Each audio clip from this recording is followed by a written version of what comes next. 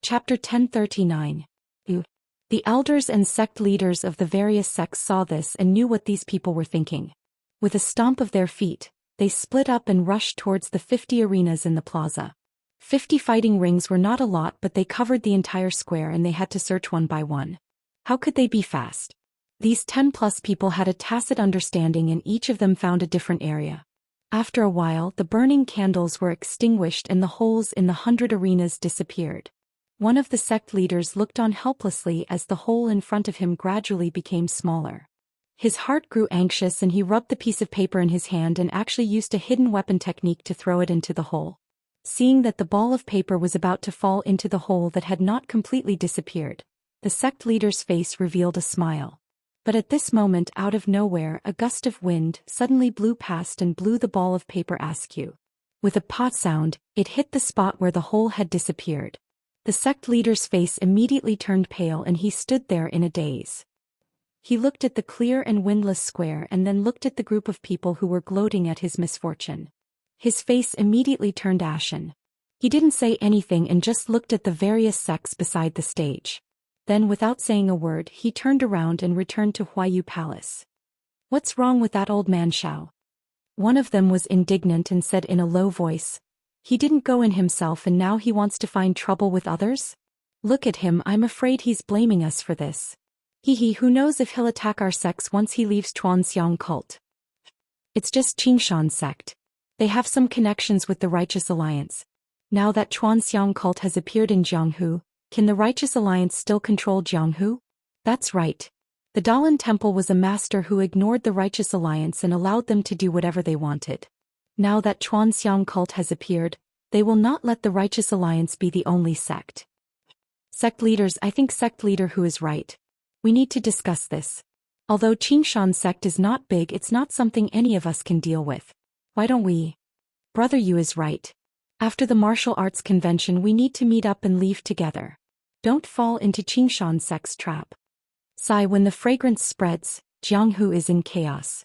The incense cult had only just held a martial arts assembly.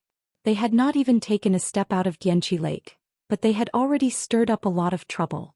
This didn't include the Misty School that was rushing to Misty Peak.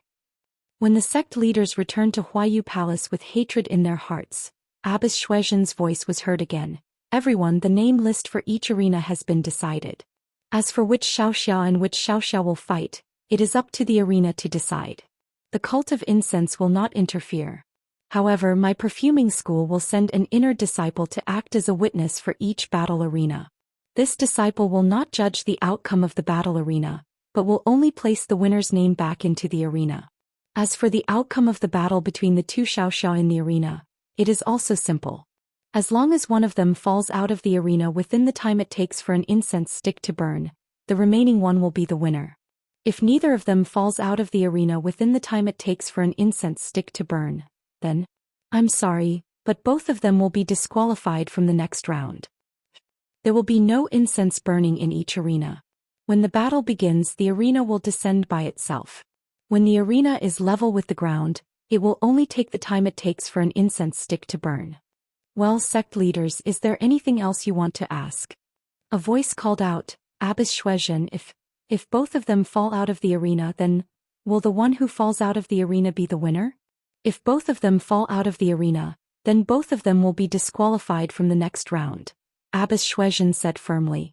After waiting for a while and seeing that no one else was asking, Abbess Shuizhen said, "Okay, then the battle arena will begin now. If there is anything special, please ask the perfuming school disciple in charge of the arena." As he spoke, 100 young disciples dressed in palace attire with veils covering their faces filed in and walked to their respective arenas. Their bodies did not move, but they floated to the edge of the arenas and stood on the edge of the arenas with the tips of their feet. Their entire bodies were outside of the arenas. Good, seeing such a high level of Qinggong, very few people praised. Seeing that all the disciples were in place, Abbess Shuizhen looked back. At this time, the restriction on the high platform where Abbess Jingyi and the others were standing had been removed. Abbess Jingyi nodded slightly. Abbess Shuizhen took out a 3-inch long stick from her bosom and pointed it in the air. Pa! With a crisp sound, the 100 arenas released a pale white screen of light at the same time. After a while, 2 lines of large words appeared on each arena. Su Jingwen of the Firmament Dock, Lu Qing of the Qi Huanmond. Beside the arena where Abbess Shuizhen stood, everyone looked at the large words on the screen of light in shock and read them out loud. What? Is it really chosen by the arena itself? One person couldn't believe his eyes. Nonsense, it's already the name. What's there to not believe? The way of immortality is really magical. While everyone was talking, 2 good-looking disciples stepped out of the crowd and flew onto the arena. They cupped their hands and saluted to everyone. Then they walked onto the arena. One of them cupped his hands and said, "I am Lu of Qi Huamen." While Lu Qing was complaining inwardly, he suddenly felt the air behind his feet. He was shocked. He was at the edge of the arena. If he took half a step back, he would fall off the arena. Seeing that he couldn't dodge the kick, Lu Qing of Qi Huamen clenched his teeth. He didn't circulate his internal energy, but jumped forward to grab the leg of the Heaven's Vault Dock's disciple even if he got injured. The Heaven's Dock's disciple already had a plan in mind. First, he would reveal an opening and send his leg towards Lu Qing. This was just a feint. When Lu Cheng's hand reached his eyes, he immediately lowered his body and kicked Lu Cheng's leg that was still standing on the stage. Lu Cheng's upper body was still on the stage, but the lower part of his body was outside the stage. At this moment, Lu Qing didn't have time to grab the disciple of the Firmament Dock. He stretched out his hand and tried to grab the edge of the arena. Seeing this, the disciple of the Firmament Dock pointed his scabbard at Lu Cheng's forehead. Seeing that the scabbard was about to touch his forehead, Lu Qing sighed helplessly and let go of his left hand. He somersaulted in the air and landed steadily on the ground. At this moment, the disciple of the Firmament Dock stood up and cupped his hands. "I am Su Jingwen of the Firmament Dock." From the moment Lu Qing cupped his hands to the moment he was kicked out of the arena, only a few breaths of time had passed. The disciple of the Firmament Dock didn't introduce himself too late. "Senior sister of the Incense School. This guy, he cheated," Lu Qing said to the disciple of the Incense School who was standing at the edge of the arena. The disciple of the Firmament Dock, Su Jingwen, stood on the arena with a smile and didn't say anything. The disciple of the Incense School looked at him and said coldly, "You have already won. Get down from the arena." "Yes, senior sister." Su Jingwen smiled and jumped down from the arena. The disciple of the Incense School thought for a while and said, "Senior sister Shuizhen said that as long as you leave the arena, you lose. You don't have to care about anything else." After saying that, he jumped down from the arena and wrote a piece of paper. He slapped the surface of the arena and a small hole appeared. He threw the piece of paper into the hole and jumped back into the arena. After the small hole was sealed, 2 more names appeared on the white screen. This time the 2 of them weren't as careless as Lu Qing from the Firmament Dock. They fought carefully. Although there were 100 battles, the martial arts of these young disciples, how could they enter senior sister Jing Yi's eyes? She glanced at them and looked at the people beside her. She smiled and said, "Everyone please take a seat. I will be back soon." Garuda glanced at senior sister Jing Yi and ignored her. The elder smiled and said, "Senior sister Jing Yi, please go ahead." Bai Yanqiu and Zhang San bowed slightly. Senior sister Jing Yi walked down from the arena. Peacock, Qin Qin and the other disciples followed behind her and entered a small hall in Huayu Palace. The moment she entered the small hall, Nun Jing Yi's face immediately became gloomy. She silently walked to a chair, but before she could sit down, she stretched out her hand and slammed it on the table beside her. The table didn't change at first, but after a few breaths, it suddenly collapsed and turned into powder that fell to the ground. Everyone was shocked. Even Qin Qin shrunk his neck and didn't dare to speak. "This is too much." Senior sister Jing Yi stood in front of the chair with her back to the crowd and said angrily. Perhaps it was because she had vented her anger on the table, but at this time, although senior sister Jing Yi was furious, her tone also seemed to be helpless. "Leader." Peacock looked at the crowd and said, "I wonder, is there anything I can help with? Could it be, because of the sword competition?" Senior sister Jing Yi thought for a moment and sighed. In the martial world there will always be things that are difficult to settle. If you can't tolerate what others can't, then you must have the ability to do what others can't. Peacock, you must remember this in the future. "Yes, leader, I understand." Peacock answered nervously. All right, all of you, go out and call Een from the distant fire palace. Deputy Palace Master Een. Yen was stunned and nodded in response. She was the first to go out and the others followed. Peacock Qinchin, you two stay. Senior sister Jing Yi called out as the crowd walked out. Peacock looked at Qinchin, stopped and walked back into the hall. The other disciples knew that the two of them had different identities, so naturally, they didn't say much and left quietly. After a while, Een from the distant fire palace still hadn't arrived. Someone else did. She stood outside the small hall and seemed to be thinking and hesitating. A voice came from inside the hall. Xiaqing? What's the matter? Chapter 1040. When Xiaqing heard the voice of Nun Jingyi, the hesitation on her face turned into determination. She clenched her teeth and walked into the hall. Xiaqing, you've been loitering at the door for a long time. Is there something urgent? Nun Jingyi's face didn't look good. Sect leader. Looking at Nun Jingyi, Xiaqing panicked and stammered, It's nothing, I just came to see if there's anything I can do. Nun Jingyi sneered, Xiaqing, if there's anything just tell me. I'll make the decision for you on why you peak. This. Nun Jingyi's power had already scared Xiaqing out of her wits. But now she had no choice but to throw herself on the ground and cry, Sect Master, please show mercy.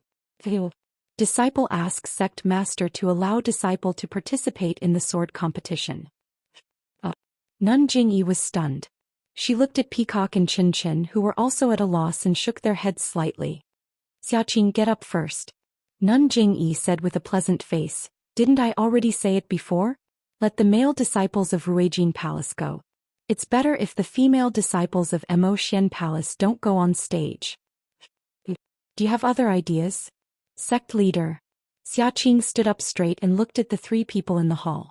She sucked her lips and said, Sect leader, since the failure of the refining heart cave, I've been anxious. I want to find an opportunity on the path of immortality. I know I can't compare with Senior Peacock, Senior Qinchin, and even Junior Yen, but my heart is no worse than theirs. The three senior sisters have already obtained the inheritance of the path of immortality. I also want to fight for a chance in the sword competition. This. Nun Jingyi sucked in a breath of cold air. She didn't expect that Xiaqing, a disciple who usually didn't show off, would have such a strong desire for Taoism. After thinking for a while, she said, I've already explained to you about the sword competition before. The blade-breaking force belongs to the Godly Knife sect. Although it's an excellent secret manual for practicing martial arts, it's only effective for male disciples. Female disciples won't have much effect if they practice it. Our Aroma cult also has secret manuals on martial arts. Oh, Xiaqing, you want to fight for those 5 elements primordial stones? Abbess Jingyi suddenly realized. Yes, Lord Hierarch. Seeing that Jingyi Shirtai didn't have any angry expression, Xiaqing was secretly happy. She said, Disciple knows that Sir Hierarch is magnanimous. Our Emotian Palace also has a lot of secret manuals on martial arts. Once disciples' martial arts reach a certain level, they can be bestowed. Although disciples' internal strength cultivation method can't compare to Senior Sister Peacock's and Senior Sister Qinchen's heavenly mortal cultivation method, disciple is confident that disciple will be bestowed by Sir Hierarch in her lifetime. So, you want to get the 5 elements primordial stones first to lay the foundation for your future cultivation? Disciple indeed has such a plan. I hope Sir Hierarch can grant my wish. How's Elder Jing Fan's martial arts? What level of attainment was the Mortal Heart Sutra that she cultivated? Why didn't our cult give her the 5 elements primordial stones? Have you ever thought about it? Disciple knows that the 5 elements primordial stones are very precious. Even our Emotian Palace doesn't have many left. And the rest are for Senior Sister Peacock, Senior Sister Qinchin, and Junior Sister Yuyen to cultivate. Not to mention disciple, even Elder Jing Fan and the previous Great Elder Jing Gang didn't have any. So, you want to take advantage of this sword competition to get the primordial stones first? But, such a precious thing, why don't we keep it for ourselves? Instead we give it to outsiders? Disciple didn't think too much about it. Disciple only thought that the primordial stones are very few. If we don't fight for it now, in the future, there may not be such an opportunity. So disciple steeled her heart to beg Sir Hierarch. Good. Nun Jingyi clapped her hands and said, Seeking the Tao always has a sequence. If you fight for it first, you'll cut off the path of others. If you don't fight for it, others will fight for it. Since you came to beg our cult, what's wrong with us agreeing to your request? Thank you, Sir Hierarch. Xiaqing was so excited that she almost cried. Don't be in such a hurry to thank me. I haven't finished speaking. Nun Jingyi said lightly, our cult gave you a chance this time, which is equivalent to giving you the chance to cultivate the Tao of immortality. In the future, when you're successful in martial arts and have the chance to enter the Tao of immortality, our cult, disciple knows. Disciple doesn't dare to hope that Sir Hierarch will give me another chance. Our Mo Ning Palace has a lot of disciples. Disciple has received this chance and won't fight for the next one. It's good that you know. Then you may leave. In a while, during the sword competition, you'll replace Yuan Hong. Tell him now. This is our order. Disciple understands. Disciple will go now. Xiaqing smiled and ran out after thanking her. Remember not to wear a veil and don't wear a palace dress. Nun Jingyi's voice came from behind. Yes, disciple knows. Xiaqing was in a good mood. After Xiaqing left, Peacock said softly, Sir Hierarch, if Xiaqing wins the 5 elements primordial stone, then Sir Hierarch's plan will be disrupted? Yes, it will inevitably be affected. Nun Jingyi sighed. This girl is so focused on cultivating the Tao of immortality. How can she not understand that the 5 elements primordial stone is a bait that our cult is giving to the entire Jianghu? Isn't that so? Even I understand. How can Xiaqing not know? Qin Chen was also puzzled. She has walked into a dead end. Nun Jingyi shook her head. This girl met the immortal sect's Huan Senior in Huanshu and saw the magic of the immortal sect. How can she think so much? Forget it, Sir Hierarch, don't worry. It's good to let her go to the arena and let the people of Jianghu see the power of our inner disciples. Don't we still have the imitation purple phoenix hairpin and the broken sword force? They're also very useful. Hehe, Nun Jingyi sneered. Xiaqing is a bit narrow-minded. She thinks that our cult doesn't send disciples from Mo Xian Palace and only sent disciples from Ruijin Palace. This means that the disciples of the other sects are no match for the disciples of Mo Xian Palace. On the other hand, I don't know if the Tenryu sect will participate. If they participate, won't they take away all those things? No, Sir Hierarch, it's useless for them to take those things. Qin Chen smiled. Then, we have to consider between the clouds and the water. Do you think that Bai Yanqie will tolerate the broken sword force that originally belonged to him being lost in Jianghu? Since she wants to keep the broken sword force, how can she let go of the 5 elements primordial stone? Hehe, Peacock, among the disciples in white brought by between the clouds and the water, are some of them the ones who tried to kill you outside Yanqi Lake that day? Yes, Sir Hierarch, your disciples saw them a long time ago. One of them was Liang Tsongshu who tried to kill me that day. It's just that the other 3 who besieged me are not here. See, Liang Tsongshu's martial arts are not worse than yours. Although you have received the inheritance and can be considered a person of immortality, your foundation is still shallow and you can't show any magical powers. Even if you fight with Liang Tsongshu now, you may not be able to win. Xiaqing is even less likely. I'm afraid Xiaqing may not be able to do as she wishes. Sigh, Peacock suddenly thought of a saying. She was too smart and gave Qing her life instead. At this time, Nun Jingyi raised her eyebrows and looked at the entrance of the small hall. After a while, there was the sound of light footsteps and someone asked, Sir Hierarch, your subordinate is the deputy of the fiery temple Yin. Why are you looking for me? Is this Yin from the fiery temple? Come in. Yes, your subordinate obeys. When Yin came in, Peacock and Qin Chen bowed slightly. Deputy Temple Master Yin, do you have a disciple called Zhang Pinger? Nun Jingyi asked directly. Yin was startled and said in a panic, this subordinate does have a disciple called Zhang Pinger, but this child's temperament is calm and she doesn't cause trouble. Previously, the matter with Great Elder Jing Gang's disciple and the Protector's disciple was all a misunderstanding. This subordinate has already punished Zhang Pinger. She shouldn't bother Mo Xian Palace's Protector's disciple and Miss Xia. Seeing that Yin had said so much, Nun Jingyi didn't know whether to laugh or cry. After Yin finished speaking, she said, I have already punished all of you for that matter. I won't mention it again in the future. Today I'm looking for you, because of another matter regarding Zhang Pinger. Yin was stunned and blurted out, this time, which hall's disciple is it? Which hall's disciple? Nun Jingyi laughed coldly, it's Garuda. Garuda, he's not a very famous disciple. May I ask which hall this disciple is from, Sir Hierarch? Your subordinate will punish them right away. Yin was very puzzled. He Garuda of the Tenryu sect. Not to mention you, even I want to punish him. When you go, remember to bring me along. Gertie. What's his relationship with Zhang Pinger? Yin was stunned. Thus, Nun Jingyi recounted everything that had happened on the platform. Before Yin could speak, Qin said angrily, Sir Hierarch, how can this be? Is it possible that this guy said that whoever has the hidden fire meridians is the one? That he can take whoever he wants away with him? Peacock bit her lips and her face turned slightly pale. At this moment she understood Nun Jingyi's reaction when they first arrived at the small hall and the meaning behind her words.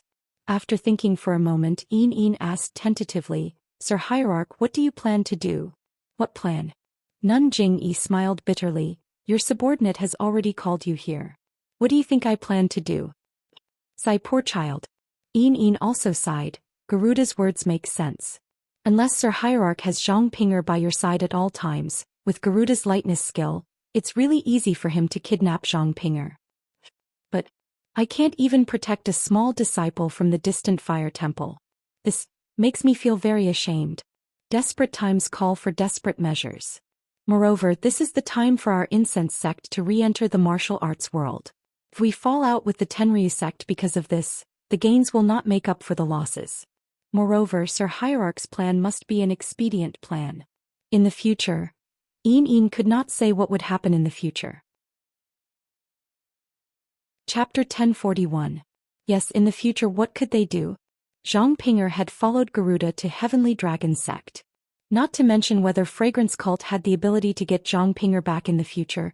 Even if Fragrance Cult could get Zhang Pinger back, would Zhang Pinger still be the same Zhang Pinger at that time?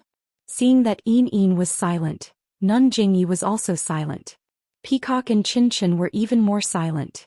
Peacock and Qin at this moment were probably more lucky that they were now disciples of the inheritance cult. Moreover, they were lucky that they weren't born with a gift. Sigh, poor Zhang Pinger. Qin was silent for a moment and said unconsciously, first she was dumped by Yu Zhuochuan, and then she was played by Ren Xiaoyao. Now, she finally calmed down, but she was valued by Garuda. Senior sister apprentice, is this the legendary fate of beautiful women? You shut up. Without waiting for Peacock to speak, Nun Jingyi couldn't help but scold, Yu Zhuochuan, we don't even know where her corpse is. Besides, there's nothing between him and Zhang Pinger. Ren Xiaoyao, don't even mention him. He's wholeheartedly looking for Zixia. Zhang Pinger is just wishful thinking. Qin curled her lips and muttered, I just think that Ren Xiaoyao is heartless. Thump. Peacock heard it clearly and her heart tightened for no reason. Nun Jingyi ignored her and turned to Yin. Deputy Temple Master Yin has been the Deputy Temple Master of the Flame Temple for many years. I've also been paying attention to you for a long time. You're excellent in all aspects, and now is the time for the Fragrance Cult to step out into the world. It's also time for you to show your skills. I think it's time for you to change places and take on more responsibilities. Yin heard this and was pleasantly surprised. He bowed and said, thank you for your promotion. This is the result of your many years of hard work. No need to thank me. Nun Jingyi waved her hand and said, go and tell Zhang Pinger that on her shoulders is the hope of the revival of the Fragrance Cult. Her responsibility is also great. Let her remember that as long as she's a disciple of the Fragrance Cult, no matter where she is, she's a disciple of the Fragrance Cult. I know this. Yes, I understand. Moreover, Zhang Pinger's sacrifice today will be recorded in the history of the church by the disciples. Her sacrifice today in exchange for the glory of the incense cult tomorrow will definitely earn the respect of the younger disciples. Her tears will not be in vain. This subordinate understands. This subordinate will explain this matter to Zhang Pinger. Alas, now that things have come to this, we can only face reality. Yin agreed and left. When she was far away, Qin called out again, Sir Hierarch, how can we record this? Peacock scolded from the side. Qin, shut up. Senior sister, but if this matter was to be recorded in the ancient records, How could Lord Sect Master let bystanders withdraw? Only the two of us are left? Peacock frowned and said, You and I are the next generation successors of the Order of Incense. Our leader has put in a lot of effort to show us the cruelty of Jianghu and how difficult it is for the female disciples of the Order of Incense to survive in Jianghu. If it wasn't for the circumstances, why would our leader allow her disciples to sacrifice themselves? If we don't harden our hearts, if we don't bear the humiliation, how can the Order of Incense flourish in our hands? But Chin Chin was still unconvinced. Didn't Lord Sect Master say that? As long as we have supernatural powers that others don't have, won't we still be able to bring the Order of Incense to greater heights? You still don't understand. We were the #1 person in Jianghu, would we still make such a decision today? If we were flying in the air in front of Rejuvenation Valley, using a flying sword to kill the immortal seniors of Longting Villa, would we still make such a decision? Everything is decided by strength. In this Jianghu, only strength is believed. Hua. A soft sound came from outside the hall. Haha. Nun Jingyi used her divine sense to scan the area and laughed. All right, there will be a conclusion. We still have to pass the days of the Order of Incense. Let's finish this martial arts convention first. When Nun Jingyi led Peacock and Chin Chin back to the main hall of Huayu Palace, the 100 winners had already been decided.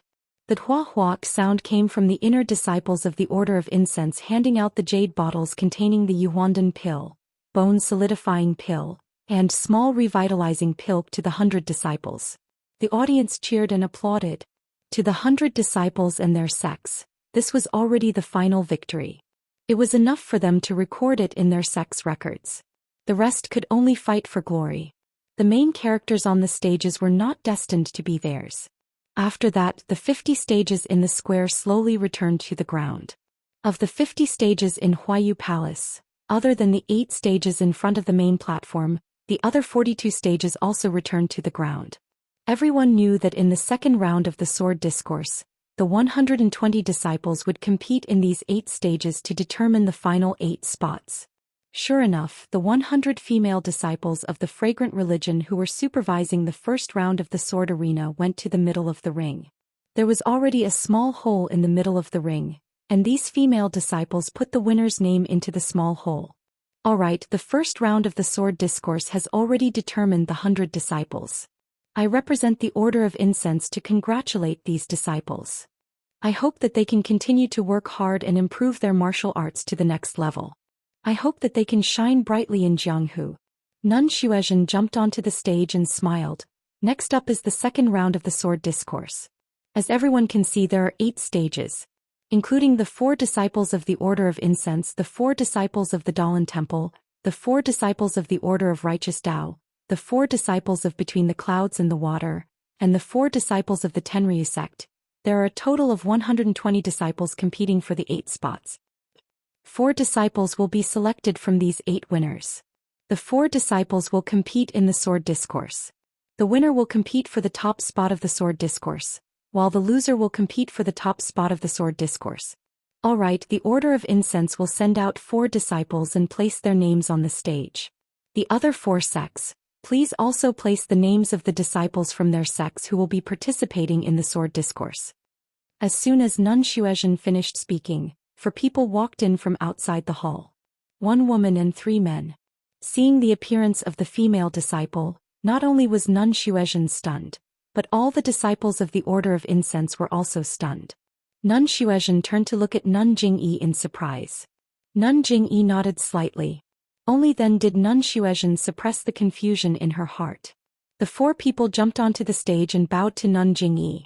They said, "We are Hu Ben from the Ruijin Palace, Yang Biao from the Greenwood Palace, Li Yifan from the Thick Earth Palace, Xia Qing from the Distant Fire Palace.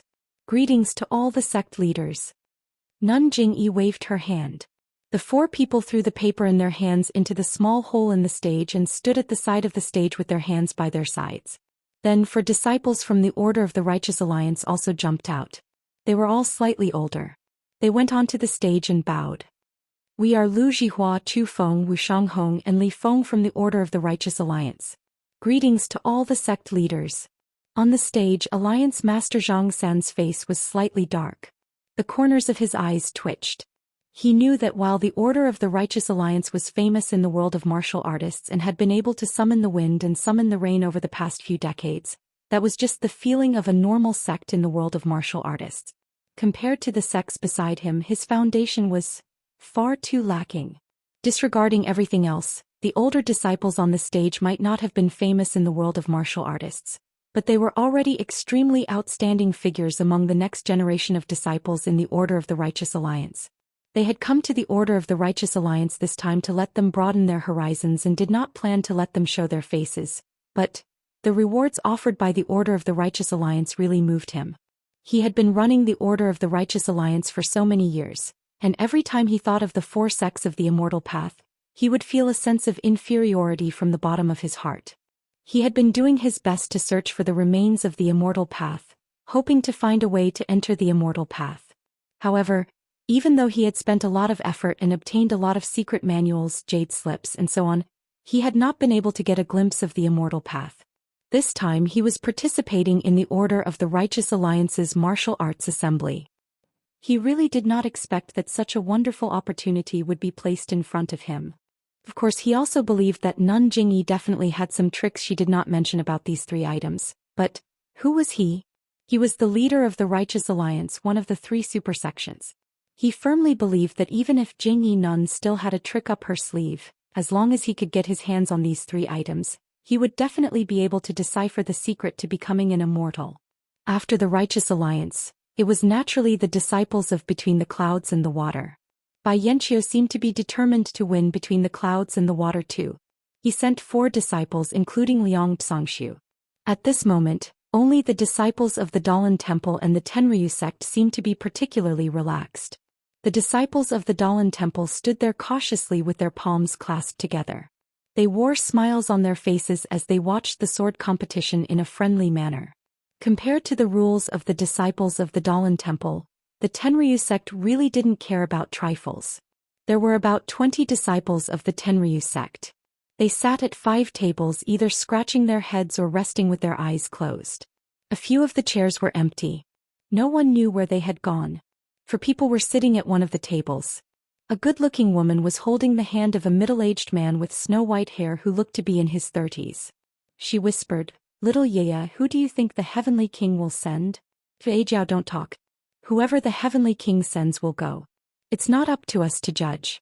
These 2 people were Qin Shiyue and Su Jiaotong, whom Zhang Xiaohua was already familiar with. The 2 of them were separated from Zhang Xiaohua on the sea. Zhang Xiaohua fell into the sea and naturally had a different encounter. The 2 of them were also in the competition between the Tenryu sect and the government. They didn't suffer any injuries. The battle overseas only cost them a lot of manpower. When the ships approached, the Jianghu people led by Su Jiao Wang and the rest had the upper hand. Of course, the Tenryu sect didn't want to offend the government too much. Although they knew that the ships that were chasing them had set sail without permission, they couldn't annihilate all of them. They only dispelled their arrogance and swaggered off. Chapter 1042. Qin Shiyue caught Zhang Xiaohua to interrogate her about the pill furnace, which Sakura and the others didn't know about. If Qin Shiyue could get her hands on it, it would be a great achievement. Even if she couldn't get her hands on it, she would have other relics of the way of immortality. Therefore, when she saw Zhang Xiaohua fall into the water, she knew that Zhang Xiaohua wouldn't survive, so she left and didn't mention this matter again. Of course, the power behind Zhang Xiaohua didn't show up later, and there were no clues, which made Qin Shiyue quite sad. As for Su Jiaotong, when Qin Shiyue returned to the Tenryu sect, she also went with her. The Flood Dragon of the 4 Seas was a subordinate of the Tenryu sect, so Qin Shiyue took Su Jiaotong with her. As for the status, who cared about it? Su Jiaotong saw Qin Shiyue scolding her, so she stole a glance at Garuda, who was resting on the high platform with his eyes closed, and said in a low voice, "Little Yaya, I know the disciples of the Tenryu sect don't lack this, but this cultivation method sounds very powerful and it can be practiced to the way of immortality. Even if you don't mind, if you can get it and give it to my father, it won't be a waste of me serving you for so many years." Qin Shiyue frowned. "Jiao, if you want it, I'll ask the Heavenly King for it. We have no reason to mess up the Heavenly King's plan." "So, then who do you think the Heavenly King will send?" "This Qin Shiyue looked at the crowd and said in a low voice, "This cultivation method is meaningless to the disciples of the Tenryu sect. Who will fight for this useless thing? I guess. The Heavenly King doesn't plan to let the disciples fight at all." "Really?" Su Jiaotong's face lit up and she said, "Then, isn't this a good opportunity? If you volunteer to fight, you can make the Tenryu sect famous and you can also get this secret manual for me. Isn't this killing two birds with one stone?" Are you going or not?" Su Jiaotong really acted like a spoiled child. Qin Shiyue was helpless. She looked around and got up and went to the high platform. As Qin Shiyue said, Garuda didn't take this matter seriously, and didn't plan to let the disciples fight. But since Qin Shiyue volunteered and had nothing to do, she nodded slightly. And the 4 disciples of the Dalan. They were the 4 disciples of the 3rd generation: Yuan Tong, Yuan Fa, Yuan Yuan Yuan and Yuanz's Yuan. And Yuan. Seemed like Dalan Temple and Dragon Sect had the same idea. The Tenryu sect was T. The Tenryu sect, S was S, B, on the sect TTSST. The Tes. They had to give face to the Tenryu sect, so they nodded. When Qin Shiyue put the slip of paper with her name into the small hole in the arena, Abbas Shuizhen patted the arena, and the small hole immediately disappeared. After a while, the 8 arenas were covered by a faint light screen. Nun Shuizhen said loudly, 117 disciples will be assigned to the 8 platforms. For the sake of fairness, disciples of the same sect will not appear in the same platform. As soon as she finished speaking, there was a buzzing sound. 2 lines of words appeared on the light screens of the 8 platforms. They were the names of the 2 people who were going to fight in the arena. The platforms looked very fair. Qin Shiyue, who had just put his name in, was arranged to fight in the first round. When he saw his name, he frowned. When he saw his opponent, he became even more impatient. His opponent was an extremely young disciple from the Tenryu sect. When the disciple saw his opponent's name, he was stunned. He didn't expect to be so unlucky as to meet the Tenryu sect as soon as he got on the platform. Qin Shiyue looked at him impatiently. It was as if he was a fly. If he didn't fly away, he might be swatted to death. Therefore, even though the disciple knew that injuries were prohibited on the platform, he still bowed and said with a smile, "I was very lucky to be able to pass the first round. To be able to meet Senior Brother Qin on the platform is a kind of fate. I know I'm not Senior Brother Qin's opponent, so I admit defeat." After he finished speaking, he jumped down from the platform. "Well, you're from the Tenryu sect. Not bad." Qin Shiyue commented casually and jumped down from the platform. "Little you are so awe-inspiring." Su Jiaotong pulled Qin Shiyue and whispered with a smile. "Shu, you're not afraid of being laughed at. I'm not awe-inspiring. It's the Tenryu sect's awe-inspiring." Qin Shiyue said proudly. There were several more rounds, but they were all very boring. Whenever a disciple from the other sects met a disciple from one of the 5 major sects, they would all jump down from the platform and admit defeat. The only one who did so was a disciple from the floating mountain village. When he met Hu Ben, he saw Hu Ben's tall figure and thought he was clumsy. He wanted to use his superior Qinggong to fight him. If he could gain something, he might become famous in Jianghu. Who would have thought that when Hu Ben swung his copper staff, he would be mesmerized by the sound of the soul-devouring rod. When he regained his senses, the thick copper staff was already on his forehead. He almost collapsed on the platform. His legs went soft and he couldn't even walk. It was the floating mountain village's head who went up to the platform and carried him down. This disciple from the floating mountain village could be considered a lesson for those who came after him. Those who originally had some thoughts of being careful had long since given up. No one dared to challenge the dignity of the 5 major sections. The disciples of the 5 major sects had a smooth journey until the Righteous Alliance's Li Feng met the Dalan Temple's Yuan Wu. Li Feng was a tall man in his 30s. His weapon was different from the others. He used a white wax spear. When he saw his name appear at the same time as the Dalan Temple's name, he couldn't help but frown.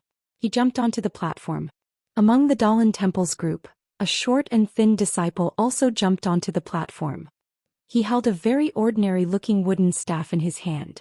Looking at his age, he seemed to be in his 20s. The 2 got on the platform and saluted each other. Li Feng waved his spear and the red-tasseled spear tip exploded. He called out, "Young Master Yuan Wu, I'm older. I'll let you have one move." Yuan Wu waved the wooden staff in a circle in front of him. He raised one hand and nodded. Many thanks, Benefactor Li, for letting me win. As soon as he finished speaking, Yuan Wu didn't hold back and swung the wooden staff towards Li Feng's waist. Yuan Wu was originally a lower-generation disciple of the Dalan Temple. He was lucky enough to be chosen to come to the incense cult. Elder Chongqing made it clear that it was a matter of experience and experience. If he really cared about face, Kong Chan, Kong Jian and the other disciples behind him would have been chosen long ago. Before the wooden staff could get close to Li Feng's body, the sound of the wind could be heard. Good move. Li Feng shouted and leaped up like a sparrow hawk. Looking at his qing gong, it was obvious that his qing gong was better than Yuan Wu's qing gong. Yuan Wu's attack was obviously meant to test Li Feng's strength. When he saw that Li Feng's qing gong was good, he immediately retracted his staff. He was afraid that Li Feng would have more powerful moves waiting for him. Li Feng was disappointed when he saw that Yuan Wu didn't chase after him. Yuan Wu's move was indeed a bait. Once Yuan Wu chased after him, Li Feng would give him a thunderous strike. Unfortunately, he could only land on the ground, turn his spear and stab with all his heart.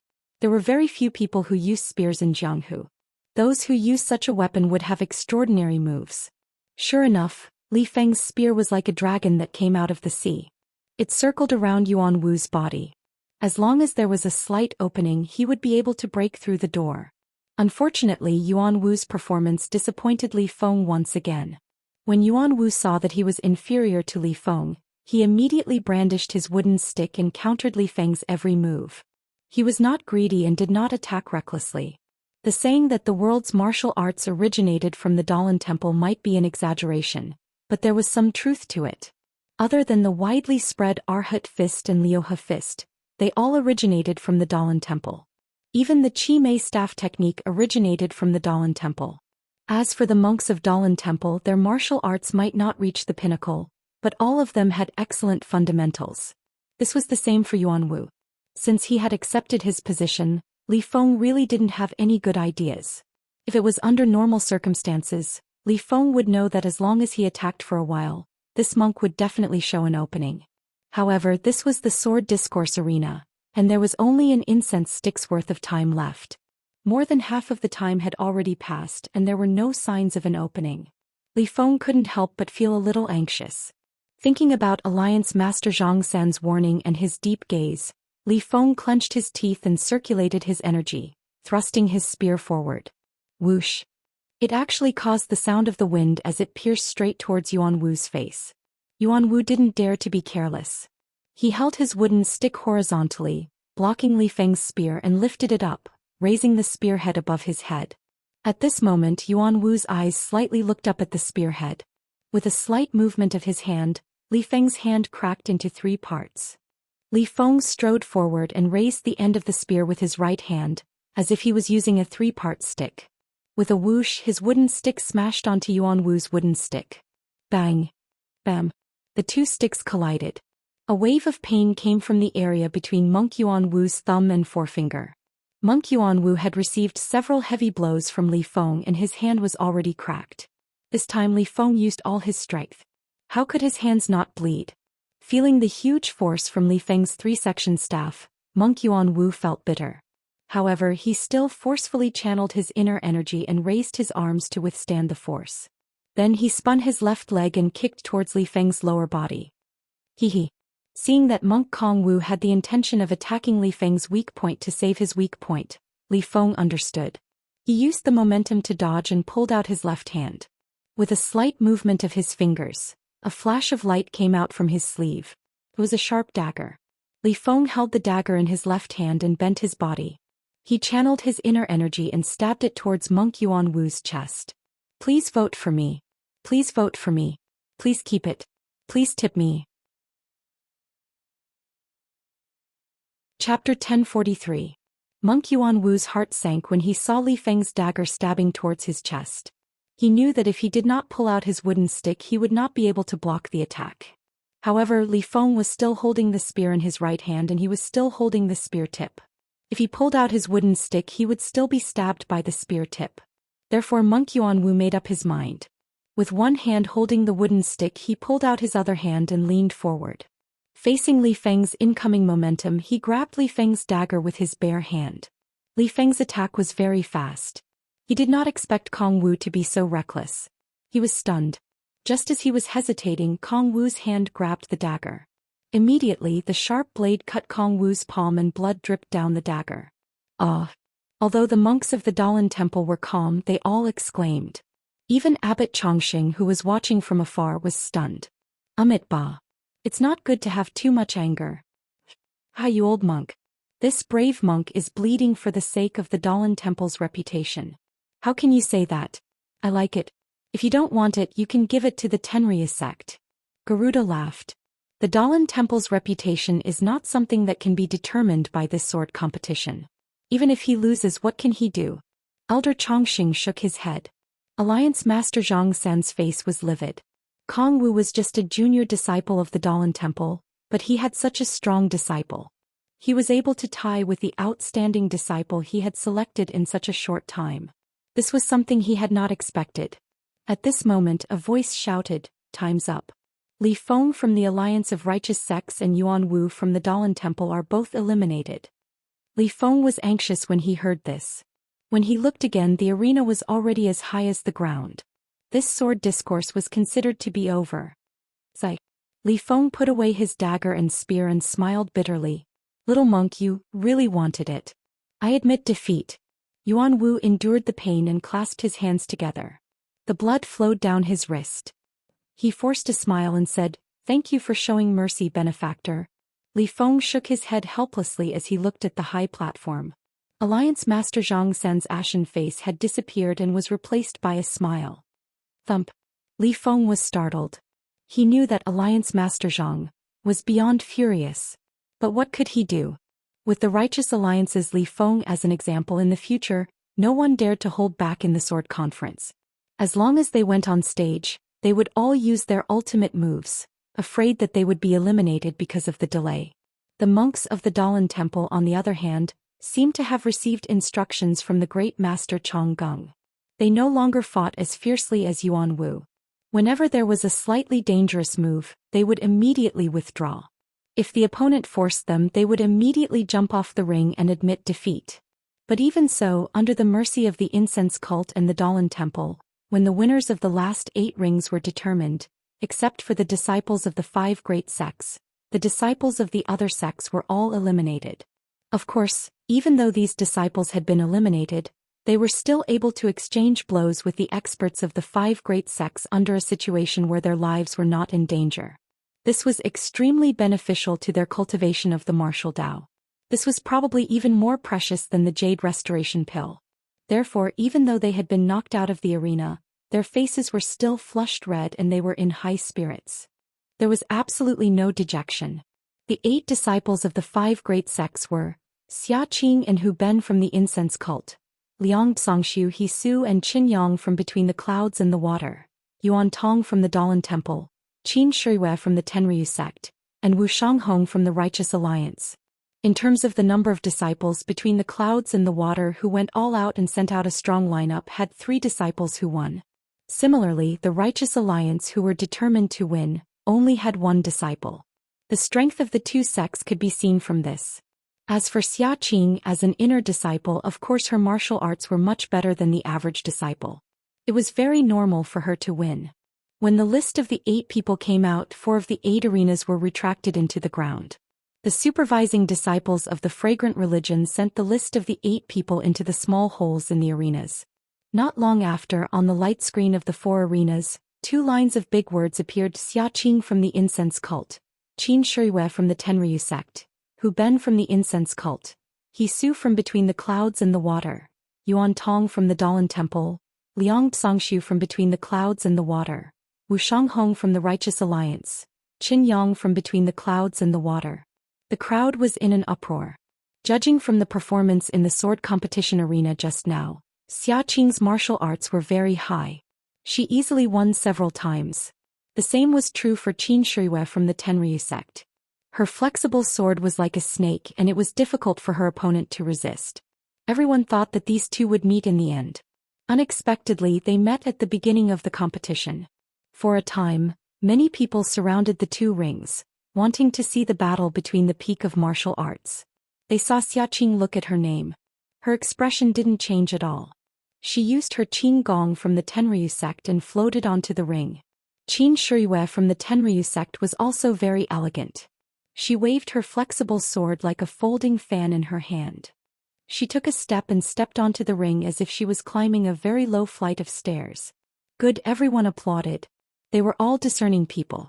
Naturally, they knew that the two's Qin Gong was not ordinary. If it was purely a competition of Qin Gong, Qin Shuiwei was slightly better than Xiaqing. Miss, look at your hand. It's much higher than the others. As far as I know, Li Hua Temple doesn't seem to have a female disciple with such high martial arts, right? Qin Shuiwei asked with a smile. Xiaqing didn't pay attention to him. She waved her flexible sword and said coldly, "If you think you're not a match for me, you should get off the ring as soon as possible. You're saving face for the Tenryu sect and also leaving room for both of our sections. Why are you being so long-winded again?" Qin Shuiwei was furious and said, "You little girl, I'm just afraid of hurting you. I just want to give you a few words of advice." Without waiting for Qin Shuiwei to finish, Xiaqing waved her hand. Her flexible sword was also like a dragon exploring the sea. "Oh little girl, you're really vicious," Qin Shuiwei said, but his hands didn't stop. He used his internal force and waved it. His flexible sword straightened like an ordinary longsword. With a cheat sound, it met Xiaqing's attack. Both of them were from famous sects and were well-known figures in their own sections. Their swordsmanship, moves, and mastery of their internal energy were not far apart. They were evenly matched and had met their match. After fighting for half an incense stick's worth of time, the two soft swords had not clashed. Everyone below the ring was dumbfounded. Everyone was calculating in their hearts. If they were in the ring right now, how many moves could they withstand? As time passed, the ring fell little by little. Xiaqing felt that something was wrong. She clenched her teeth and jumped into the air. She shook her flexible sword and slashed it down. "Haha," Qin Shuiwei laughed. Wasn't this the move he usually used? So he shook his flexible sword and spun it forward, wanting to entangle Xiaqing's flexible sword. Unexpectedly, just as the two soft swords were about to touch each other, an inch-long faint red light suddenly flashed from Qin Shuiwei's soft sword. With a soft sound, the faint red light hit the tip of Qin Shuiwei's soft sword, and the tip of the sword, which was about the length of 4 fingers, fell. "Sword light!" Qin Shuiwei gasped and almost cried out. At this time there were people below the ring who knew what was good for him. Suddenly the whole ring was noisy and everyone was amazed. Xiaqing's face was slightly proud. The inch-long sword light on her flexible sword was expanding and contracting, and a red light was moving up and down her flexible sword. On the other hand, Qin Shuiwei frowned and looked a little nervous. Although Qin Shuiwei was a disciple of the Tenryu sect's Garuda was best at Qinggong. Therefore Qin Shuiwei was not as proficient in internal strength as Xiaqing. When he saw that the tip of his flexible sword had been chopped off, he knew that he might not be a match for Xiaqing in martial arts. So he frowned and took back his flexible sword. He reached into his pocket and took out a foot-long thing that looked like an antler. That thing was shaped like an antler and was completely black. It was impossible to tell what material it was made of. Seeing this, Xiaqing didn't hold back and swung her sword again. Qin Shuiwei raised his weapon to meet it while chanting. With a qi-lai sound, like the sound of a torch being thrown into cold water, the inch-long sword light on Xiaqing's flexible sword immediately shrank when it touched the weapon. Ah! Xiaqing's face was full of horror and she unconsciously took a few steps back. Qin Shuiwei grinned maliciously and followed up. She waved her antlers and displayed a strange move, forcing Xiaqing to be overwhelmed. She accidentally touched it again and the sword aura shrunk a little. As a result, the sword light on Xiaqing's flexible sword had disappeared, and Qin Shuiwei became braver and braver as he fought. He stretched out his hand and the weapon went straight for Xiaqing's throat. Xiaqing seemed to have something wrong with her heart. She covered her heart with her left hand and wanted to block the antler with the flexible sword in her right hand. However, she was afraid that the antler would break the flexible sword. She had no choice but to roll the flexible sword and stab it under the antler towards Qin Shuiwei's chest. The flexible sword was very fast and seemed to have the idea of besieging Wei to save Xiao. "Go down!" Qin Shuiwei shouted and threw out the antler in his hand. At this time his antler was only about 4 inches away from Xia Qing's throat, and the flexible sword was more than a foot away from him. In any case it was impossible for Xia Qing to stab it first. However, at this moment a sudden change occurred. A faint brilliance flashed out from Xia Qing's chest, and a faint light shield blocked in front of Qin Shiyue's antler. With a soft poof, the light shield blocked the antler and the antler couldn't move an inch further. Jade Talisman? Qin Shiyue cried out and immediately tried to use his hand to knock the soft sword away. Who would have thought that before he could use his antlers, another sword light would appear on Xia Qing's soft sword. Although this sword light was much dimmer than before, it was still able to hit Qin Shiyue's major acupuncture point at a distance of 3 inches. Seeing that the flexible sword had succeeded, Xia Qing floated up and kicked Qin Shiyue's chest, kicking him out of the ring with a pot sound. At this time the time limit for burning a stick of incense was up, and the ring had just fallen to the ground. If you like this work, you are welcome to come to Chidian.com to vote for recommendation and monthly. Chapter 1044. Senior Brother Qin, thank you for letting me win. Xia Qing cupped her hands and said after Qin Shiyue's acupoints were unsealed by the disciples of the Tenryu sect. It's okay. It's okay. Qin Shiyue waved his hand and said, I didn't expect you to have a jade talisman, so it's normal for me to lose. Hee, I also didn't expect Senior Brother Qin to have a magic tool, so I had no choice. Xia Qing didn't give in. A good man doesn't fight with a woman. Qin Shiyue curled his lips and said in his heart. He turned around and comforted Su Jiaodong. He didn't finish what he promised, so he was afraid that it would be difficult to report back. Xia Qing and Qin Shiyue were evenly matched, so they fought for the longest time. The other 3 arenas had already been decided. Although Hu Ben was a disciple of the Ruijin Palace, he was born with great strength. His crazy devil staff technique could change the wind and clouds. Although between the clouds and the water's martial arts were also very strong, he was still defeated by the staff. The battle between Yuan Tong and Liang Zhongshu was the most interesting. As soon as Liang Zhongshu took out his long saber and waved it a few times, Yuan Tong knew that he was no match for him, so he immediately jumped down from the arena and admitted defeat. He really had a good attitude. The battle between Wu Shanghong and between the clouds and the water's Qinyang was basically not on the same level. Qinyang was similar to Hu Ben. He was also tall and strong and his arms were very strong. He held a bronze statue in his hand, and when the bronze statue danced, Wu Shanghong, who was holding a long sword, couldn't get close to him. Wu Shanghong wanted to use Qin Gong to fight, but Qin Yang didn't give him a chance and sealed the entire arena. Wu Shanghong was helpless and was forced to jump down from the arena by the bronze statue. So far the 4 disciples of the Righteous Alliance were all defeated. The sword competition of the Fragrant Religion's Wulin Assembly started in the morning, and now the sun was setting. Only 4 people were chosen. They were Xia Qing and Hu Ben from Fragrant Religion, and Liang Zhongshu and Qin Yang from Between the Clouds and the Water. In the middle of Huayu Palace, a platform that was several times bigger than the previous one slowly rose up. Nun Shuizhen jumped onto the arena and said with a smile, Everyone, after a day of exciting sword competition, we have finally chosen 4 disciples who are qualified to fight for the 3 rewards. There are still 4 more competitions left. For transparency and fairness, here are 4 jade tokens with the names of the 4 disciples written on them. Would the elder of the Dalan Temple please draw a jade token for us? The 2 that the elder draws will form a group and the 2 of you will form a group. The 2 winners of the 2 groups will fight for the purple phoenix hairpin, and the 2 losers will fight for the 5 elements primordial stone. As she spoke, a female disciple brought a tray with 4 jade tokens on it. Nun Shuizhen casually invited the 4 people below the arena to come up and stand to the side. Then the elder also came up. Under the gaze of the 4 people, he randomly picked 2 jade tokens and gave them to Nun Shuizhen. He didn't even look at them and jumped down from the arena. Nun Shuizhen took the jade tokens and looked at the names on them. A strange expression appeared on her face. She didn't read it and passed it to the person beside her. That person looked at it and smiled. The elder is really fair. Then he said, Xia Qing from the Cult of Fragrance versus Hu Ben from the Cult of Fragrance. Ha, the people below the arena laughed. This is great. The internal battle begins. Nun Shuizhen smiled and passed the remaining jade tokens to another person. That person nodded and read, Between the Clouds and the Water, Liang Tsongshu versus Between the Clouds and the Water, Qin Yang. All right, Nun Shuizhen said, since the two groups of opponents have been drawn by Master Chongqing, let's continue with the sword competition.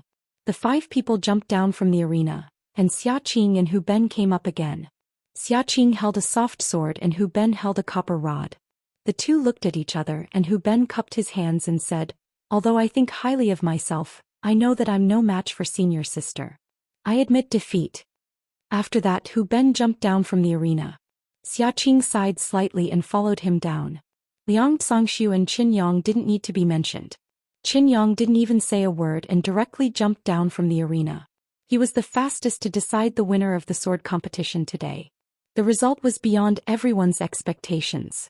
Since the two sects were enemies, they naturally had to send the strongest people. Between the Clouds and the Water questioned the cult of fragrance at the beginning of the sword competition, saying that they couldn't take out the blade-breaking force as a reward. Then they should focus on the blade-breaking force. The 3rd and 4th place would be competing for the blade-breaking force. Why did Qin Yang admit defeat? Qin Yang was indeed strong, but he was still inferior to Liang Tsongshu. Wouldn't Liang Tsongshu have a better chance of winning the blade-breaking force than Qin Yang? Could it be that the imitation purple phoenix hairpin was more useful than the blade-breaking force?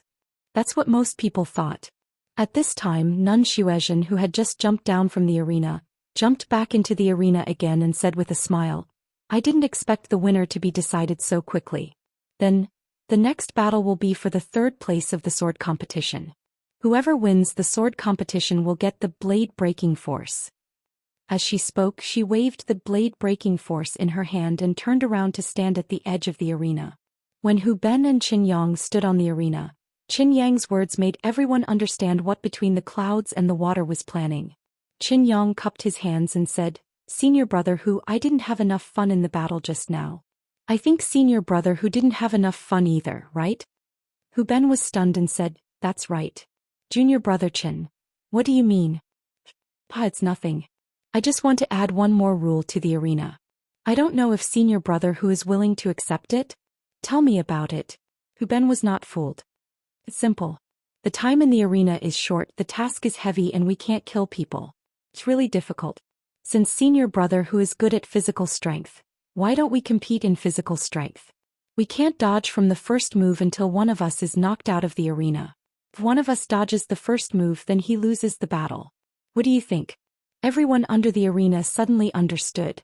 Although Hu Ben's martial arts were not as good as Liang Tsongshu's, his physical strength was much greater than Liang Tsongshu's. His copper rod was also a very powerful weapon.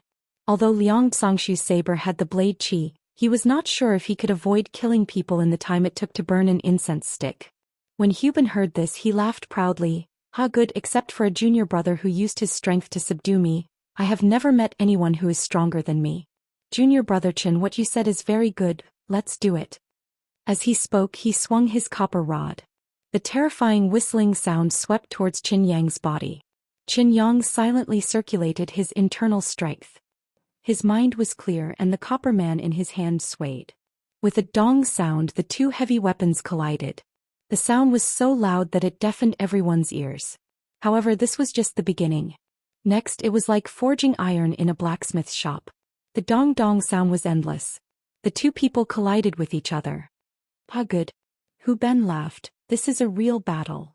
Really, come, take another 300 moves from me. Who's afraid of you? Another sound of forging iron. Below the stage, the crowd watched the exciting battle between the two of them without blinking. However, they covered their ears with their hands. Some of the more powerful ones even sealed their own acupoints so that they did not need to listen to any sounds. 30 minutes passed quickly. Under the two people's unreserved strength, the winner was gradually decided. Just as Between the Clouds and the Water had predicted, Hu Ben's strength was still a bit weaker than Qin Yang's. If he didn't fall into the trap between the clouds and the water and use the crazy demon rod technique, he might have a chance to win. However, now Hu Ben's arms were numb and he couldn't even hold the copper rod. Hu Ben, take another move from me. Yang Chen also saw this. He shouted loudly, gathered all the strength in his body, and swung the bronze statue towards Hu Ben's copper rod. With a dong sound, Hu Ben couldn't hold the rod anymore. The copper rod flew out and flew towards the entrance of Huayu Palace. Qin Yang, who had won, was very happy. He raised his head and laughed. I haven't had such a good fight in a long time. Who else wants to come? This guy thought he was going to challenge him. Before Hu Ben could speak, a voice came from the entrance of Huayu Palace. You brat, who are you? Let this Xiaoxia see your strength. Who is this? Everyone in the arena was shocked. That guy was just joking when he was having a good time. Who would really go up and challenge him? When they looked up, they saw a man and a woman walking in front of Huayu Palace. The woman was shy and followed the man. The man was tall and thin with a baby face, small eyes and a flat nose. He was still holding the copper rod that Hu Ben was knocked away by Qin Yang. If the man wasn't Zhang Xiaohua and the woman wasn't Meng, who else could it be? On the high platform, Garuda, who was bored to death, watched the events unfold in front of him expressionlessly. However, when he saw Meng's face, he was so shocked that his eyeballs almost fell to the ground.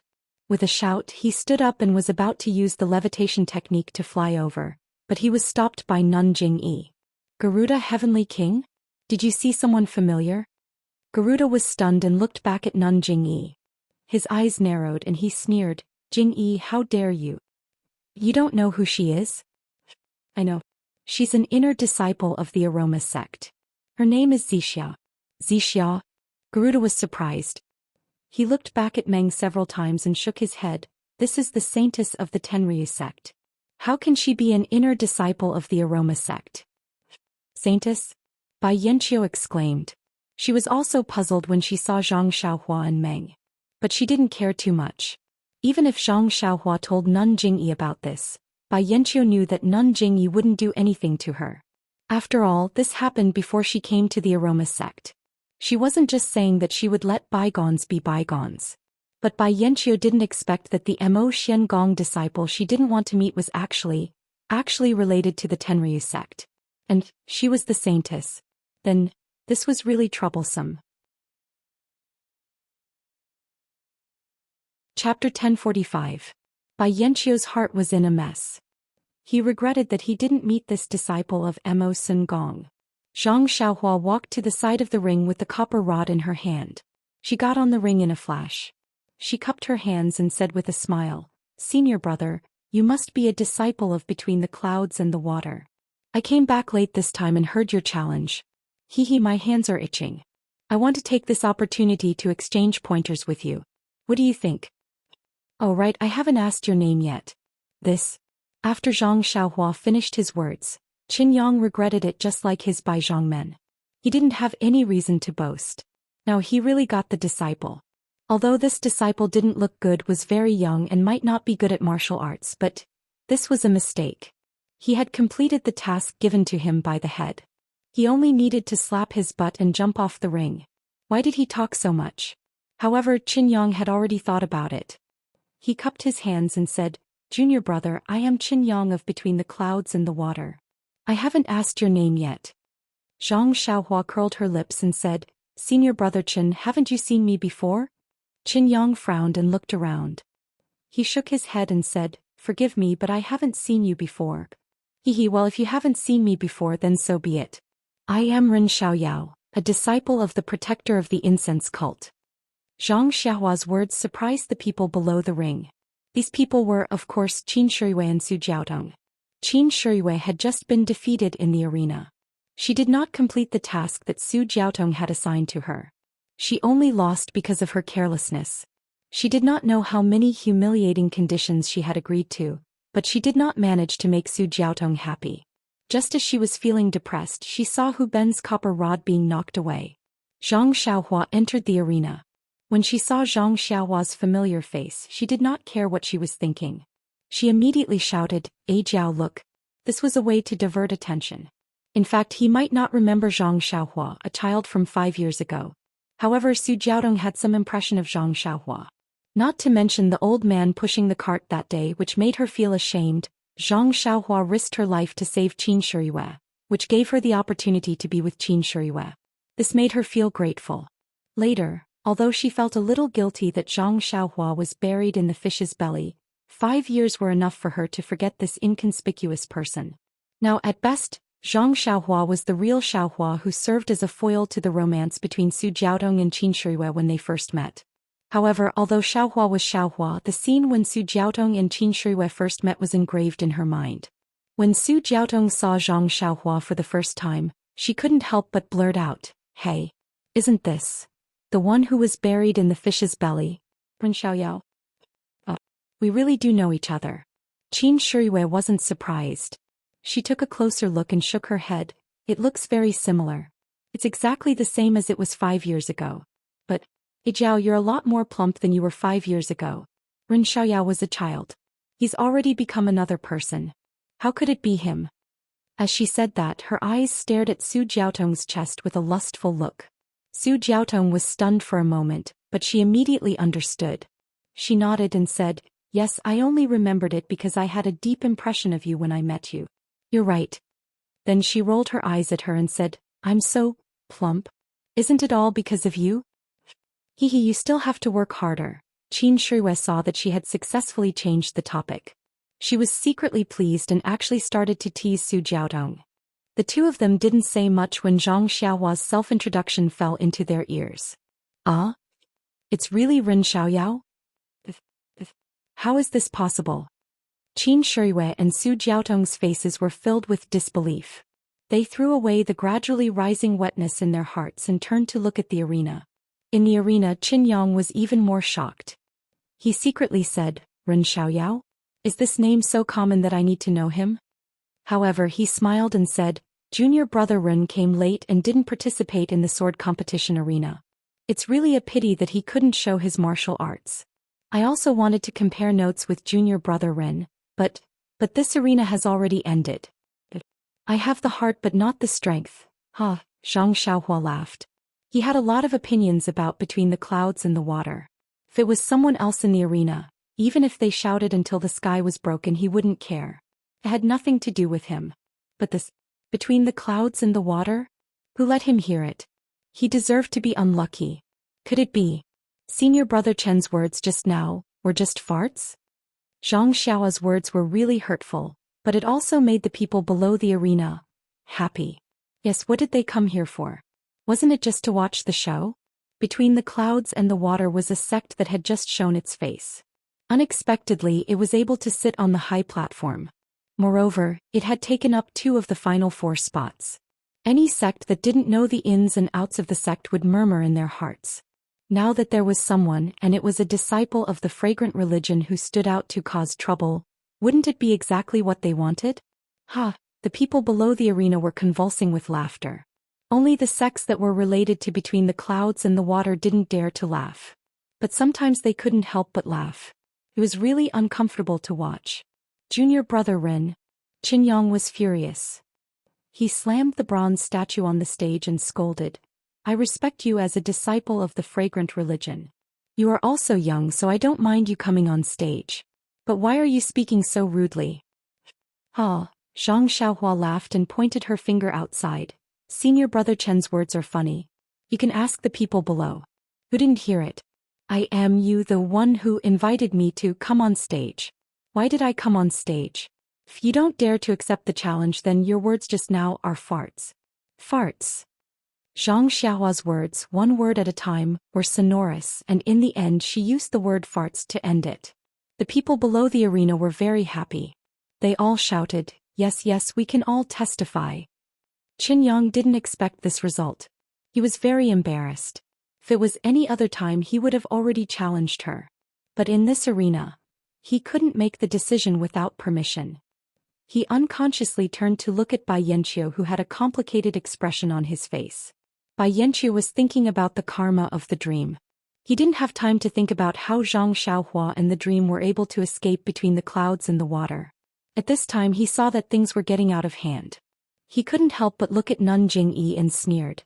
"I thought the fragrant religion as an immortal sect would have strict rules and their disciples would know the big picture.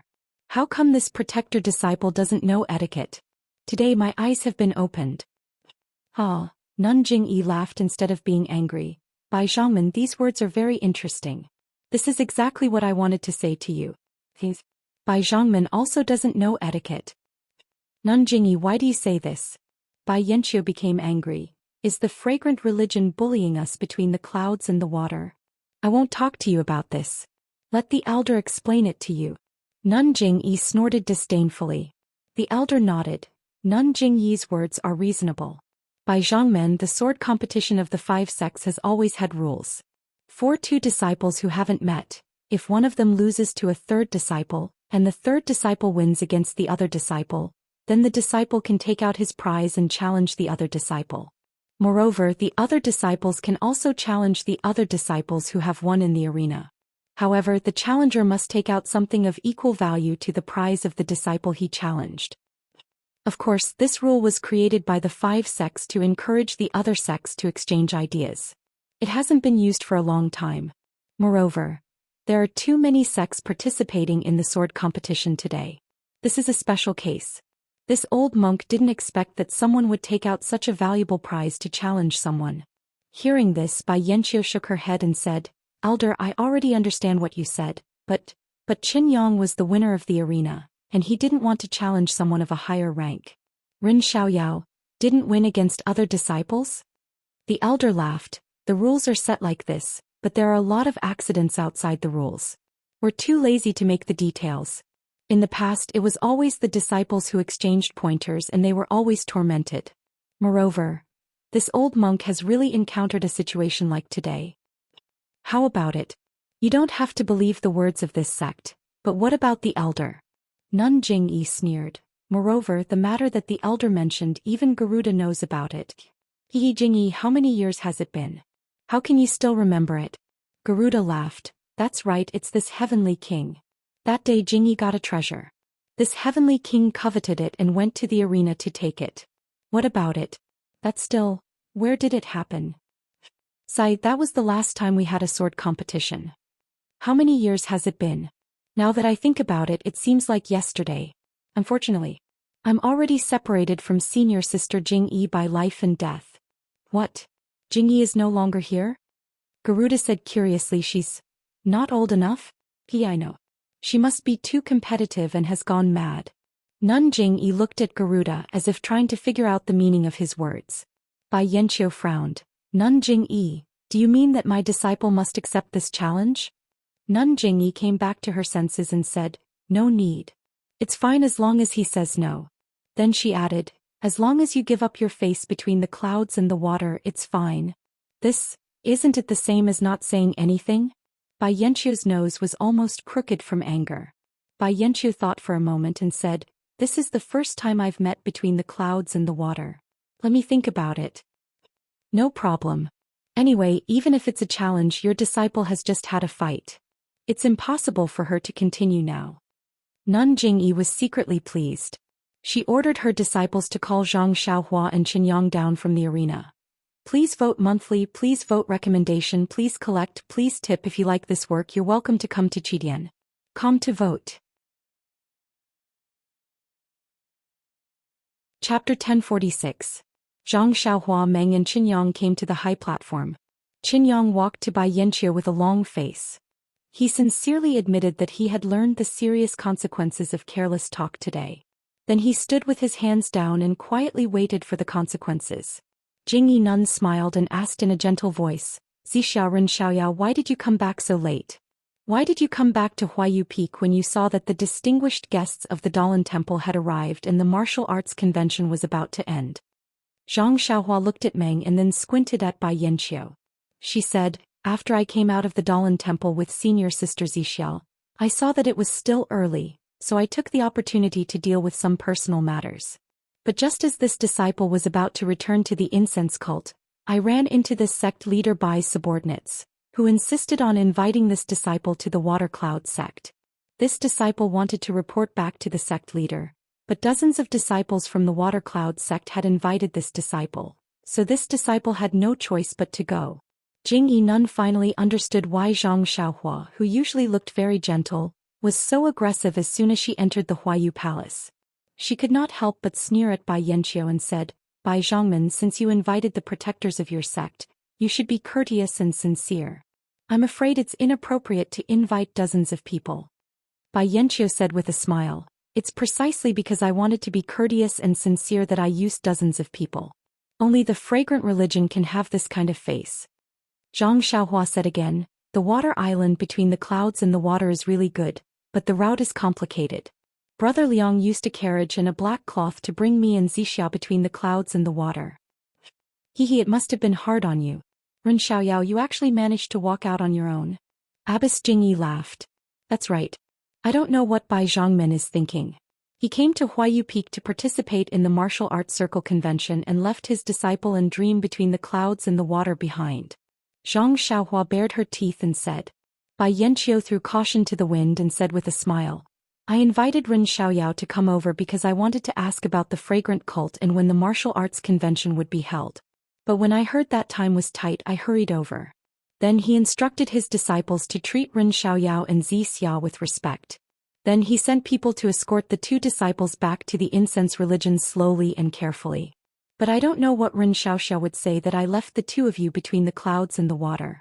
Could it be that something went wrong? Is there a misunderstanding? Seeing Bai Yanqiu keep making excuses, Zhang Xiaohua already knew what was going on. She only smiled and said, well, Bai Zhangmen is right.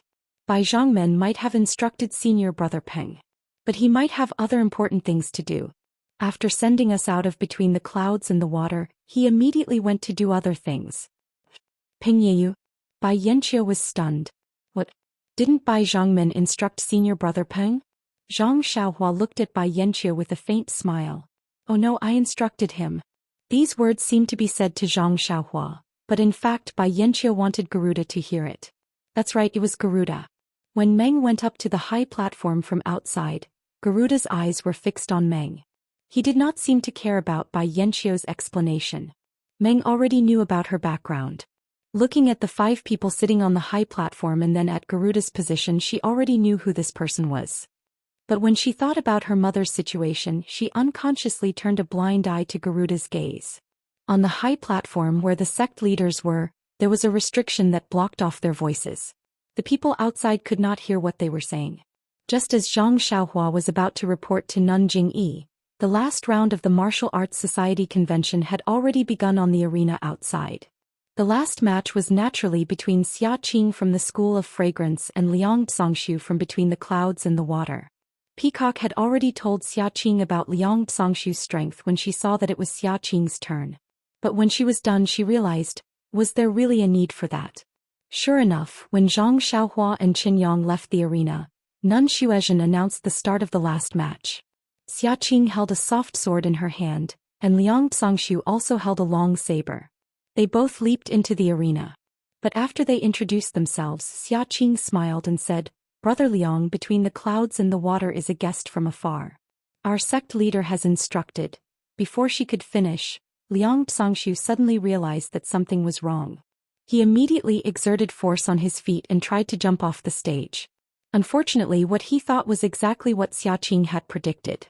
Moreover, Between the Clouds and the Water's lightness skill was obviously inferior to that of the School of Fragrance. When Liang Zhongshu's figure was still in midair, Xia Qing had already landed on the ground and added, Our sect leader has instructed that in this last match, you can only lose, not win. You. Liang Zhongshu was furious. Since you're not allowed to win, why did you still participate in this match? Who doesn't know that you want the 5-element stone? If I had known, I would have thrown away my pride and jumped off the stage without waiting for you to say anything. In fact, Liang Zhongshu had thought of this, but Qin Yang had just been humiliated by Zhang Xiaohua. Even if he tried to cover it up, Between the Clouds and the Water had already lost face. He didn't dare to make trouble for Bai Yanqiu again and again. So he thought of using a trick during the sword competition and pretending to be kicked off the stage by Xia Qing. He knew Xia Qing would do anything to get the 5-element stone. Well, right now Xia Qing was only a disciple of the distant fire temple and had nothing to do with Mo Xiangong. It wouldn't be a disgrace to the School of Fragrance. Most likely Nun Jingyi had thought of this a long time ago. Needless to say, the disciples of the various sects in Huayu Palace, even Nun Xuezhen, was caught off guard by the change in the arena. She only came to her senses after Xia Qing admitted defeat.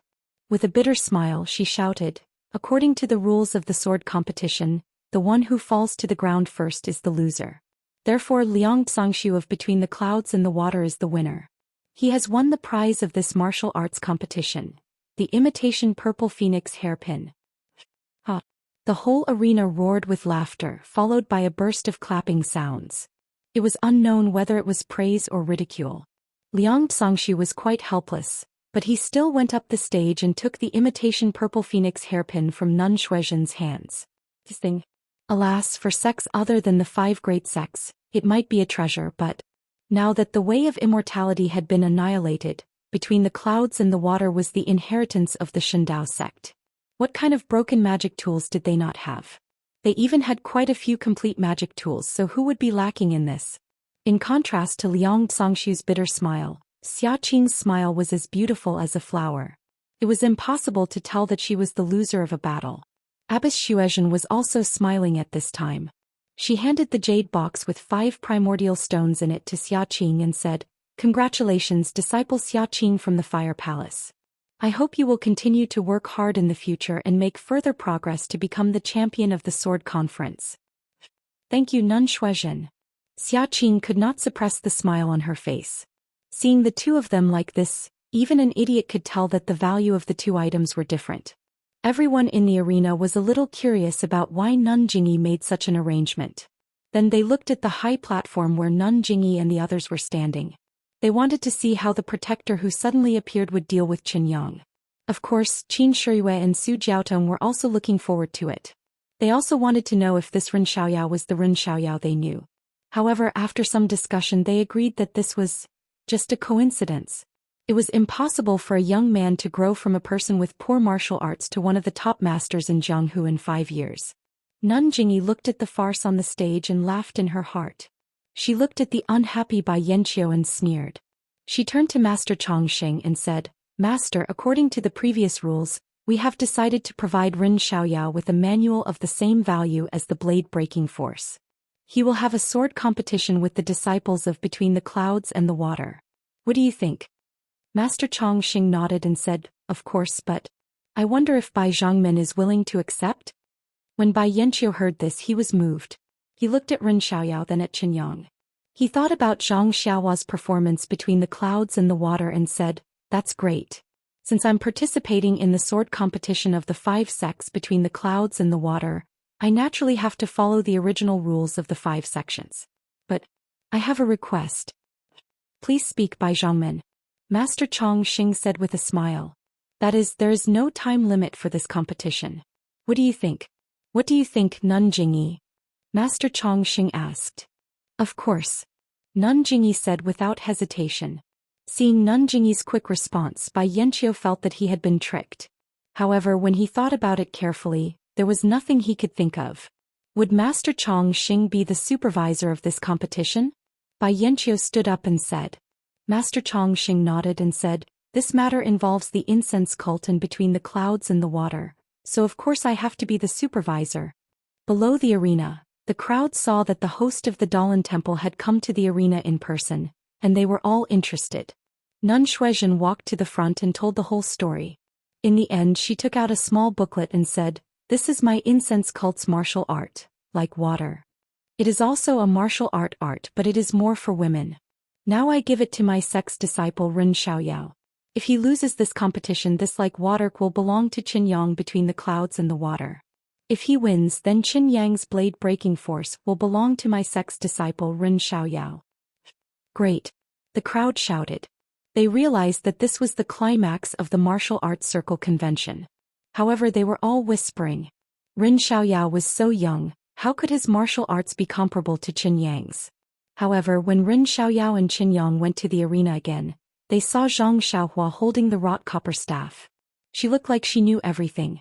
Everyone had a feeling that this young disciple was not as simple as he looked. Sure enough, Zhang Xiaohua waved the wrought copper staff and shouted to the crowd, "Senior brother Hu, lend me your wrought copper staff." The people who had just regained their confidence in Zhang Xiaohua were immediately discouraged. This weapon, could anyone borrow it? Chapter 1047. Hu Ben was also amused and said, take it. Smash this guy until his peach blossoms bloom. Well, if you win, I will give you this cudgel." Everyone laughed out loud. Zhang Xiaohua weighed the copper cudgel in her hand and said to Qin Yang, This cudgel is really light. I have no choice. I can't find a suitable one in a short time. I will just have to make do with this for now. As she spoke, she waved the cudgel, which seemed a little jerky. Damn, seeing Zhang Xiaohua like this, Qin Yang's eyes were almost burning with anger. He had been scared for a long time and was on tenterhooks when Bai Yanqiu gave him a good face. How come this guy's cudgel was not used at all? Since junior brother Ren wants to fight with me, then I have no choice. I'm older, so I don't dare to take the lead. Please make your move, junior brother Ren. Qin Yang said politely. Well said, well said. Zhang Xiaohua smiled and looked at the elder next to her. I have just learned a new cudgel technique and was looking for someone to test it out. After she finished speaking, she waved her copper cudgel and displayed the Tong Tian cudgel technique. This move seems to be the Luohan cudgel. The Tong Tian cudgel technique. The elder's eyes were so sharp that he could see the problem with Zhang Xiaohua's cudgel technique at a glance. However, after 2 moves he found something wrong again. This is not right. Why is it so different from the moves of the Luohan cudgel? Seems to be more like the twin dragon cudgel technique. This young benefactor Ren has learned so many things. The elder was confused and stared at the competition. Qin Yang's heart was also in turmoil. Since Zhang Xiaohua's first cudgel, Qin Yang had been trying his best to deal with her. He intended to knock Zhang Xiaohua out of the arena to make up for his slip of the tongue. However, the first 10 moves of Zhang Xiaohua's cudgel technique were still obscure and full of flaws. There were also a lot of problems in the connection between the moves.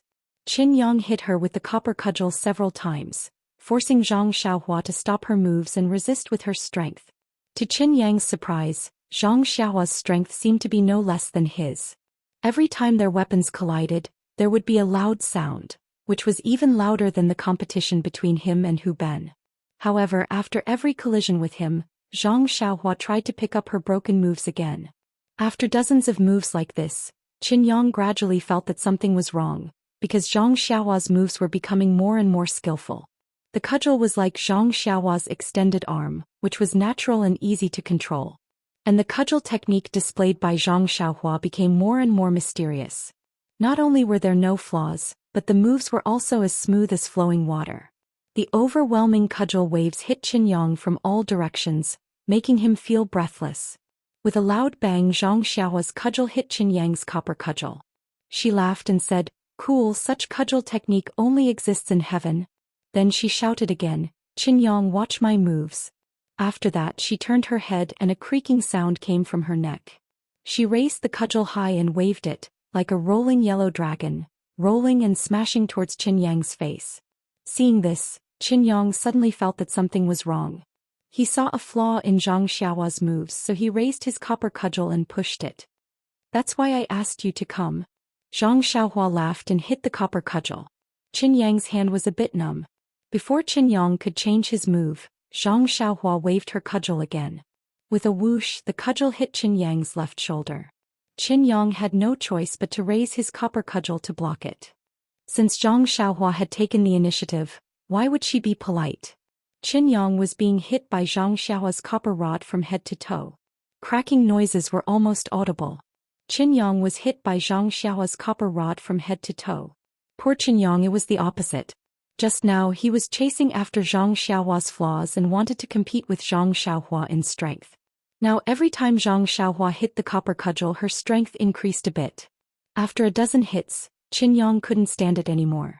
He really couldn't understand how this thin and weak young man could have so much strength in his arms. His arms were even bigger than Hu Ben's. Moreover, the strength was increasing little by little and there was no end to it. Zhang Xiaohua became more and more excited. He had always used prajna and had never used cudgel techniques. Today when he used it, he felt that this cudgel was a weapon that a real man should use. It was his strong suit to win with strength. "You brute, if you can block this move, I, Xiao, will immediately jump out of the arena." Zhang Xiaohua shouted heroically. He raised his cudgel to the sky and smashed it toward Qin Yang's face. It was the heaven-shocking cudgel move that he had learned long ago. Yang Qin was also emboldened by his words. However, when he saw the cudgel that seemed to fill up the sky and earth, his momentum was already weak. He wanted to dodge, but the cudgel seemed to have locked onto him. No matter how he moved, the copper cudgel kept hitting him bit by bit. "Good. Qinyang made up his mind. He waved his copper cudgel, gathered all his strength and faced the cudgel head-on. First there was a loud bang which was louder than the countless sounds that people had heard before. Qinyang felt pain in his hands and his arms were numb. He loosened his grip and the copper cudgel was knocked away. At the same time there was a cracking sound. When people saw that the cudgel, which was as thick as a goose egg, was bent by Zhang Xiaohua. Not only Qinyang was dumbfounded, but everyone in the square was dumbfounded except for Hubin. No one expected that this ordinary-looking young man would have such great strength in his arms that he could knock away Qinyang's copper cudgel. Perhaps no one had heard of Qinyang yesterday, but today he was already famous. However, in just a few moments he was trampled under Zhang Xiaohua's feet. Different from other people's amazement, Master Chongqing and Great Master Chonggung had known that Zhang Xiaohua was so strong that even the guardian disciples of the Dalan Temple were not as strong as him. They had expected this result. What surprised them was the cudgel technique used by Zhang Xiaohua. At first glance this cudgel technique was similar to the Luohan cudgel, but after looking at it again it was different. It also had the shadow of the Tongtian cudgel technique. However, in the end they did not see the complete Tongtian cudgel technique. Is Ren Xiaoyao using the Tongtian cudgel technique? Or is it something else? This was the common doubt in the hearts of the three masters. Well, this sword competition is over. I declare that the guardian disciple of the cult of fragrance, Ren Xiaoyao, is the winner. With Master Chongqing's announcement, the whole square was boiling. Some of the dissatisfaction in their hearts had disappeared. The sword competition just now was a perfect combination of strength and moves, which was really pleasing to their eyes. Different from the excitement of the people below the stage, Qinyang was extremely regretful. He reluctantly handed the blade-breaking force to Master Chongqing. Master Chongqing turned around and said with a smile, "Young benefactor Ren, last time at the Dalan Temple, I only heard junior brother Chongqing talk about your elegant demeanor. Now that I have finally seen it, it is really amazing. You are indeed worthy of being the Xiaoxia of this generation." Zhang Xiaohua laughed out loud and said, "If others said so, I could still be proud for a while. However, how can these things be seen in Master Chongqing's eyes? Just now, I heard from senior sister Mo Zhangong that the Dalan Temple only sent disciples with the surname Yuan. Senior brother Kong Chan and senior brother Kongju did not go on stage. If they came, how could I have the chance to show off? Master Chongqing's praise is mocking me." Master Chongqing laughed and handed the blade-breaking force to Ren Baqian. He said, "This is the reward for this sword competition. Take it. This secret manual is a classic of martial arts. I have read it before. It is especially suitable for people like you who are good at external martial arts. If you have the opportunity, you may really set foot on the path of immortality." Zhang Xiaohua felt warm in his heart. He took it with his hands and bowed. "Thank you for your guidance, Master Chongqing." Yes, although the Dalan Temple and the Incense sect were two different sects and there was some estrangement between the two sects, both Master Chongqing and the nameless old monk of the Sutra Depository Pavilion cared for him with the attitude of an elder. They even gave him some guidance. Perhaps these guidance might not be useful to Zhang Xiaohua, but Zhang Xiaohua enjoyed this kind of care very much. Therefore, Zhang Xiaohua displayed the newly learned heaven-reaching staff technique in the arena. On one hand it was to practice and on the other hand it was of course to return the favor of the Dalan Temple. Sure enough, the elder asked, "I still have a question to ask young benefactor Ren." "Please go ahead, master." Zhang Xiaohua replied with a smile. "The staff technique that young benefactor Ren displayed just now. Is it the secret manual that I read in the Dalan Temple?" Zhang Xiaohua asked, "What do you think?" "Seems to be the same but not the same. It seems to be a mixture of many staff techniques." Zhang Xiaohua said again, "I heard the great master Chonggung say that the world's martial arts originated from the Dalan Temple. This staff technique should be the same, right? Maybe it is, maybe it isn't. If Master Chongqing can understand it, then it is naturally the staff technique of the Dalan Temple." Zhang Xiaohua did not directly mention the heaven-reaching staff technique, but Master Chongqing did not ask again. He was slightly stunned and said meaningfully, "Young benefactor Ren, you have a deep affinity with Buddhism. If there is a chance in the future, I would like to invite you to the Dalan Temple for a chat." "Go to the Dalan Temple?" Zhang Xiaohua was stunned. She thought of the lotus platform, bamboo and wind beads that she had taken directly from the Dalan Temple. She immediately wanted to shake her head like a rattle drum, but then she changed her mind and said, I would like to thank Master Chongsheng. If there is a chance in the future I will definitely go. As for when there would be a chance, that was up to Zhang Xiaohua. Master Chongsheng smiled and did not say anything else. He returned to the platform first, followed by Zhang Xiaohua. At this time, Meng had already seen Zhang Xiaohua's power and secretly gave her a thumbs up. Zhang Xiaohua smiled knowingly, but this made Garuda frown slightly. On the platform, Zhang Xiaohua took out the sword breaking force and like water, and handed them to Abbess Jingyi. She said, Disciple did not disappoint you. These 2 secret manuals. Chapter 1048. Zhang Xiaohua defeated Qin Yang and took back the sword breaking force, which certainly affected Nun Jingyi's plan.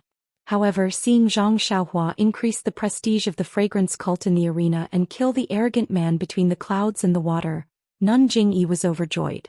Although the fragrance cult didn't have many secret skills like the sword breaking force and like water, they still had a lot of them. Even Xia Qing, who wasn't a disciple of the inheritance cult, could get such skills as long as her martial arts reached a certain level. Moreover, the sword breaking force was suitable for men. How could Nun Jingyi take it seriously? Nun Jingyi waved her hand and said, I was waiting for you to reach a higher level of martial arts before I gave you this skill. Since you took it today, you can keep it for yourself. Then she looked at the like water and smiled. Since I gave it to you, it's yours. But don't spread it to others. Zhang Xiaohua was overjoyed. A few days ago she had promised Zhang Xiaohu to find a skill for Chang'e and Qin Qin. Now it was delivered directly to her. The Misty Hall was a part of the fragrance cult, so she couldn't spread it to others. Thank you, Your Excellency. Zhang Xiaohua smiled and put it away. Nun Jingyi smiled and looked at Bai Yanqiu, whose face was livid. She waved her hand and cast a spell to remove the restriction on the high platform. Then the high platform gradually moved forward. At the same time, the arena in the Huayu Palace gradually shrank into the ground. Ladies and gentlemen, the sword competition of the Wulin Convention is over. After many rounds of competition, the top scorer, second scorer, and third scorer have been decided. They have all been rewarded. Of course, this is just a simple gain. What makes me the happiest is that I can see the growth of the new generation of heroes in Jianghu through this sword competition. In the future, the entire Jianghu will prosper in your hands. The cultivation of martial arts will rise to a new height.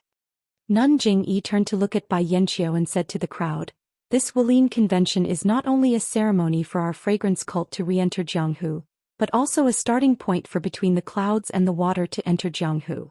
I hope that in the future Between the Clouds and the Water can become a big family in Jianghu. I hope that in the future Between the Clouds and the Water can become a big family of Jianghu and take on the responsibility of a big sect. Everyone clapped their hands and Bai Yanqiu smiled. He stood up and cupped his hands and said, Between the Clouds and the Water is a new sect in Jianghu, is a new sect in the Jianghu. I hope that we can establish a good relationship with the other sects in Jianghu and make an effort Jianghu prosper. I hope that we can make Jianghu prosperous together. And I hope that in the future Between the Clouds and the Water can receive guidance from the other sects in Jianghu so that we can do better and become stronger. Good. Some of the sects that were related to Between the Clouds and the Water began to praise them wholeheartedly. Bai Yanqiu continued, There is one more thing that I need to explain to everyone in Jianghu. Between the Clouds and the Water is the legacy of the Shendao sect. Although we have now appeared in Jianghu with a brand new face, Between the Clouds and the Water will accept everything related to the Shendao sect. When Nun Jingyi heard this, she couldn't help but smile and said, Bai Zhongmen said it very well. Between the Clouds and the Water has been reborn from the ashes, and it is time to create a new world. Once again, Fragrance Cult wishes that Between the Clouds and the Water can develop smoothly and reach the heights that the Shendao sect reached in the past. Thank you, Nun. Bai Yanqiu said with a smile. Then Nun Jingyi continued, The Jianghu is currently in a period of change, and it needs a brand new sect like Between the Clouds and the Water to enter the Jianghu. I am pleased to announce that Fragrance Cult will be returning to Jianghu. While Between the Clouds and the Water is returning to Jianghu, I also want to tell everyone something. Nun Jingyi paused for a moment, then raised her voice and said, That is, Misty School will also be returning to Jianghu. When Alliance Master Zhang San heard this, he almost couldn't believe his ears. He stood up and said, Nun Jingyi, Is what you said true? At the same time, the entire Huayu palace was in an uproar. Everyone was talking at once, filling the entire palace. This, how is this possible? Zhang Xiaohua was also dumbfounded. He never thought that Misty School would also be returning to Jianghu. Moreover, it was under Nun Jingyi's control that he returned to the pugilistic world. Everyone quiet down. Nun Jingyi said sternly. Gradually, the voices in the palace quieted down. Zhang San stood up and felt that something was wrong. He could only stand aside and laugh coldly. What is Fragrance Cult doing? Misty School has already been destroyed. How can it return to Jianghu? Nun Jingyi laughed. Alliance Master Zhang San, what are you saying? Shindao sect has already been destroyed for thousands of years. Isn't it returning to Jianghu now? Misty School has only been destroyed for 4 or 5 years. Why can't it return to Jianghu? If we do as Alliance Master Zhang San said, between the clouds and the water, won't it be able to return to Jianghu forever? Bai Yanqiu saw that he was being used as an excuse and had no choice but to go along with Nun Jingyi's idea. He said, yes, Alliance Master Zhang San's words are inappropriate. Alliance Master Zhang San was flustered. He pointed at Nun Jingyi and said, weren't the remnants of Misty School taken in by Fragrance Cult as Misty Hall? It was established at First Faith Peak. How can it suddenly return to Jianghu? Nun Jingyi laughed coldly. I'm afraid that the Righteous Alliance can't meddle with the internal affairs of Fragrance Cult. Even if the Aroma Cult had absorbed the Ethereal Sect into the cult and became the Ethereal Hall. But no one can say that the Aroma Cult had trapped the Ethereal Sect's disciples in the Shirshing Peak all this time, right? Furthermore, the reason why my fragrant cult took in the disciples of the Ethereal Sect was because the mistress of the sect master of the Ethereal Sect was a disciple of my fragrant cult. Moreover, she was a direct disciple of my cult. If my cult didn't take her in, wouldn't she have been killed? Great harm to Jianghu? Right now, Misty Hall is in Fragrance Cult and doesn't fit in with the other branches of Fragrance Cult. There's always trouble. Moreover, our disciples have fulfilled their duties as elders and used their own strength to protect the remnants of Misty School's disciples for 4 to 5 years. It can be said that they didn't let down her late husband. She herself told us that she was tired and didn't have the ability to lead Misty School anymore. She begged us to release Misty School's disciples from Fragrance Cult and let them grow in the melting pot that is Jianghu. We've thought about it over and over again. It just so happened that Fragrance Cult's restrictions were lifted. It can be said that the heavens are helping Misty School, so we've decided to let go. To let Misty School become their own Misty School again. When did this happen? Misty School's disciples will also return to Jianghu with Fragrance Cult? Alliance Master Zhang San had an ominous feeling in his heart. Of course not. Nun Jingyi waved her hand and said, Misty School may be an immortal sect, but it's already declining. How can it compare to Fragrance Cult and Between the Clouds and the Water? They don't have the right to hold a martial arts convention. You're saying? Alliance Master Zhang San said anxiously, they have already left Fragrance Cult? Yes. Let me think. Nun Jingyi tilted her head and thought for a moment. Maybe 3 months, maybe 2 months, but it won't be less than a month. We've already let them leave Fragrance Cult. Alliance Master Zhang San was shocked. Oh, that's right. After the Misty Sect disciples left Dianqi Lake, they headed north. As for where they went, I don't know. Anyway, I've already let go of the incense cult. It's not appropriate to meddle too much. Alliance Master Zhang San stuttered. He didn't know what to say. Since they were heading north, what else could he say? If they didn't go to Pingyang City, where could they go? And this was something that happened 2 to 3 months ago.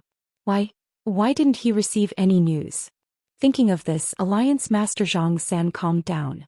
The incident had already happened 3 months ago, so there was no need to rush. Even if he couldn't send the news out today, he could do it tomorrow. I'd like to ask Nun Jingyi. Alliance Master Zhang San asked. Go ahead. Then Misty School has nothing to do with Fragrance Cult anymore, right? Yes, our disciples have already stayed in Misty School's palace and no longer care about Misty School's affairs. That's good. Then even if our Righteous Alliance and Misty School have an unexpected conflict, Fragrance Cult won't interfere. Alliance Master Zhang San laughed sinisterly. Of course. Nun Jingyi nodded. As long as this unexpected conflict doesn't affect the safety of Jianghu and doesn't affect the interests of many sects, Fragrance cult has no reason to interfere. That's good. Thank you for letting us go, Nun Jing-yi. Alliance Master Zhang San said and sat back down on his chair. Then he seemed to have thought of something and asked casually, "Oh right, Nun Jing-yi, since your disciples no longer care about Misty School's affairs, who became the leader of Misty School?" Haha, didn't I already say? Misty School has reappeared in Jianghu and is no longer under Fragrance Cult's control. No matter who becomes the leader, it has nothing to do with Fragrance Cult. Nun Jing-yi said flawlessly. However, I seem to have heard from my disciples that Misty School elected a new leader after Dianqi Lake left. Let me think. I think it's someone called Zhang Xiaohu. Ah? Zhang Xiaohua exclaimed. Then she felt that something was wrong and immediately covered her mouth. Meng Qi was also stunned. She turned around and looked at Zhang Xiaohua with a strange expression in her eyes. When Nun Jing-yi heard Zhang Xiaohua's voice, she raised her head slightly and looked at her in surprise. Then she realized and nodded. Yes, it should be the disciple of Misty Hall who brought you out of Orchid Dusk. Heh. Zhang Xiaohua laughed. Then if I have the chance, I'll go and congratulate Zhang Xiaohu.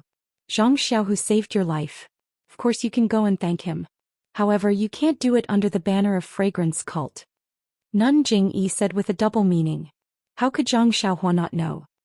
He nodded and said, "Disciple understands." Alliance Master Zhang San was puzzled. He didn't seem to be familiar with the name Zhang Xiaohu. He also didn't know why this person was elected as the leader. Alright, this time sword competition. Nun Jing-yi's expression was refreshed. Just as she was about to announce the end of the martial arts assembly, a powerful divine sense suddenly swept in from outside Huayu Palace. Nun Jing-yi's expression changed drastically. Chapter 1049. Zhang Xiaohua also sensed it, but he couldn't release his divine sense. He hurriedly used his heart sutra to hide his divine sense and vital energy. On the high platform, everyone had different reactions. Nun Jing-yi was surprised and raised her head to look in the direction of the spiritual sense. Master Chong Xing raised his eyebrows and stood up unconsciously. Bai Yanqiu noticed it too late. Her eyes widened as if she had discovered something unbelievable. Of course, her reaction was not as good as Garuda's. With a whoosh, Garuda leaped up from the high platform and flew straight out of Huayu Palace. Alliance Master Zhang San's face was slightly red and then pale. He looked at the strange reactions of the people around him and quickly closed his eyes. After a while he returned to normal and looked outside of Huayu Palace. Inside Huayu Palace, about 2,000 people were listening to Nun Jing-yi's words. Seeing the strange situation on the high platform, they also found it strange and turned their heads. At this moment, a very pleasant voice sounded. Both Fragrant Cult and Shindao sect are going to reappear in Jianghu. How can I not come and take a look? Following the voice, a tall and thin figure in black floated in the air like an immortal and flew in from outside Huayu Palace. Behind the black-clothed man, Garuda flew slightly lower with a respectful look on his face. Sakura. Nun Jing-yi blurted out. She looked at the elders beside her. Bai Yanqiu and Alliance Master Zhang San also didn't dare to be negligent. They all stood up and went forward to welcome him.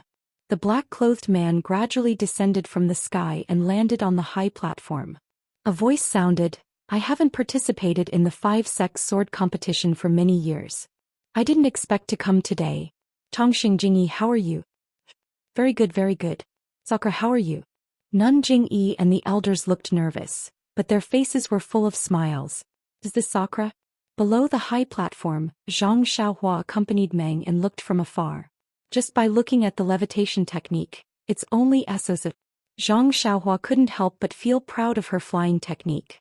Then she curiously sized up Lord Sakura, whom Qin Shuiwei had mentioned before, the sect master of the Tenryu sect. Sakura was wearing a black robe and the style of this robe was rather strange. It seemed to be tightly wrapping around his body. Sakura's entire head was hidden in the bamboo hat, and it was unknown what was so strange about the bamboo hat that one couldn't see Sakura's face clearly. Although Sakura had landed on the platform, his feet didn't seem to have really landed on the ground. "I didn't expect Lord Sakura to be able to come, so I didn't go out to welcome you. I hope you can forgive me," Nun Jing-yi said with a smile. "It's all right. This heavenly king made a decision on the spur of the moment. I didn't inform you directly about the incense cult and became an uninvited guest. I hope you can forgive me.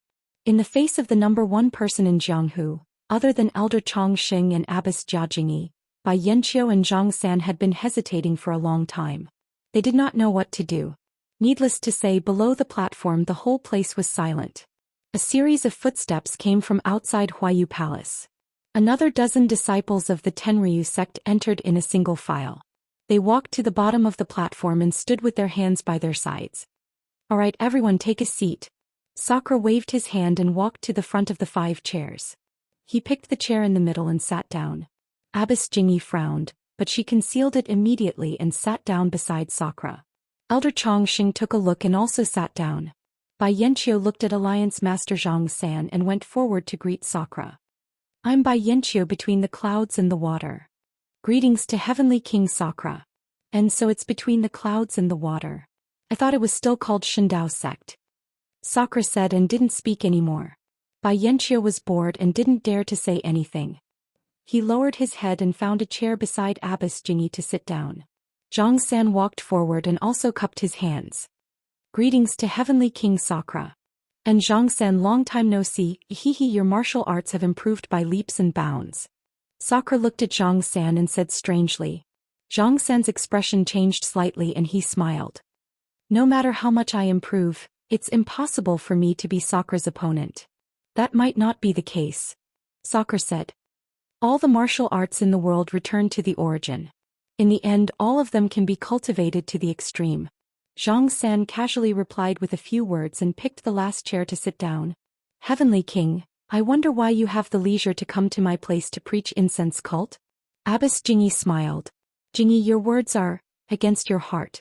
Didn't you know that I would definitely come? Sakura replied. Abbess Jingyi nodded and looked around. I knew that you would come, but I didn't expect you to come so soon. I also didn't expect you to come at this kind of occasion. Immediately she said, Please wait a moment, Heavenly King. Then she stood up and walked to the front. Everyone, the sword conference of this martial arts convention has ended. My incense cult has prepared food and wine. Please enjoy your drinks at Huayu Peak. If anyone wants to leave Huayu Peak now, my disciples will also guide you along the way. Because Sakura of Tenryu sect is here, I can't greet everyone. I'm very sorry. Abbess Shuizhen will be in charge of the following matters of the martial arts convention. Saying so, she nodded towards Abbess Shuizhen and walked to the front of Sakura. Heavenly King, please follow me. And Sakura nodded. His gaze swept and he saw Meng, who was with Zhang Xiaohua below the stage. Abbess Jingyi said to Elder Chongqing, Bai Yanqiu and Zhang San, I have something to say to Sakura. Please help yourselves. Abbess Jingyi, since the martial arts convention has ended, I won't disturb you anymore. I'll come again when I have the chance in the future. Elder Chongqing put his palms together and smiled. Heavenly King Sakura will meet again if fate allows. As if Buddha and devil were incompatible, Sakura found Elder Chongqing pleasing to the eye. He only snorted slightly and didn't speak anymore. He didn't show the enthusiasm he showed when they first met. Bai Yanqiu and Zhang San looked at each other and also took their leave. Zhang San was already impatient. Thinking that he still had to deal with the matters of Misty Peak, he immediately left Huayu Palace after taking his leave. Zhang Xiaohua stood at a distance. Seeing Zhang San leaving in a hurry, she naturally knew why he left. She frowned and wanted to follow him. After all, Zhang Xiaohu pointed his sword at Misty Peak, which was where the Righteous Alliance was now. A big battle was inevitable. Zhang Xiaohua was still worried about her second brother. However, looking at Meng's flickering expression beside her, Zhang Xiaohua sighed. Perhaps she should help Meng understand her background first. Sure enough, not long after Sakura and Abbess Jingyi disappeared from the palace, Peacock came to call Meng and Zhang Xiaohua. It was still the same small palace. However, at this moment, the outside of the palace was covered with a layer of restriction. No one could hear the sounds from inside. Peacock brought Meng and Zhang Xiaohua into the small palace and went out quietly. Our cauldron Xiaoyao? Sakura saw the two of them enter. He didn't speak to Meng directly but asked Zhang Xiaohua first. Zhang Xiaohua only felt Sakura's divine sense rushing towards him, scanning his entire body from top to bottom. Under the bamboo hat that obscured his face, two pairs of eyes also shot out, scanning him up and down as if wanting to see through all the secrets on his body. A faint pressure came along with the divine sense, pressing down on his body and his heart, making Zhang Xiaohua feel as though he couldn't breathe. When Zhang Xiaohua saw this, his heart skipped a beat and sweat appeared on his forehead. Silently, he circulated his heart sutra and tried his best to conceal his cultivation. After about a cup of tea's time, Sakura retracted his divine sense and his gaze also left Zhang Xiaohua and looked towards Meng. Zhang Xiaohua secretly wiped off the sweat on his forehead. Only then did he remember and immediately bowed in greeting. I am Chuanxiang Order's Dharma Protector disciple Ren Xiaoyao. Greetings to Lord Sakura. Sakura looked at Meng but said to Zhang Xiaohua, you are not bad. Although you were in a daze earlier, but to be able to persevere under my majesty is already commendable. Majesty? Zhang Xiaohua was stunned and thought to himself, is it the pressure earlier? What kind of majesty is this? It seems, there's nothing great about it. However, he smiled and said, I don't dare. This disciple is a junior and there are still many things to learn from the seniors. Good. My Tenryu sect has many inheritances. Since you only know martial arts and didn't cultivate any celestial arts, you can naturally cultivate. When you return to the Tenryu sect with me, I'll pick up some martial arts for you to cultivate. Zhang Xiaohua was stunned and asked unconsciously, This disciple will follow Heavenly King to the Tenryu sect? Sakura ignored him and asked again, how did you meet Ya? Tell me the ins and outs of the matter.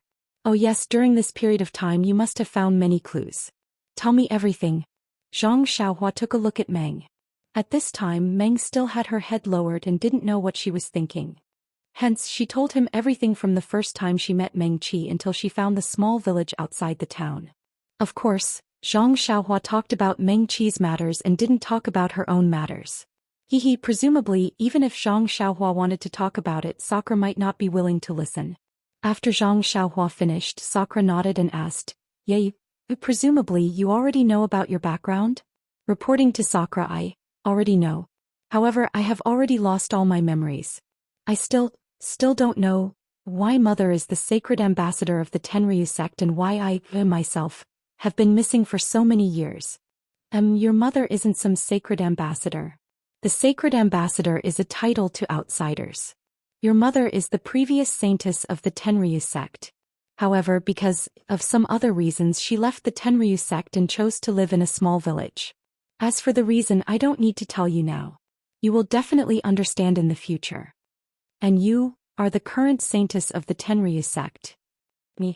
Meng raised her head in astonishment and asked in puzzlement, this matter, how come I don't know about it?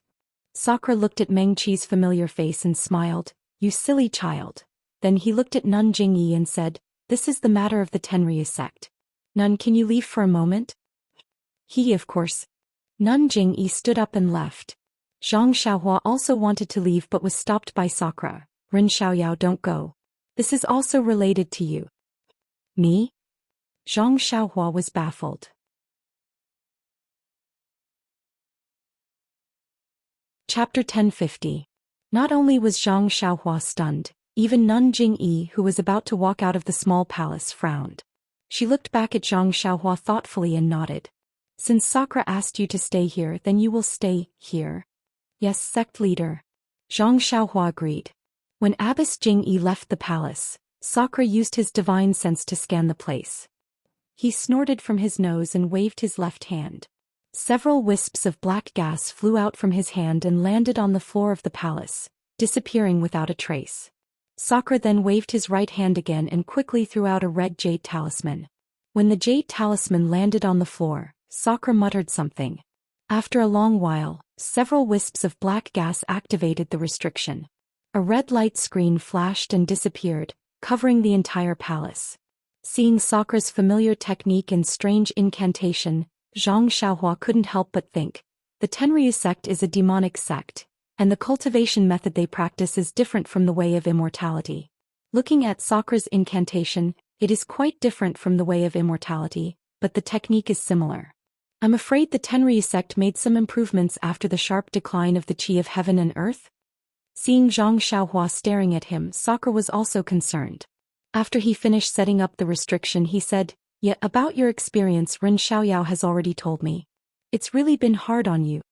Then Sakura seemed to be recalling something and said with a long tone, actually when you left the small village and met Ren Xiaoyao for the first time, you were in the Tenryu sect. Meng Qi was surprised. Why don't I have any impression of it? Hehe, it's normal that you don't have any impression. Actually, since the previous saintess lived in seclusion, our sect has been looking for her because it involves a great secret of the Tenryu sect. This is bad. Why are you talking about the Tenryu sect's greatest secret in front of an outsider like me? Isn't this? Zhang Xiaohua was a little nervous. Her eyes darted around as if she was looking for a way to escape.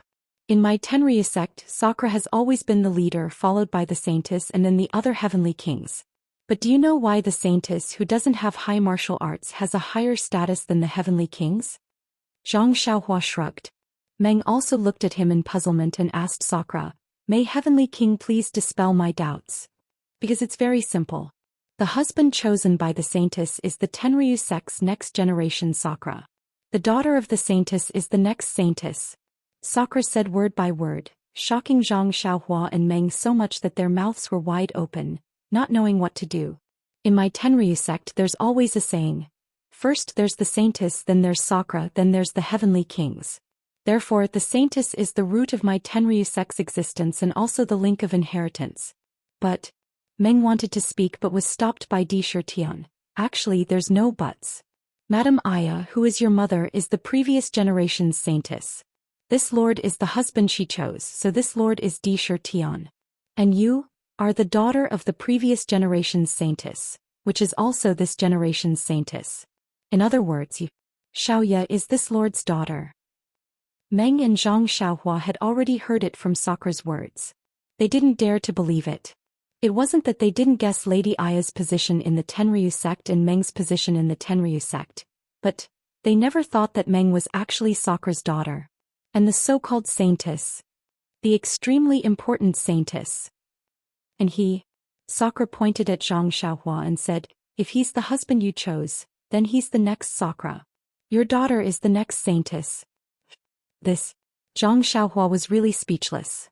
He never thought that there would be a day when he could be Sakura. Suddenly Zhang Xiaohua's heart moved and he asked, Lord Sakura, why are you so sure that we will definitely give birth to a daughter? Sakura laughed and said, it's not that I'm sure, it's just that the Tenryu sect has always been like this. The saintess will definitely give birth to a daughter. Then he said, however Ren Xiaoyao, your martial arts are extremely poor and you don't have a trace of devil cultivation. What makes you Sakura? Didn't I say it just now? You still have to go to the Tenryu sect and cultivate properly. Only when your devil cultivation reaches a certain level can you be qualified to be Sakura. You have to know that Sakura is a symbol of status. All the Sakuras in the Tenryu sect are the #1 people in the pugilistic world, the #1 people in the world. Zhang Xiaohua was stunned and asked curiously, how can it be so powerful? Is there no exception? No. Sakura said proudly, the saintess's heavy responsibility is like this. As long as she chooses someone, that person will definitely be the #1 person in the world. But Zhang Xiaohua thought of his second brother who was preparing to attack the Misty Peak. He couldn't possibly follow Sakura back to the Tenryu sect. Moreover, his cultivation was on the path of immortality, so how could he change to the path of devil cultivation? She could only find an excuse to decline, but I'm already so old. Even if I want to cultivate, I'm afraid it won't be possible. Sakura waved his hand, you don't have to worry about this. As long as the Tenryu sect is willing, you and Yi can go back to the Tenryu sect with me. I can definitely make you the #1 person in the world. Then he smiled, even if you can't cultivate in the end, I can just use the enlightenment technique and give you all my cultivation. What's so difficult about that? Meng knew Zhang Xiao's thoughts and interrupted, Heavenly King, Xiaoyao, if anything happens don't make things difficult for him. It's fine if he doesn't go to the Tenryu sect for the time being. It's fine. Your matter isn't settled yet and I'm also fine. As for the next Sakura, you don't have to decide so early. Sakura smiled. By the way, since you already know how important the saintess is to the Tenryu sect, you should also understand why the Tenryu sect is still brooding over your mother's seclusion and searching everywhere for her. About 10 years ago, the disciples who went out to search for your mother suddenly found traces of you. Although you were still young at that time, your face was exactly the same as your mother's. They could recognize you at a glance. You also know that compared to your mother you're more important to the Tenryu sect. Therefore, after the disciples of the Tenryu sect couldn't find any trace of your mother, they brought you back to the Tenryu sect as if they had found a treasure. However, at that time, you were muddle-headed and it seemed like there was something wrong with your brain. This seat then sought out the divine doctor in the sect and the Jianghu's divine doctor to treat your illness. They treated you for about 5 years. 5 years ago, when your illness was about to be cured, you suddenly disappeared again. I sent people to search for you, but they couldn't find you at the place where you appeared last time. In these 5 years, it was as if you had evaporated and there was no news of you. I didn't expect that you would be picked up by Jingxian and brought back to the Tenryu sect. The Tenryu sect did a good thing. Jingxian is also interesting. She actually wanted to take you in as an inner disciple. She's really shameless. I knew that you appeared in the Jianghu and even went to the Dalan temple to deliver the invitation to the Tenryu sect's martial arts convention. I immediately rushed over to take you back to the Tenryu sect. Meng sighed and nodded. He got it. On the way, Zhang Xiaohua and Meng discussed a lot. Meng knew that she was related to the Tenryu sect, so she knew that she couldn't stay in the Tenryu sect any longer. Now that she heard that she was the most important saintess of the Tenryu sect, Abbess Jingyi of the Tenryu sect, she didn't have the guts to take her in. She could only go back to the Tenryu sect. Moreover, the Tenryu sect was also her home in another sense. It was just that. Meng looked up at Zhang Xiaohua. The only thing she couldn't bear to part with was Zhang Xiaohua. Zhang Xiaohua looked at Meng and then looked at Sakura. She smiled and said, Meng, you should go back. Haven't you been looking for your family all this time? Now that it has finally come true, what's there to hesitate about? Moreover, if you miss me or if I miss you, we can go to the Tenryu sect to see you. Upon seeing this, Sakura took out something from his bosom and handed it to Zhang Xiaohua. He said, this is my token. If you come to the Tenryu sect, you only need to show this token. Zhang Xiaohua reached out and took it. She felt a bone-piercing coldness. When she looked carefully, it was a piece of pitch-black iron with a faint flame engraved on it. In addition, you don't need to be the guardian disciple of the Tenryu sect anymore. I already know about what happened in the Dalan temple. Abbess Jingyi must have other plans for you to be the guardian disciple. The Tenryu sect's cultivation method is immortal cultivation method, so it's not suitable for you. And this one knows. This one came down to the Tenryu sect for Meng. Since Meng has left, there's no point in the Tenryu sect staying. Zhang Xiaohua nodded. At this time, the Tenryu sect didn't have any disciples of the Misty School and Meng, so he naturally wouldn't stay. Alright, Rin Xiaoyao, I'll take you back to the Tenryu sect in a while. You can talk to her. At this time, where was the appearance of the most powerful person in the world? He was now the image of a loving father. After he finished speaking, Indra removed the restriction around him and walked out without looking back. Xiaohua. Meng pulled Zhang Xiaohua's hand and whispered, You really don't want to go back to the Tenryu sect with me? Zhang Xiaohua held Meng's hand and nodded. You also know, I do have some things to do. After I'm done with them, I'll go to the Tenryu sect to find you, okay? I know. I'll wait for you. You can treat the illness, but you can't treat it until you forget about me. How can I? Meng smiled and said, even if I forget everything in the world, I'll never forget you. That's right. Don't forget, I still want to be the Tenryu sect's lord. Xiaohua. Meng's face was abnormally red. She peeked to see that there was no one in the hall and threw herself into Zhang Xiaohua's arms, holding him tightly in her arms. Please cast a monthly vote, please cast a recommendation vote, please collect, please tip. If you like this work, you're welcome to come to Chidian. Com to cast a recommendation vote or monthly vote.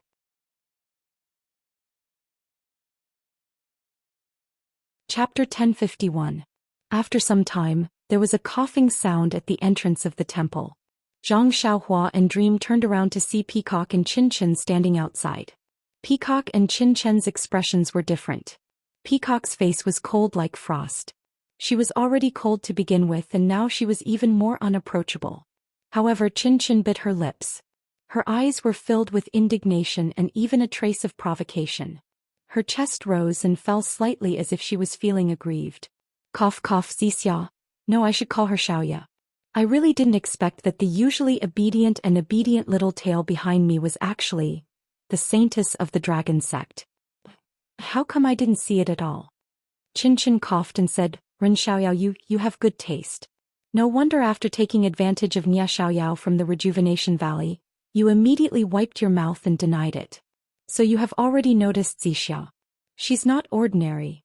Now that you've climbed the coattails of the Tenryu sect's saint, can you be proud? Zhang Xiaohua was sweating profusely.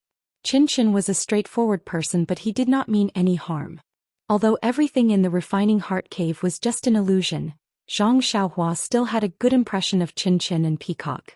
Therefore when he heard this he did not think much of it. Instead he felt like he was being jealous, like a wife being jealous of her husband. Zhang Xiaohua laughed dryly and said, Senior Chin, what are you saying? Even you didn't see it, how could I see it clearly? I just like Meng, why would I care if she's a commoner, a disciple of the incense cult, or the saint of the Tenryu sect? You know that although I know Nie Qianyu, but it was after I met Meng. I have never hidden anything about Nie Qianyu from her. Meng was also a little embarrassed. She got out of Zhang Xiaohua's arms but still held onto Zhang Xiaohua's hand and nodded. Little. Taiyao is right. I've seen Nie Qianyu in the Sorrow City and I know everything. Senior Chin, don't talk about this boring topic. As for the saint of the Tenryu sect, I don't need to explain. I'm sure Senior Chin knows better than Senior Chin what I was like when I first came to the Tenryu sect. Even now, I can't remember whether I'm the saint of the Tenryu sect or not. Of course, since Disher Tian said so, I don't think it's wrong. However, during the 5 years I have been in the incense cult, other than Master, that is, Senior Sister Chin has cared a lot about me. I still have to thank Senior Sister Chin. After that, Meng let go of Zhang Xiaohua's hand and bowed. Chin knew Meng's identity and naturally felt that she had been deceived. Moreover, Meng's identity made her feel that she could not compare with her. This kind of gap made her feel extremely uncomfortable, so she felt that it was unfair. At this moment, after hearing Meng's words and thinking about the helplessness and confusion she felt when she first came here, she felt relieved. She stepped forward and said, Forget it. You're just a junior. If I don't take care of you, who will take care of you? But just as she took a step forward, she was pulled back by Peacock. Chin turned back and asked curiously, Senior Chin, what's wrong? Peacock said to Meng, I didn't know your identity before so I could call you Senior Chin. But now you are no longer Zixia of the Mo Shen Palace, but Ya of the Tenryu sect. This is a big difference. Although we've been in the 5 sects for thousands of years, but your cult isn't an immortal. As the saying goes, those who walk different paths can't make plans together. In the future, we have to be clear about this. Of course, if you can remember the time you spent at Lingxiang Peak and take care of the incense cult in the future, then both of us will be very grateful. When Chin heard this, she was already depressed and stopped in her tracks. Yes, their status had been confirmed.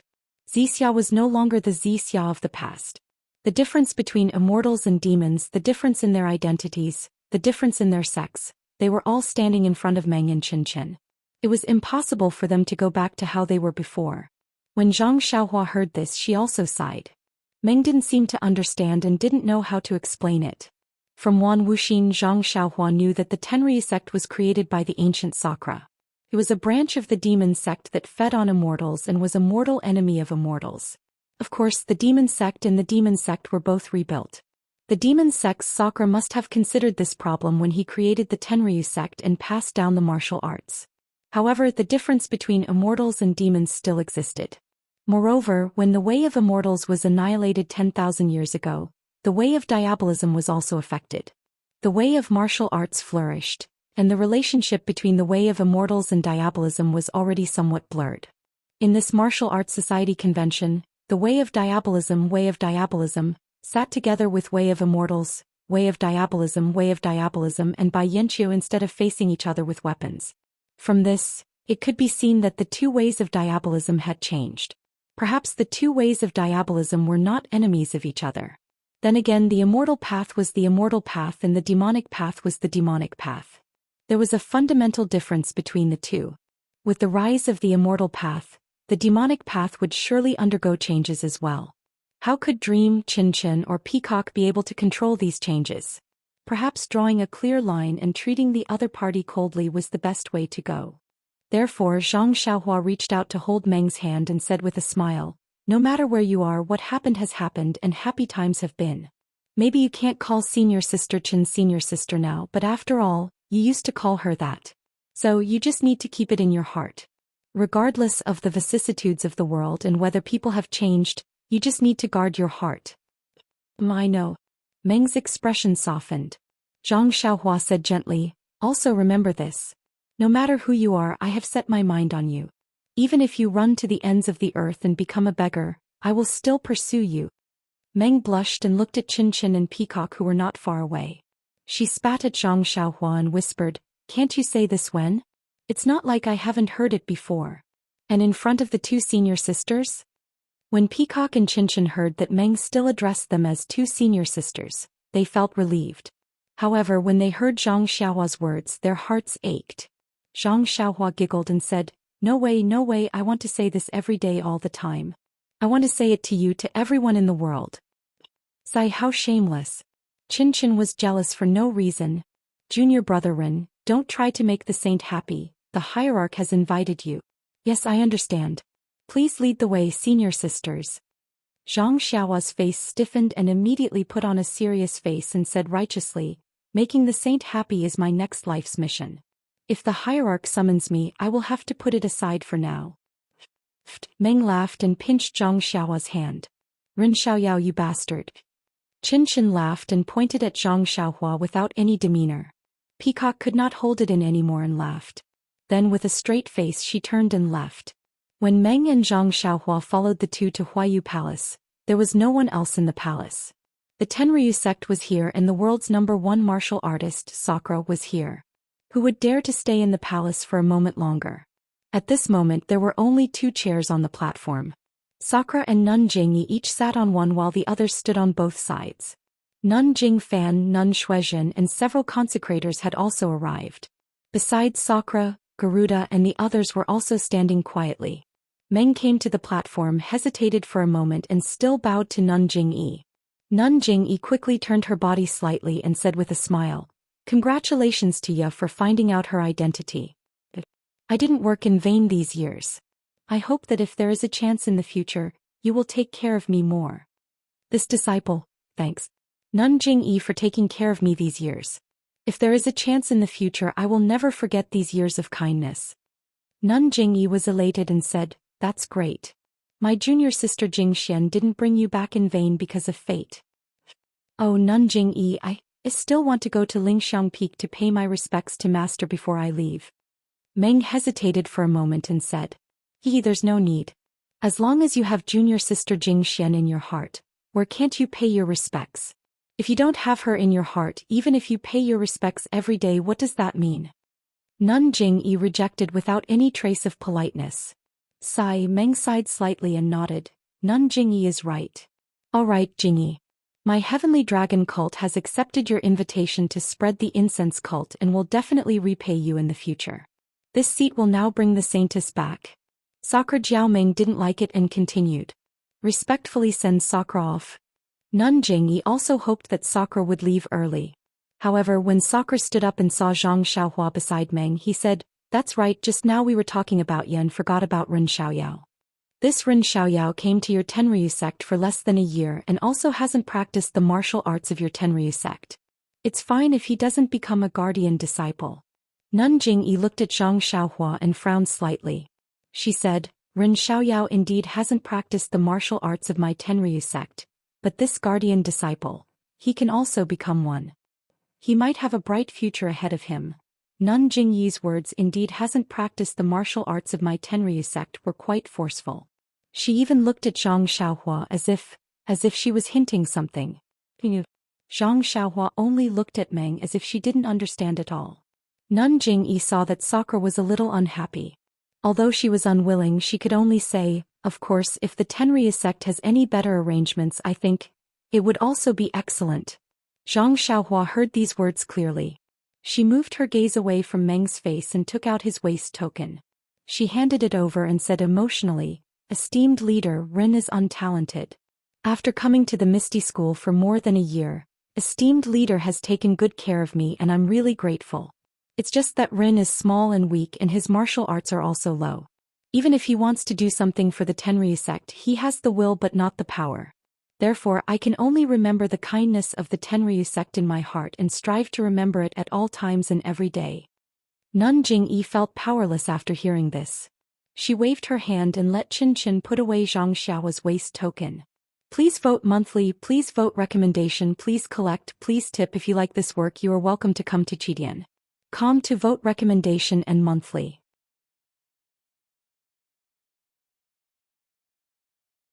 Chapter 1052. At the beginning of the silver moon at the foot of Huayu Peak, Indra brought Meng along to bid farewell to the people of Fragrance Cult.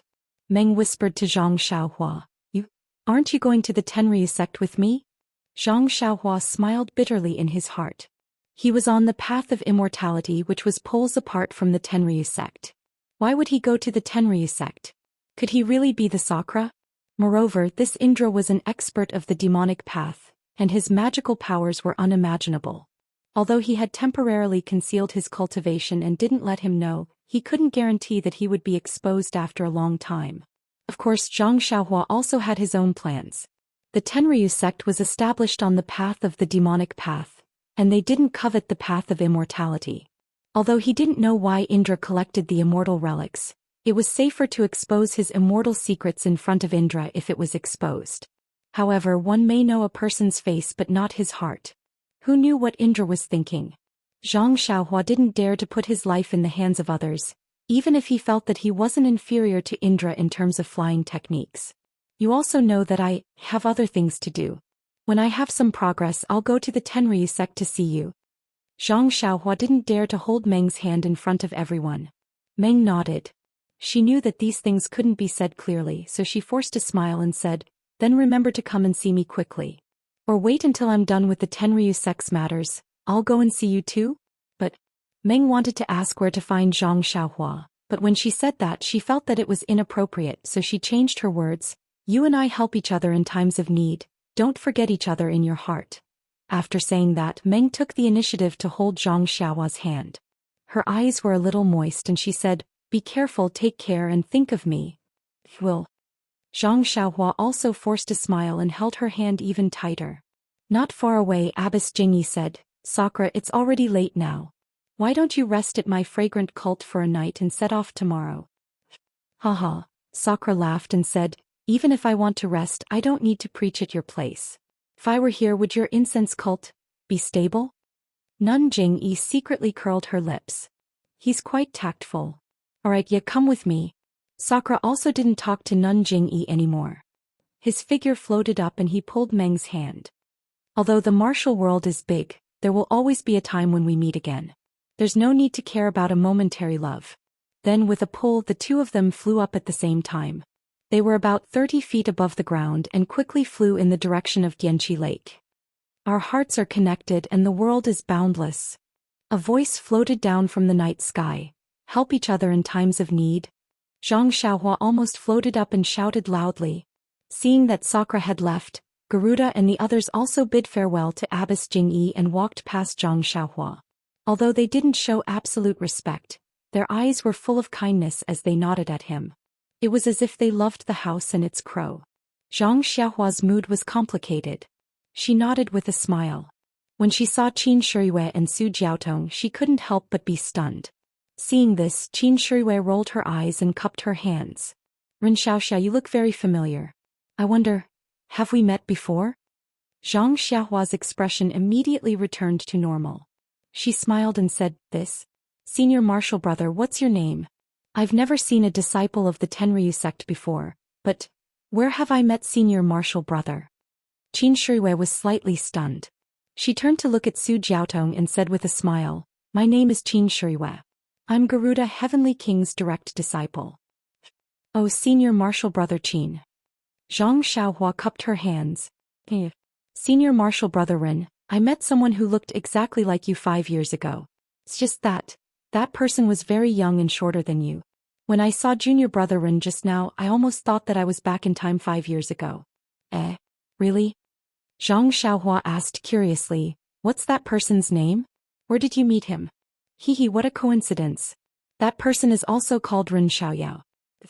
I met him at Shizui Mountain near Pingyang City. Ah? Zhang Xiaohua looked incredulous. Is there really such a thing? Hee, I happen to have nothing to do. I'll go to Pingyang City to see if I can meet this guy who has the same name and looks as me. Then she asked again, by the way, Senior Marshal Brother Qin, where is this Pingyang City? This. Qin Shuiwei was helpless. She simply pointed in the direction of Pingyang City and said, it's very far from here. Junior Brother Ren won't go there out of boredom, right? Maybe. I'm just curious. Zhang Xiaohua did not comment. All right, Junior Brother Ren, I'll take my leave. I'll be waiting for you in the Tenryu sect now. I wish you. Hee, Junior Brother Ren, you know. After Garuda and the others had left, Zhang Xiaohua stepped forward and bowed. Sir Leader, don't Ren Xiaoyao. You're no longer a disciple of the fragrant cult. It's inappropriate to call you Sir Leader. Nun Jingyi waved her hand and said coldly. Hee, Zhang Xiaohua laughed and said, this disciple has always been under Lord Leader's care ever since I came to the incense order to search for my dreams. Although Lord Leader thinks this disciple is inappropriate, this disciple still wishes to call you Lord Leader in my heart. Nun Jingyi listened quietly and did not say anything. Zhang Xiaohua continued. Actually, it's useless to say anything now. I didn't know that things would develop to this stage. Even if I wanted to stay in the fragrant cult, Sir Leader wouldn't allow it. So, I can only leave. In addition, let's not talk about Sir Cult Leader's grace. Just Senior Nun Jingxian's life-saving grace is engraved in this disciple's heart. In the future, if the incense cult needs this disciple, please tell me. This disciple will go through water and tread on fire without hesitation. You're better off saying that than singing, Qin said secretly. You won't even tell me where you're going. Even if the fragrant cult needs you, where can I find you? Qin, Peacock scolded.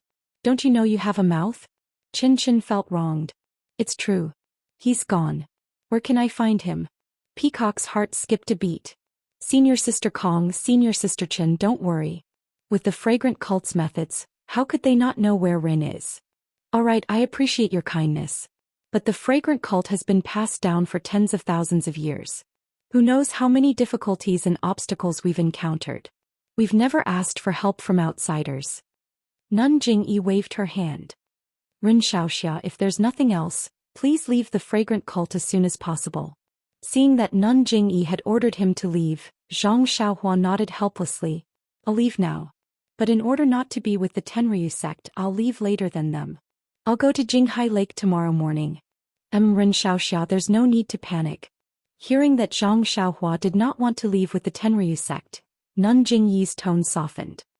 Although the Tenryu sect is powerful now and its strength is unparalleled in the world, but it's still a demonic cult. It's not the right path to immortality. Rin Xiaoxia was born with superhuman strength and a kind heart. If he can enter the path of immortality through martial arts, I'm sure he'll have a place in Jianghu one day. With such a bright future ahead of him, why should he submit to the demonic cult? Seeing that Nun Jingyi was trying to rope him in, Zhang Xiaohua secretly curled his lips. If Di Shitian had heard this, he would have laughed his head off. This might be useful to others, but if Zhang Xiaohua were to submit to the Tenryu sect, then he would be the next Di Shitian, much more honorable than Peacock and Qin. If not for the fact that Zhang Xiaohua was already an immortal, would he not have followed them? However, Zhang Xiaohua still smiled. And you're right. I'll consider it seriously. After that, he bowed to Peacock and Qin. I'd like to thank both of you for bringing me here from Rejuvenation Valley. I'm afraid I won't have the chance to say this again in the future. Peacock and Qin's hearts ached for no reason. They both whispered, you have to be careful. The Jianghu is dangerous. You have to be careful. Ah, Zhang Xiaohua raised his head. The mountains will not change and the rivers will flow forever. I hope we'll meet again in the future. After that, he leaped onto the David's deer, patted Huanhuan's protruding horn and walked straight along the mountain path. The tall and thin shadow was dragged along by the full moon, winding along the ground. It was incomparably lonely. Nun Jingyi and the rest had already turned around and returned to Huayu Peak. Peacock and Qin were still standing there, looking at the gradually disappearing figure. No one knew what they were thinking. When Peacock came back to her senses, Nun Jingyi and the rest were already far away. Peacock's heart trembled. She reached out to pull Chin Chin, who was still grieving, and walked a few steps to catch up with them. However, after a few steps she could not help but turn back to look.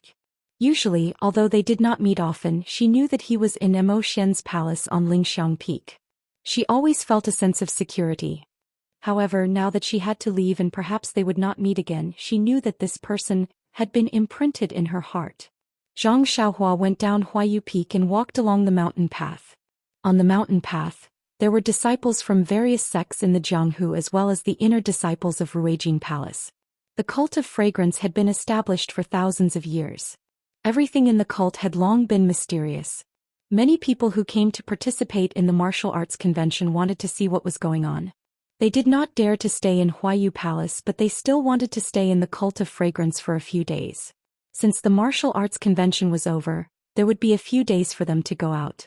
Zhang Xiaohua found an opportunity to ride the David's deer down the mountain path. He threw Huan Huan to one side and then concealed himself. He used the flying spell and flew towards the direction of Lingxiang Peak. However, before he had even traveled halfway, he suddenly stopped and stood on the clouds. He had a strange expression on his face as he alternated between looking forward and left. It was as if there was something strange in those two places.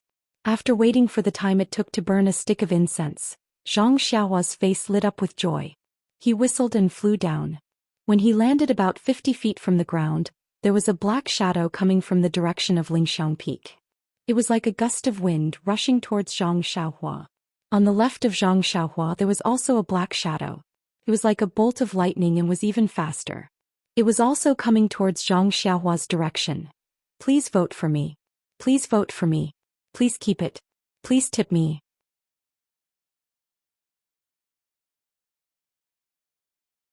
Chapter 1053. Ha, little yellow. Little black. Zhang Xiaohua stood in the air with a big smile on her face.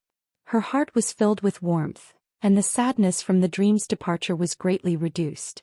In less than half an incense stick's worth of time, Goldie was the first to arrive. It stopped when it was about 1 zhang away from Zhang Xiaohua. Its tail, which was larger than its entire body, swung gently behind its back as it floated in the air. Zhang Xiaohua suddenly heard a faint voice in her heart. Mother, is that you? Zhang Xiaohua's face revealed an awkward expression and she did not know how to answer. She could only curse in her heart. This little brat, I was originally a man, how did I become your mother? But at this moment Little Yellow seemed to have understood. Its small eyes were filled with joy, and with a swish of its tail, it landed on Zhang Xiaohua's shoulder with a whoosh. Its two small claws hugged Zhang Xiaohua's head intimately, but this intimacy caused Zhang Xiaohua's hair to become a mess. Zhang Xiaohua felt Little Yellow's affection, and also reached out her hand, affectionately stroking Little Yellow's body. Little Yellow enjoyed it very much, and its small head rubbed against Zhang Xiaohua's hand again and again. Woof! A black shadow also flew over and like Little Yellow, it also stopped about 10 feet away. Zhang Xiaohua felt a voice in her heart shouting, Father, is that you? Little Yellow flew over with a whoosh and directly pounced on Little Black, causing Little Black to fall to the ground. Although Little Black's body was larger than Little Yellow's, it was caught off guard and fell to the ground. Little Black then angrily barked and stood up again. Its small claws slapped Little Yellow's face, causing Little Yellow to sway. Little Yellow also could not take it anymore and swung its large tail, hitting Little Black's face. Little Black barked as if it was in pain. Oh no! Zhang Xiaohua was shocked. Could it be that the two of them don't know each other? Thinking about it, since these two things were born, although they had always been in his arms, they had never opened their eyes. How could they know each other? Zhang Xiaohua hurriedly flew to the two things. Just as she was about to separate them, a voice rang out in her heart. I said it's daddy, so it's daddy. How can it be mommy? Yes, mother. I've always called her that. You're mistaken. That's right, it's daddy, it's daddy. I'm the one who should be called mother, mother. Gosh, Zhang Xiaohua finally understood. So, the two little things were fighting because of this. Zhang Xiaohua stood there not knowing whether to laugh or cry. She waited for the two little things to have enough fun. One of the little things stood on Zhang Xiaohua's shoulder, and it kept making noise in its heart. Daddy, quickly tell it that you're daddy. The other one was not convinced. Mommy, quickly tell it that you're mommy. If it was a direction, perhaps Zhang Xiaohua could use her hands. If it was to eat, perhaps Zhang Xiaohua could use her hands. But, her mother and father, these two, Zhang Xiaohua really did not know how to explain it to them. After thinking for a while, she stretched out her hand and patted them on the head. The left nodded and the right nodded. It was quite effective. The two little things were quiet, thinking that Zhang Xiaohua had agreed with them. "Ai, my heart is finally at peace." Zhang Xiaohua sighed. Then she looked at the sky and Zhang Xiaohua released her divine sense. She found the bottom of a cliff and took out the jade talisman. After setting up the restriction, she sat down cross-legged and began to cultivate the Carefree Heart Sutra. As for the two little things, when they saw the starlight falling, they were delighted. Each of them floated in a strange position beside Zhang Xiaohua. A lot of the starlight was also absorbed into their bodies. When she woke up in the morning, she saw Xiao Huang and Xiao He chasing each other in the air and playing on the ground. Zhang Xiaohua's heart was filled with sunshine. Then she frowned again as if she had forgotten something. After a while, she suddenly patted her forehead and took out two small vitality stones. The moment she took out the vitality stones, Xiao Huang and Xiao He immediately sensed it and flew over. They floated beside Zhang Xiaohua's hand and looked at it greedily. Hee. Zhang Xiaohua stretched out her hand and handed the vitality stones to the two little things. Xiao Huang and Xiao He looked at Zhang Xiaohua. Zhang Xiaohua nodded and the two little things somersaulted in the air. Then Xiao Huang emitted a white light from his nose and slowly sucked the vitality stones in. Xiao He also emitted a white light from his mouth and swallowed the vitality stones. "Do you want more?" Zhang Xiaohua thought and took out two more vitality stones. But this time the two little things only sniffed with their noses and shook their heads slightly. "Well, I think they are full." Zhang Xiaohua put away the vitality stones and put the two little things on her shoulders. She floated in the air and looked in the direction of Lingering Fragrance Peak, thinking about something. She wanted to go to Lingering Fragrance Peak last night because she wanted to take advantage of the time when Nun Jingyi and the others were at Huayu Peak. She wanted to see if she could refine the stone tablet and then see if there were any benefits. However, she was delayed by the two little things. She was afraid that it would be inconvenient for her to go now. She guessed that the disciples of Ruijin Palace would be on high alert during the day and she might alarm them. "Forget it. I got a lot of good things from Lingering Fragrance Cult. That stone tablet. I will leave it to Nun Jingyi." Zhang Xiaohua made up her mind and flew back to Huayu Peak. When they found Huan, the four odd beasts were immediately scared witless by Xiao Huang and Xiao He. They ran far away and did not dare to come close. "What should I do?" Zhang Xiaohua was very puzzled. She remembered that when Xiao Huang and Xiao He were young, she had taken them to ride the four odd beasts. Helpless, Zhang Xiaohua pointed at the four odd beasts in the air and said in her heart, "You two, fly up first and follow me. We will talk when we get out." The two little things were quite obedient. She did not know whether they understood what she said or what they saw. Anyway, they flew up. Then Zhang Xiaohua led the four odd beasts over and rode them towards Dianqi Lake. The two little things flew very fast. Their figures hid in the forest and were not discovered by others. After a few days, Zhang Xiaohua finally arrived at Jinghai Lake. These few days, Zhang Xiaohua had long wanted to fly out. But after thinking about it, she was now a person that Nun Jingyi cared about. If she did not let people watch her leave or if she left at a normal speed, Nun Jingyi would definitely be suspicious. She might even send people to Lingering Fragrance Cult to look for her. Therefore she patiently rode the four odd beasts to Jinghai Lake. Zhang Xiaohua was no longer a guardian disciple. It seemed that Nun Jingyi's decree had also reached Jinghai Lake. Moreover, Zhang Xiaohua's performance in the martial arts convention had also spread to Jinghai Lake along with the departure of the people of Jianghu. Therefore, although the disciples of Lingering Fragrance Cult were not as respectful as before, they still had smiles on their faces. They obviously treated Zhang Xiaohua differently from the disciples of other sections. At least when they were riding the boat at Jinghai Lake, Zhang Xiaohua had enjoyed preferential treatment. When they got ashore, Zhang Xiaohua was a little worried. She found the disciple of Ruijin Palace who was on duty at Dianqi Lake and invited him to a secluded place. She used her enchanted finger to ask for information about the disciples of Misty School. Then she rode the four odd beasts and left. The disciples of Misty School left more than a month ago, right after Meng and I left the Dalan Temple. At that time, the entire Jianghu did not know that Lingering Fragrance Cult had opened its doors. I'm afraid that not only the Righteous Alliance, but the other sects also did not know that Misty School had left. Zhang Xiaohua rode on Huanhuan's back and thought to herself. Moreover, the opening of Lingering Fragrance Cult's doors was also out of Nun Jingyi's expectations. How could she make the decision to let Misty School leave Lingering Fragrance Cult in such a short time? Could it be that she was not afraid that Misty School would leave and never return? This Nun Jingyi is indeed powerful. She is indeed the leader of Lingering Fragrance Cult. I think she had already planned for this. Moreover, she had taken into account the various reactions of Misty School. The opening of Lingering Fragrance Cult's doors was just a preemptive opportunity for her. If she did not have this opportunity, she would have taken action in another year or so. Zhang Xiaohua sighed and thought to herself, perhaps I don't need to think so much. When I see second brother, I just need to ask him. Second brother has already left for more than a month. I took more than 2 months to travel from Pingyang City to Mocho City. It took me more than 10 days to travel from Mocho City to Lingering Fragrance Cult. However, if second brother and the rest went directly from Lingering Fragrance Cult to Pingyang City, I'm afraid it would take less than 2 months. However, there are more than 1,000 of them. They would have to cover their tracks as they travel, so it would not be much faster. At this moment, Zhang Xiaohua had already left Lingering Fragrance Cult. There were still many people from the pugilistic world on the road. Zhang Xiaohua used her divine perception to scan the area and saw that Little Black and Little Yellow had already bypassed Yanqi Lake and were running in her direction. She frowned as she looked at the odd beast beneath her. If she rode on the odd beast, it would take her at least a month to reach Pingyang City. By then, the battle between Misty School and the Righteous Alliance would have already ended. She would not be able to help second brother at all, much less protect him. She could only use her flying skill to catch up with the Misty School disciples. However, what should Huanhuan do?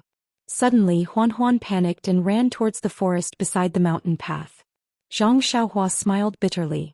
Needless to say, Little Black and Little Yellow had arrived in mid-air.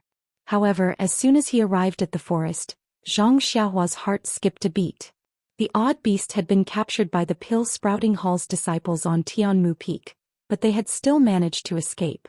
No one had been able to find any trace of them. If he left them here, he might be able to find them safely. Zhang Xiaohua jumped down from Huanhuan's back and took the bag. She patted the odd beast's bald head and smiled. Huanhuan, I have something urgent to attend to and cannot take care of you for the time being. You find a place to hide first. When I'm done with my business, I'll come and find you again. How about that? Please vote for me. Please add me to your collection. Please tip me.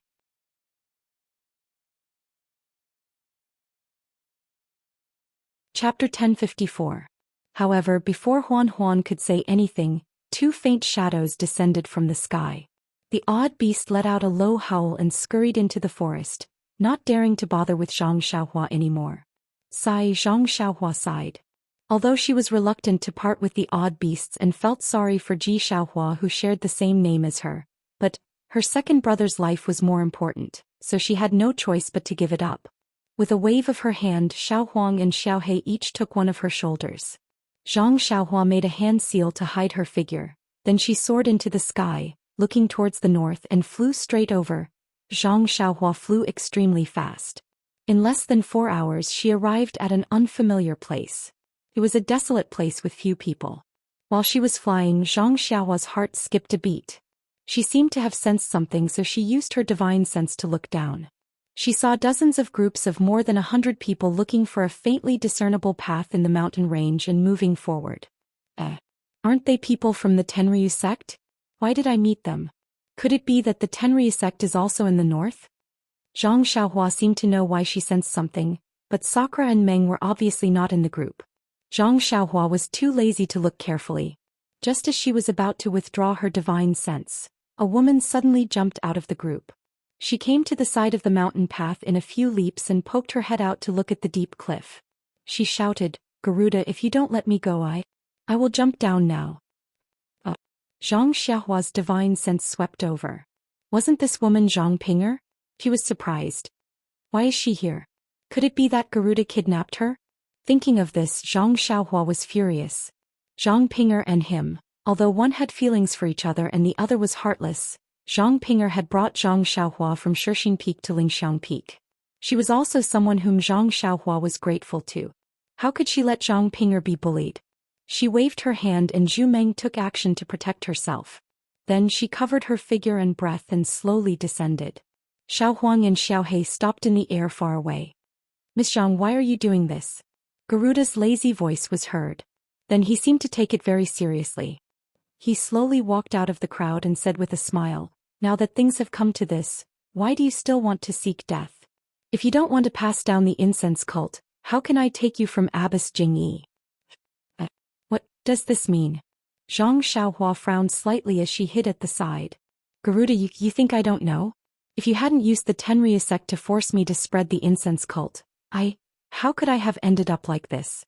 When Garuda heard this, he immediately stopped and said seriously, Miss Zhang, I have already made my intentions clear a few days ago. You are really important to me, so I can only ask for you directly. Besides, if the incense cult's Abbess Jingyi really cares about you, how can I just threaten her and send you away? Zhang Ping'er's face paled, but then she gritted her teeth and said, Garuda, no matter what you say, I still don't want to. Don't come any closer or I'll jump off the cliff and we'll go our separate ways. Garuda didn't care and took 2 more steps forward. Seeing that Zhang Ping'er really did move a little further away, he stopped and sneered, if you don't want to, why didn't you say so earlier in Huayu Palace? You followed me all the way here and now you're showing your true feelings? Zhang Ping'er also sneered, in Huayu Palace I was a disciple of the incense cult. The Fire Temple Master was my master. How can I not listen to her? Abbess Jingyi is the head of the incense cult. How can I resist? It's different here. Since I left Dianqi Lake, I'm no longer a disciple of the incense cult. Who can order me around? It's a good idea. Garuda said, but aren't you afraid that I'll go back and kill the incense cult on a whim? I've already told you. The incense cult is the incense cult and Zhang Ping'er is Zhang Ping'er. From the moment I left Dianqi Lake, I've already made a clear distinction between kindness and hatred. Even if your Tenryu sect destroys the incense cult, it has nothing to do with me. Good. This character is exactly what I want. Garuda gave her a thumbs up. I didn't expect you to be so compatible with my character. But Miss Zhang, you're all alone now. Even if I let you go, where can you go? I only need to announce your escape. Well, I don't need to announce it. I just need to tell the incense cult. They'll take care of their reputation and capture you. They'll either kill you or send you to the Tenryu sect. Do you think there's still a place for you in Jianghu? Moreover, if you follow me, even if you lose your martial arts, I swear that I'll never let you down. I'll let you live happily for the rest of your life. What do you think? Sigh. Zhang Ping'er looked at Garuda and then at the incense cult. She shook her head and said, I've already left my happiness in Lihua Temple. He's the only one who can give it to me in this world. Even if you have my body, you can't have my heart. Who is he? Tell me, I'll drag him out of the incense cult. I only care about your body. If you're willing, you can live happily with him in the Tenryu sect for the rest of your life. What do you think? Zhang Ping'er's face lit up. Then she realized something and sneered, I didn't expect Garuda to be so magnanimous. Do you think I'm a fool? Who dares to covet my woman? Even if you don't say it, I'll ask Abbess Jingyi and cut that boy into pieces. Let's see if you still dare to go against me then. Garuda took a few steps forward. Garuda, if you take another step, I'll definitely jump down. Zhang Ping'er took another step to the side. Half of her body was outside the cliff. Garuda shouted, jump as much as you want. I only care about what's in your meridians. Even if it's a dead body, I can still use it. If you jump, I'll enjoy you, strip you naked and hang you next to the incense cult's Dianqi Lake. I'd like to see, where's your and the incense cult's face? Zhang Ping'er was shocked. She hesitated. Garuda floated over and tried to catch her. Zhang Ping'er didn't panic when she saw Garuda coming up. She gritted her teeth and didn't look at him anymore. She turned around and jumped down the cliff. However, her face was still looking in the direction of the incense cult. She whispered, Senior brother, I want to meet you first in my next life. Garuda was already in front of her. He reached out and grabbed her. She was just a hair's breadth away. When he wanted to ride the wind down again, he hesitated. The mountain was very high. If he was alone, he would definitely be fine. However, with Zhang Ping'er, he wasn't confident. How could Garuda not consider giving up his life for the sake of breaking through the wind? Zhang Ping'er had already fallen about 20 feet. Suddenly, Garuda, who was in midair, shouted, "Who are you?" In midair not far from Garuda there was a flash. A handsome man in a simple robe appeared out of thin air. He was of medium height and had a handsome face. It was Zhang Xiaohua. There was a look of disbelief in his eyes. However, it wasn't directed at Garuda. It was directed at Zhang Ping'er, who was falling down the cliff. Her expression was both desperate and sad. Zhang Xiaohua was hiding beside Zhang Ping'er. He had already heard her whispers.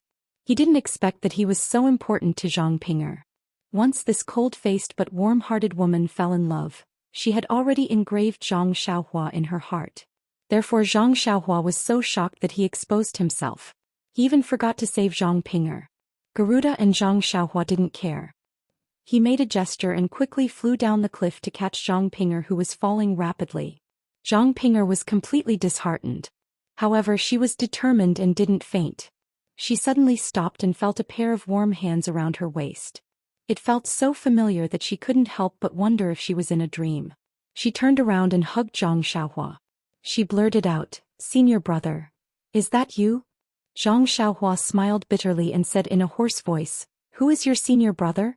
Does he have such magical powers as I?"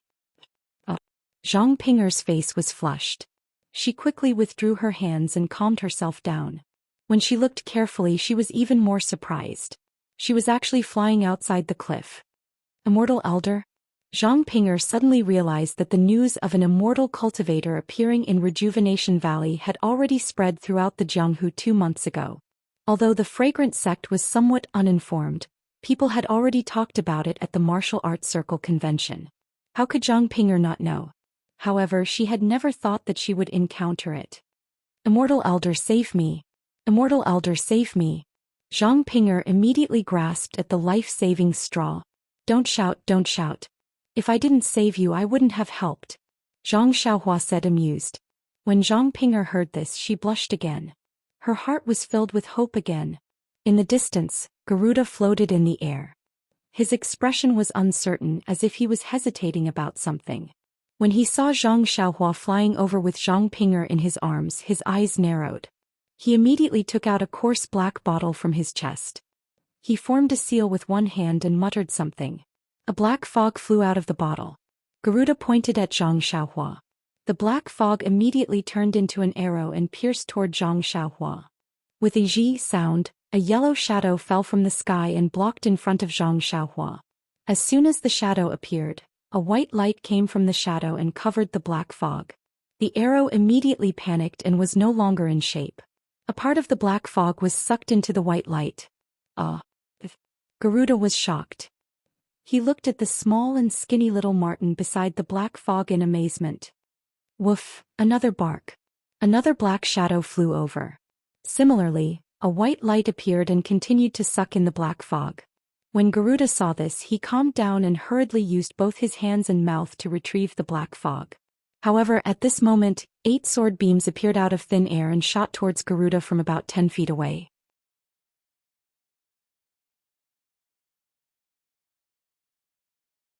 Chapter 1055. Garuda was not surprised to see the 8 sword lights. He had heard from the disciples of the Tenryu sect that someone from the immortal Tao had appeared in Rejuvenation Valley, so he was prepared for Zhang Xiaohua's 8 sword lights. Therefore, when the 8 sword lights flashed, he immediately used the wind-controlling technique and dodged to the side. Garuda was indeed good at flying. His wind-controlling technique was different from the one Zhang Xiaohua had learned from the Misty School. It was very strange. While controlling the wind, it seemed to merge with the wind. When Zhang Xiaohua saw such a wondrous imperial wind technique, he couldn't help but be stunned and secretly praised it. However, the 8 sword lights still didn't stop. They only tilted slightly and still pierced towards Garuda. Garuda was even more surprised than Zhang Xiaohua. He had heard of the sword controlling technique. There were people in the Tenryu sect who could barely control a sword. However, the sword controlling technique was not much stronger than ordinary hidden weapons. Under the control of the technique, it could fly at will. In terms of speed, it was not as fast as Zhang Xiaohua's Sword of the World. Therefore, Garuda only strengthened his impression of the sword controlling technique by 10 times to guess Zhang Xiaohua's flying sword. However, his guess was far from catching up with Zhang Xiaohua's flying sword. Before he could steady himself, the 8 flying swords were in front of him like swimming fish. Garuda was shocked. He tried to move away, but the first sword light pierced the black bottle in his hand with a bang. Garuda felt as if he had escaped death. Could it be that I missed? But then the other 7 sword lights appeared again and hit the black bottle 7 times in a row. Garuda's hand was numb from the vibrations. He loosened his grip and the black bottle fell out of his hand. However, it still floated beside Garuda's hand. In just a few breaths, Little Black and Little Yellow had eliminated 30% of the black fog released by Garuda. Zhang Xiaohua also landed on the cliff with Zhang Ping'er in her arms. Garuda's heart ached when he saw the loss of the black fog. He quickly made a gesture and commanded the black fog to retreat. Then he reached into his chest and threw a pale white magic weapon that looked like a bone into the air. Zhang Xiaohua was surprised that the flying sword didn't shatter Garuda's black bottle as he had expected. Seeing Garuda take out his Dharma artifact, he didn't dare to be careless. He stretched out his hand and waved it. The dragon binding hoop expanded in the wind, turning into a 3-foot-long hoop that spiraled toward Garuda's bone. At this moment, the dragon binding hoop was different from before. After Zhang Xiaohua's blood refining, and as Zhang Xiaohua's cultivation increased, it gained a new mystique. Countless crimson flames appeared on the hoop and danced around it. It was like a few small fire dragons were flying around it. The aura was ferocious. Garuda frowned when he saw that Zhang Xiaohua had the dragon binding hoop in addition to her flying sword. He stood in the air and cupped his hands. Fellow Taoist, why are you so fierce in your first attack? Even the magic weapon that I dripped blood on was knocked out of your hand? Look at this situation. Are you going to fight to the death with me? Then he looked at Zhang Ping'er and asked, do you know this Miss Zhang? Dripped blood on it? Zhang Xiaohua was taken aback. He had intended to destroy Garuda's black bottle with his flying sword. He had used the 8 sword beams but none of them had landed. They had all hit Garuda, but all he had done was knock the black bottle out of Garuda's hand. Not only had he not destroyed it but he could not even knock it down. Garuda had only casually waved his hand and it flew back into his hand. Now that Garuda questioned her. Zhang Xiaohua chuckled. Who are you? Why do you call yourself a heavenly king? Fellow Taoist, you don't know me? Garuda was stunned. Are you very famous? Zhang Xiaohua looked up and smiled. It's just that your imperial wind technique is a little special. Should everyone know you? Garuda's imperial wind technique, which he was most proud of, was called a little special by someone else. But look at her, it was a flying technique. She had the right to criticize him. Garuda could only pinch his nose and answer. Fellow Taoist, I'm Garuda of the Tenryu sect. I know. So you're Garuda of the Tenryu sect. No wonder you call yourself a heavenly king and are so arrogant. You snatched a woman in broad daylight. Fellow Taoist. Garuda was anxious and explained, no matter how shameless I am, I wouldn't go so far as to snatch a woman. If you didn't snatch a woman, why did you force her into the cliff? Why did you attack me with a magic weapon when I tried to save her? Remember, you attacked I with a magic weapon first. I had no choice but to fight back. Garuda was so angry that his nose was crooked. He said loudly, Fellow Taoist, you're unreasonable. This woman is my concubine. It's only because of some family disputes that she thought of committing suicide. Before I could save her, you appeared and snatched my concubine away without saying a word. Tell me, how could I not intervene? Zhang Xiaohua sneered. She looked at the white bones that were emitting red smoke in the air and said, how could I listen to your side of the story? Moreover, since I have already intervened, there's no reason for me to give up halfway. Heavenly King, I'm afraid you don't want to let this go? If it was someone else, Garuda would have turned hostile long ago. However, he could only say coldly in the face of someone who didn't know the depth of the immortal Tao. I'm Garuda of the Tenryu sect. How could I surrender just because of a few words from you? Fellow Taoist, you must be Taoist Pan and who appeared briefly in front of Rejuvenation Valley. Since you're so righteous and like to see injustice, I'd like to see if you have the ability to take care of everything in the world. Come here. Zhang Xiaohua waved at Zhang Ping'er and said, tell I everything that happened. Yes, immortal elder. Zhang Ping'er knew that Zhang Xiaohua was the only person she could rely on. She quickly told her everything that happened in Huayu Palace. Zhang Xiaohua's face turned ashen when he heard this. Zhang Ping'er was just one of the many inner disciples of the fragrant cult. She was just a nobody, not even worth half a copper coin in the eyes of Nun Jingyi. That was why she had been given to Garuda so easily. But for Zhang Ping'er this was like a bolt from the blue. Her fate had changed in an instant. Jingyi Nun might have thought that Zhang Ping'er's martial arts couldn't reach great success, so it was better for her to be a wealthy concubine in the Tenryu sect. However, in Zhang Ping'er's eyes, this was no different from hell on earth. A nobody would never have the right to decide their own fate. Zhang Xiaohua shook her head slightly and said to Zhang Ping'er, "What bullshit hierarch? What bullshit decree? I only want to ask you one thing. Are you willing to go with Garuda?" Zhang Ping'er said sadly, "Immortal elder, please no. I don't want to go with him. Now I just want to die. I can't follow his wishes." Zhang Xiaohua laughed and said, "What a woman with integrity." Then she said to Garuda, "Did you hear that? This doesn't seem to be your family's business anymore. I will definitely take care of this kind of forced prostitution. Unless I don't encounter it, I will definitely take care of it." Garuda almost fainted from anger. What did she mean by forced prostitution? Thus he shouted, "Don't forget that I'm Garuda of the Tenryu sect. I don't want to fight with you, but if you insist on taking care of this matter, don't blame me for being ruthless. Don't blame the Tenryu sect for treating you as an enemy." Zhang Xiaohua could tell that Garuda was referring to the Tenryu sect. She leaped into the air and laughed wildly. "There are always injustices in this world. If I can't take care of them, then what's the point of cultivating the way of heaven? Garuda, your Tenryu sect is suppressing I. If you can defeat I will let go." Good. Garuda also laughed evilly. "If you can defeat me, I'll also give Zhang Ping'er to you." After saying that, he waved his hand and the black bottle that was suspended in the air disappeared. Zhang Xiaohua's divine sense didn't find any clues. Could this be the magic of using a drop of blood to recognize a magic artifact as its master? Zhang Xiaohua was slightly stunned and thought, what's a drop of blood to recognize a magic artifact as its master? As the name suggests, it's to use a drop of blood to make a magic artifact recognize a master. But how do I do it? Before Zhang Xiaohua could think about it, the red smoke from the white bone in the air became thicker and gradually enveloped Garuda. Zhang Xiaohua pointed with her finger and the dragon binding hoop was surrounded by flames. With a whoosh it went down. However, before the dragon binding hoop could land, Zhang Xiaohua's divine sense swept over the red smoke and immediately sensed that something was wrong. The red smoke was different from the black smoke from before. It wasn't formed by small black insects. When Zhang Xiaohua's divine sense entered the smoke, it felt like it was sinking into a quagmire. It was difficult to even move Garuda, let alone see his shadow. Furthermore, when Zhang Xiaohua withdrew her divine sense, the red smoke actually showed signs of counterattacking along with her divine sense. Isn't this somewhat similar to the mysterious black smoke from before?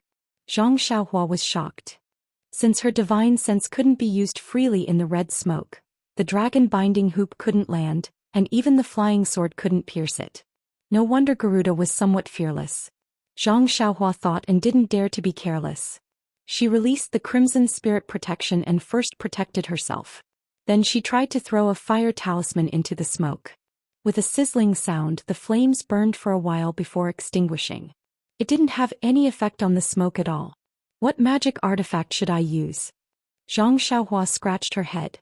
Although she knew how to use the purple phoenix hairpin and the Sangharama plate, she definitely couldn't use them now. Although the Prajna heavy sword wouldn't be affected by divine sense, it was Rin Xiaoyao's trademark. She couldn't take it out now either. How could I have forgotten about it? Zhang Xiaohua slapped her forehead and unconsciously came to a realization.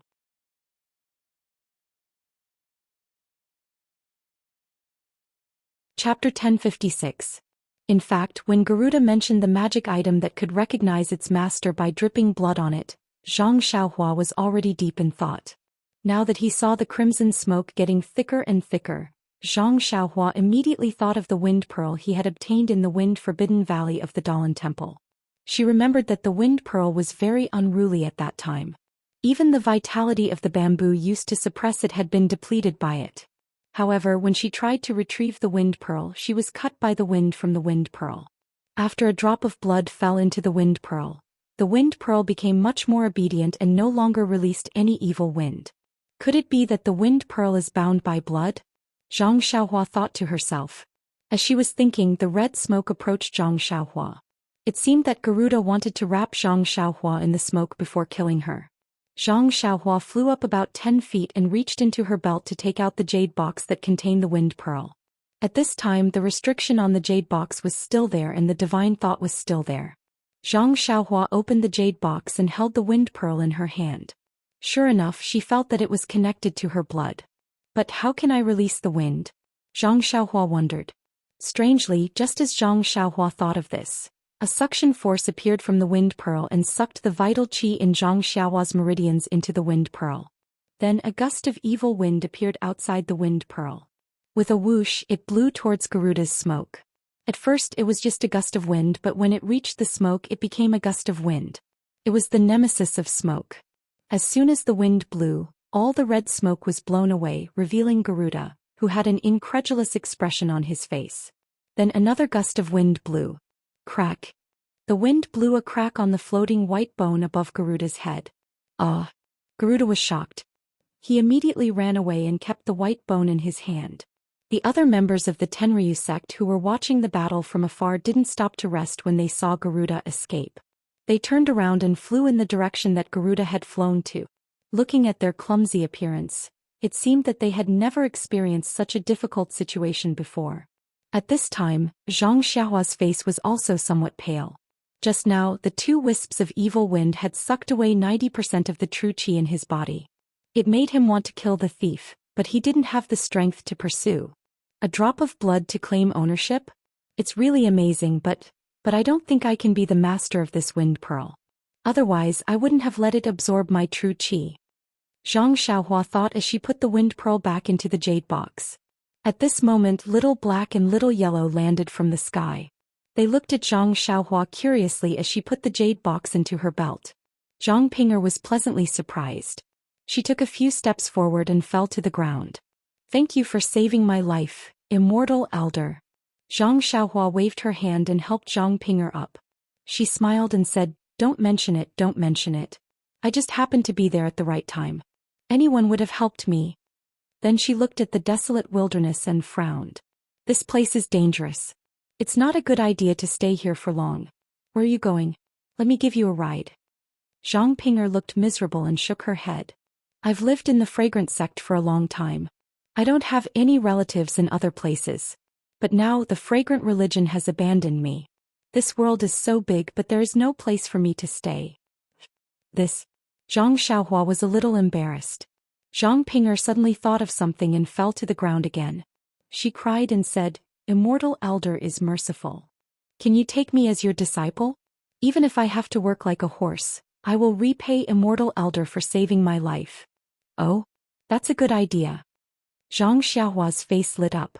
In the Beidou school, other than Zhang Xiaohua, little Martin, Puppy and Ye Qinyu, who insisted on being accepted as a disciple. If she accepted Zhang Ping'er as her disciple, it would also add to the popularity of the school. Zhang Xiaohua nodded and said, Get up. Yes, master. Zhang Ping'er heard that Zhang Xiaohua had no intention of rejecting her. She was happy and got up from the ground. She had already changed the way she addressed her. You must know that I am a person of the path of immortality. The path of immortality is different from martial arts. If you can't get started, your life will be wasted. I'm not afraid. Even if I can't make any progress, I'll be satisfied as long as I can be under Master's wing. It's not that simple. If your aptitude is not good enough, what's the use of joining my path of immortality? Zhang Xiaohua smiled and said, Don't mention the matter of becoming my disciple. When I have time, I'll look at your aptitude and deal with it. Thank you for your permission, master. Zhang Ping'er said happily. Hey. Since you want to be Ai's disciple, I can't leave you alone. Zhang Xiaohua rolled his eyes and thought of an idea. He said, Close your eyes first. Open them when I tell you to. Yes, master. Zhang Ping'er closed her eyes obediently. Zhang Xiaohua reached out and grabbed Zhang Ping'er's waist. He leaped into the air and flew back with Little Black and Little Yellow. When they arrived at the place where he had left Little White Deer and Huan Huan, he landed and said to Zhang Ping'er, whose face was already red, Okay, open your eyes. Zhang Ping'er opened her eyes. She looked for a long time but couldn't see where she was. However, she was very obedient and didn't ask. She only whispered, "Why did Master bring me here? Is this Master's residence?" Zhang Xiaohua shook his head and said, "I have some trivial matters to attend to and can't return to the residence. I also left a registered disciple in Rejuvenation Valley. I can't send you to Rejuvenation Valley, so I want to help you find a mount. You can ride it to Rejuvenation Valley." Rejuvenation Valley, Nieqianyu? How could Zhang Ping'er not know? She said in surprise, "I know about this, but isn't Nieqianyu going to enter Beidou school? Master, this is..." Zhang Xiaohua shook his head mysteriously and said, "Don't worry about this for now." As he spoke, he took out a jade talisman for communication and handed it to Zhang Ping'er. He said, "This jade talisman is the same as Nieqianyu's. You only need to tell her about it." "Yes, I understand." Zhang Ping'er took the jade talisman and carefully hid it. Just as she raised her head, she saw the David's deer in the distance. It was scared and wanted to come closer. She couldn't help but blurt out, "Huan Huan, Huan Huan." Zhang Xiaohua pretended to be surprised. He pointed at the David's deer and said, "Is that it? You know it?" Zhang Ping'er's face flushed. She whispered, "Yes, this is the mount of a very good senior martial brother before I joined the cult of fragrance. However, it should be in the cult of fragrance. How did it get here?" "Ah," Zhang Xiaohua laughed and said, "That's good. I wanted to help you find a mount. You actually met an old friend's mount. This is outside the mountain path. There aren't any disciples of the cult of fragrance within a few miles. Perhaps this beast was abandoned here by your senior martial brother?" "It can't be. Senior martial brother really cares about this David's deer." Zhang Ping'er shook her head. "But didn't you see the David's deer? Looks like it has suffered a great deal and was abandoned." Zhang Xiaohua looked around and said, "This place is close to the mountain path. If it was seen by others, it might be captured. It's a small matter if it was used as a mount. If it was killed and eaten, wouldn't your senior martial brother be very sad if he knew?" "Yes, then what should I do?" Zhang Ping'er didn't know what to do when she thought of Zhang Xiaohua's sadness. "You can ride it away first. When you meet your senior martial brother in the future, you can return it to him." Zhang Xiaohua said with a smile, "You saved his mount. He can't blame you, right?" This. Zhang Ping'er felt that it was very reasonable. She could only nod.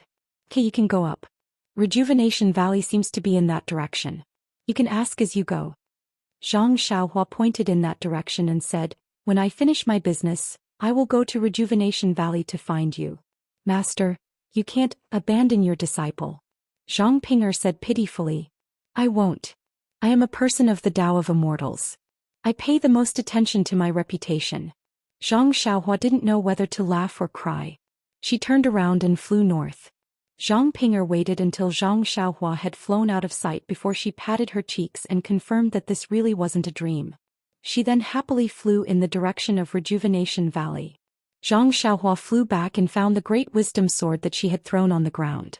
She then continued to fly north. However, she had used 90% of her true qi in the fight with Garuda today. Although she had recovered a bit before she sent Zhang Ping'er back, her true qi was insufficient again when the sun set in the west. Seeing this, Zhang Xiaohua didn't continue on her way. She found a small thatched hut that seemed to be used by hunters in the wilderness and landed there. She set down a restriction and began to recover her true qi. When her true qi was replenished, the full moon hung high in the sky. Zhang Xiaohua stretched and released her divine sense. She looked around for a long time and didn't find anything unusual. Only then did she take out the wind pearl. The wind pearl was abnormally well behaved and quietly stayed in the jade box. However, when Zhang Xiaohua sent her divine sense into it, she still couldn't do anything. It was different from the crimson spirit protection and dragon binding hoop that Zhang Xiaohua had refined before. Dripping blood to recognize it as its master? It doesn't seem as good as refining it. Zhang Xiaohua thought to herself. Apart from feeling connected by blood and being able to blow out evil winds, Zhang Xiaohua still didn't know anything else about this wind pearl. What about the other celestial devices? Zhang Xiaohua immediately thought of the celestial devices that her divine sense couldn't penetrate. Zhang Xiaohua first took out the bamboo that was used to suppress the wind pearl. She made up her mind and bit her finger. A drop of blood that contained golden threads dripped onto the bamboo. Seeing the drop of blood seeping into the bamboo as if it was being absorbed, Zhang Xiaohua was suddenly shocked. Why are there golden threads in my blood? Could it be that I've contracted an extremely serious illness? Zhang Xiaohua anxiously checked her own pulse and used her divine sense to check her body for a long time. However, she didn't find anything unusual. She just slowly circulated her true qi in her meridians and still didn't find any clues. What's going on? Zhang Xiaohua was very puzzled. At this moment, the 7-section bamboo suddenly emitted a faint Buddhist light. Then it was extinguished. Zhang Xiaohua seemed to have some inexplicable things in her mind. That bamboo in Zhang Xiaohua's hand also had a feeling that it was connected by blood.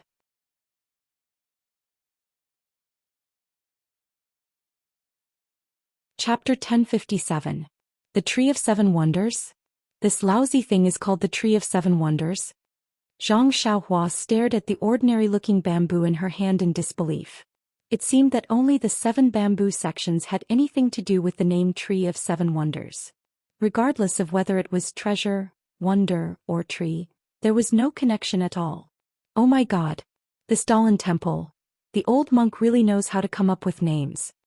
Zhang Xiaohua gave the Dalan temple a thumbs up in her mind as she flipped through the information that had just been transmitted to her.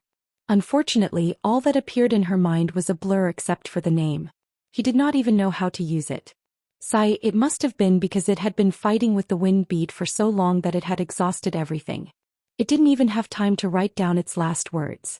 I wonder what kind of awesome name that Lotus Throne 9 could be called. With that thought, Zhang Xiaohua threw the so-called Tree of Seven Wonders into her belt. Perhaps in antiquity times, the Tree of Seven Wonders was indeed an extremely important treasure to the Dalan temple.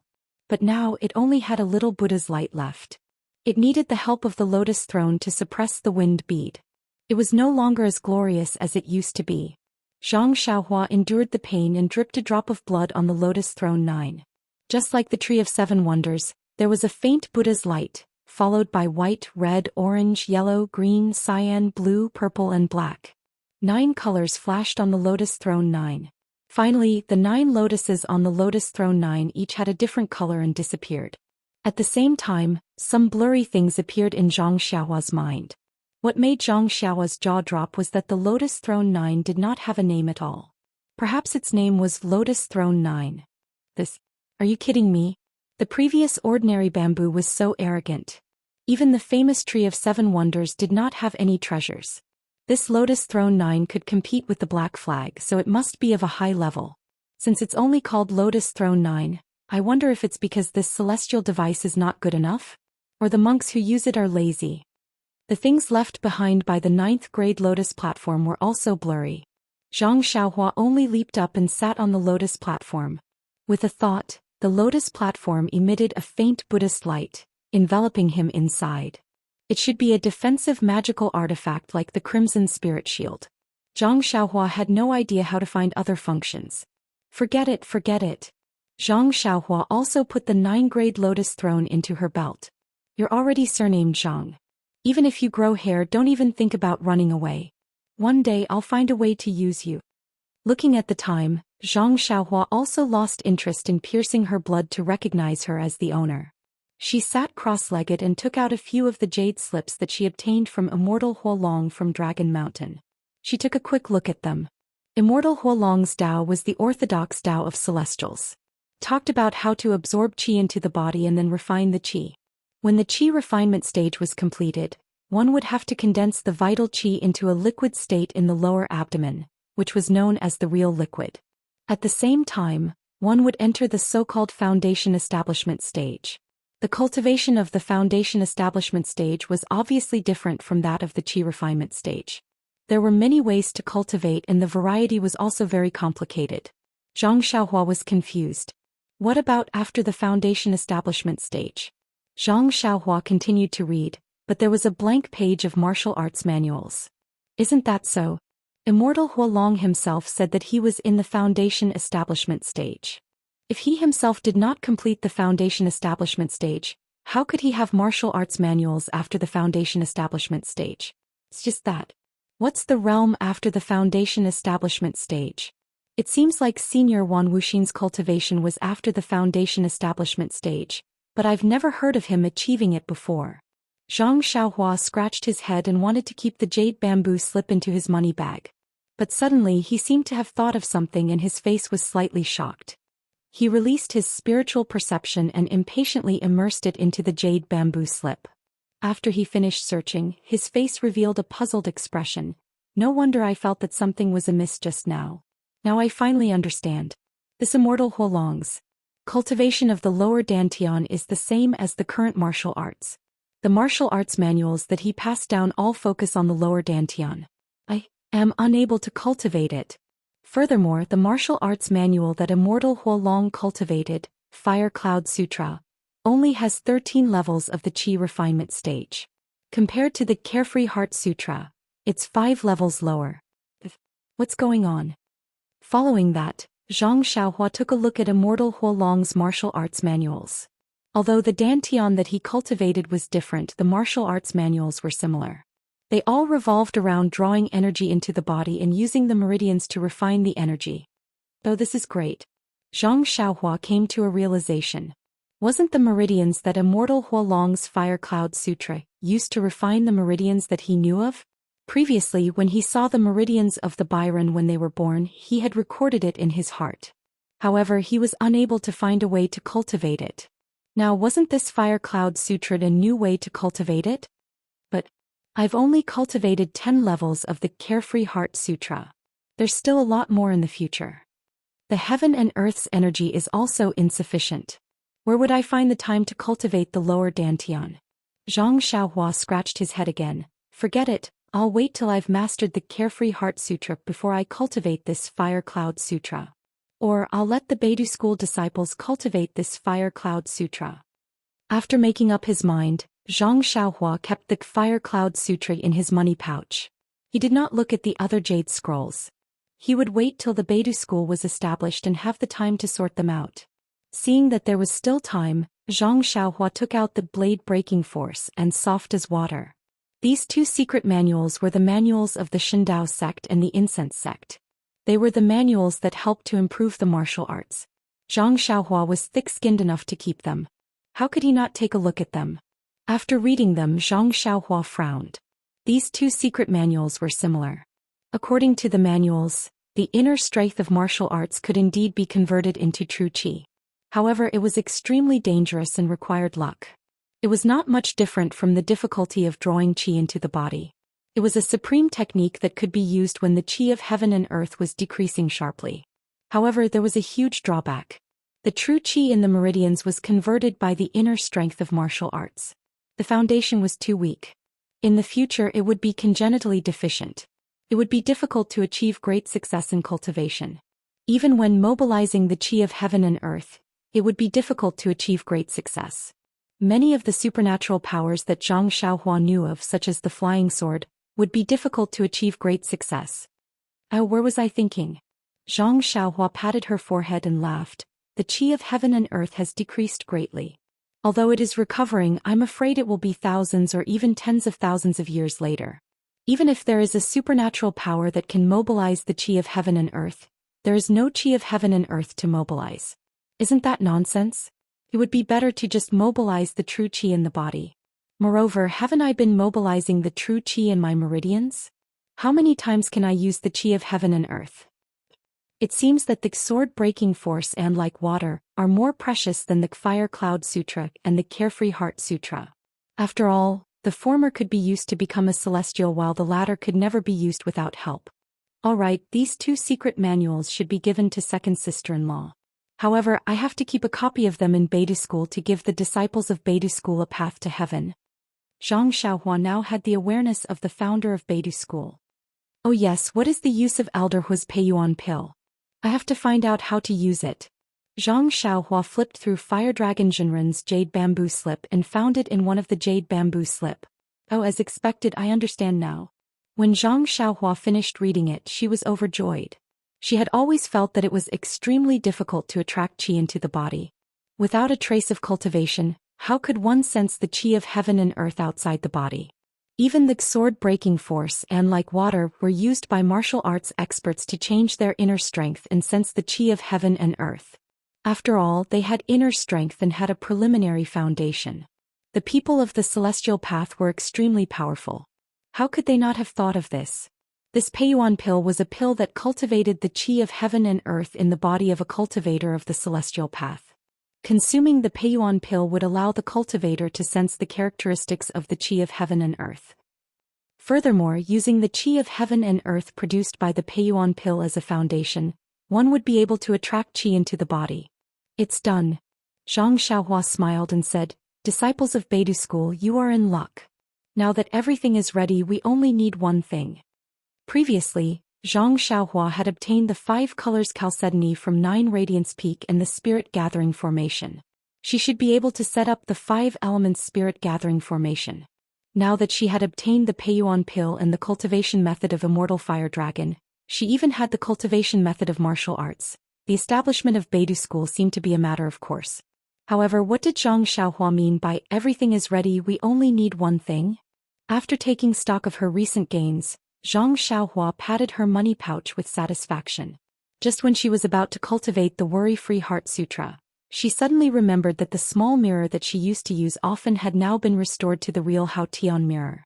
It seemed that she had not dripped her blood on it yet. This small mirror was extremely powerful and could reflect any light or water. Furthermore, judging from the mirror's movements in between the clouds and the water, it should still have sufficient chi of heaven and earth.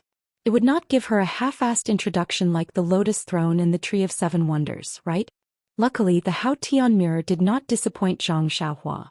After dripping her blood on it, Zhang Xiaohua used the first level of the Hao Tian mirror's sacrificial formula in her mind.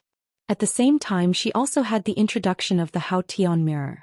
Just as Zhang Xiaohua had expected, the Hao Tian mirror could reflect all attacks. Of course, this attack was within the range that Zhang Xiaohua could withstand. Furthermore, the Hao Tian mirror could reflect all things that were hidden, including cultivation base and traces. Zhang Xiaohua had already seen all of these in between the clouds and the water. As for the other auxiliary functions, Zhang Xiaohua only skimmed through them briefly and placed her divine sense at the end. The Hao Tian mirror could break through space and travel through time. Hiss, Zhang Xiaohua gasped, "This Hao Tian mirror is really too heaven-defying. Is this still a magic item? It's simply a treasure. It can break through space. If Wan Wuxin and the others were to obtain it, wouldn't they be able to return to the ruins? But this item is in the Fragrance Cult and the Shendao sect. Why didn't they discover it?" Zhang Xiaohua was extremely puzzled.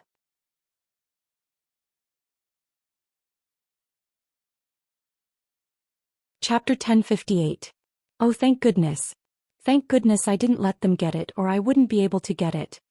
Zhang Xiaohua was happy when he thought about it. However, when he looked at it carefully, he found that the so-called Hao Tian mirror actually had 18 levels of sacrificial refining. After each level was refined, a corresponding skill would appear. If he wanted to break the space and travel through time, he would have to refine all the way to the 18th level. After Zhang Xiaohua memorized the first level of the incantation and tried to cultivate it, he nearly vomited blood. The first level of the Hao Tian mirror was enough for a kid in the middle stage of qi refining like him to slowly cultivate, let alone the 18th level. Moreover, using the Hao Tian mirror required a huge amount of xinqi. If it was only used for defense, Zhang Xiaohua's xinqi would be more than enough. If it was used to attack, except for the self-protection of the Hao Tian mirror, any other kind of attack would definitely empty Zhang Xiaohua's xinqi. It seemed that the Hao Tian mirror was not a magical item for a practitioner of Zhang Xiaohua's level. What can I do? What can I do? Zhang Xiaohua shrugged his shoulders and put the Hao Tian mirror into his money pouch. He sighed helplessly. Yeah, I'd better memorize the incantation first and slowly refine it. Speaking of which, Zhang Xiaohua was also very unlucky. He got a lot of magical items in his belt, but they were either trash or the best. He couldn't use many of them. On the other hand, he could use some of them, such as the purple phoenix hairpin and the Sangharama plate, but he couldn't take them out. Well, there were also some items he didn't know about, such as the 5 elements bead, the green gourd, the earth's core, the yin-yang fruit. Forget it, he didn't want to talk about them. If he talked too much, Zhang Xiaohua would feel sad again. That night, Zhang Xiaohua rested in the straw hut in the wilderness and cultivated the Worry-Free Heart Sutra. The two little things, little black and little yellow, also curled up in the starlight and adjusted their breath instinctively. Early in the morning, Zhang Xiaohua was not in a hurry.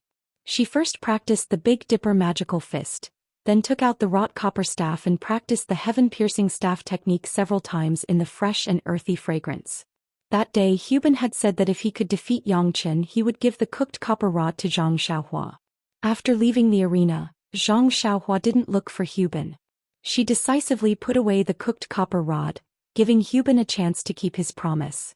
The sky-piercing staff technique had a total of 360 moves. The more Zhang Xiaohua practiced, the more comfortable she felt.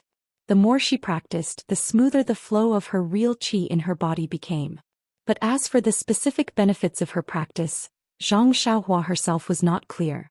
She only faintly felt that as long as she continued to practice, not only would she become proficient in the moves, but she would also be able to gain an advantage in a fight. It would also have a profound impact on her own practice. When the sun rose, Zhang Xiaohua soared into the sky and headed north again. In order not to get lost, Zhang Xiaohua released her divine sense as she flew. When she saw a town, she would land and quietly ask someone to inquire about the direction. She flew for more than 8 days. On this day when Zhang Xiaohua was flying in the air, her divine sense suddenly found a caravan on the spacious official road. This caravan immediately attracted her attention. It was not that this caravan was different from other caravans, nor was it that the goods sold by this caravan were special. It was just that one of the coachmen in this caravan looked quite familiar to Zhang Xiaohua. When she thought about it carefully, she realized that it was Zhou Mufeng, martial uncle Zhou, whom she met when she followed Zhang Xiaohu to the ethereal villa at the back of Shixin Peak. Zhou Mufeng had lost all his martial arts. It was Zhang Xiaohua who repaired his broken dantian with the meridian nourishing pill.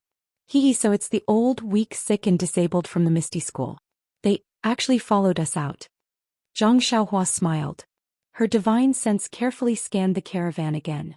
This caravan was not big, only a few dozen people. Except for Zhou Mufeng, Zhang Xiaohua did not know the rest. Presumably, the thousands of people from the ethereal villa had split up and gone on their own in order not to attract the attention of the Righteous Alliance or other forces in the Jianghu.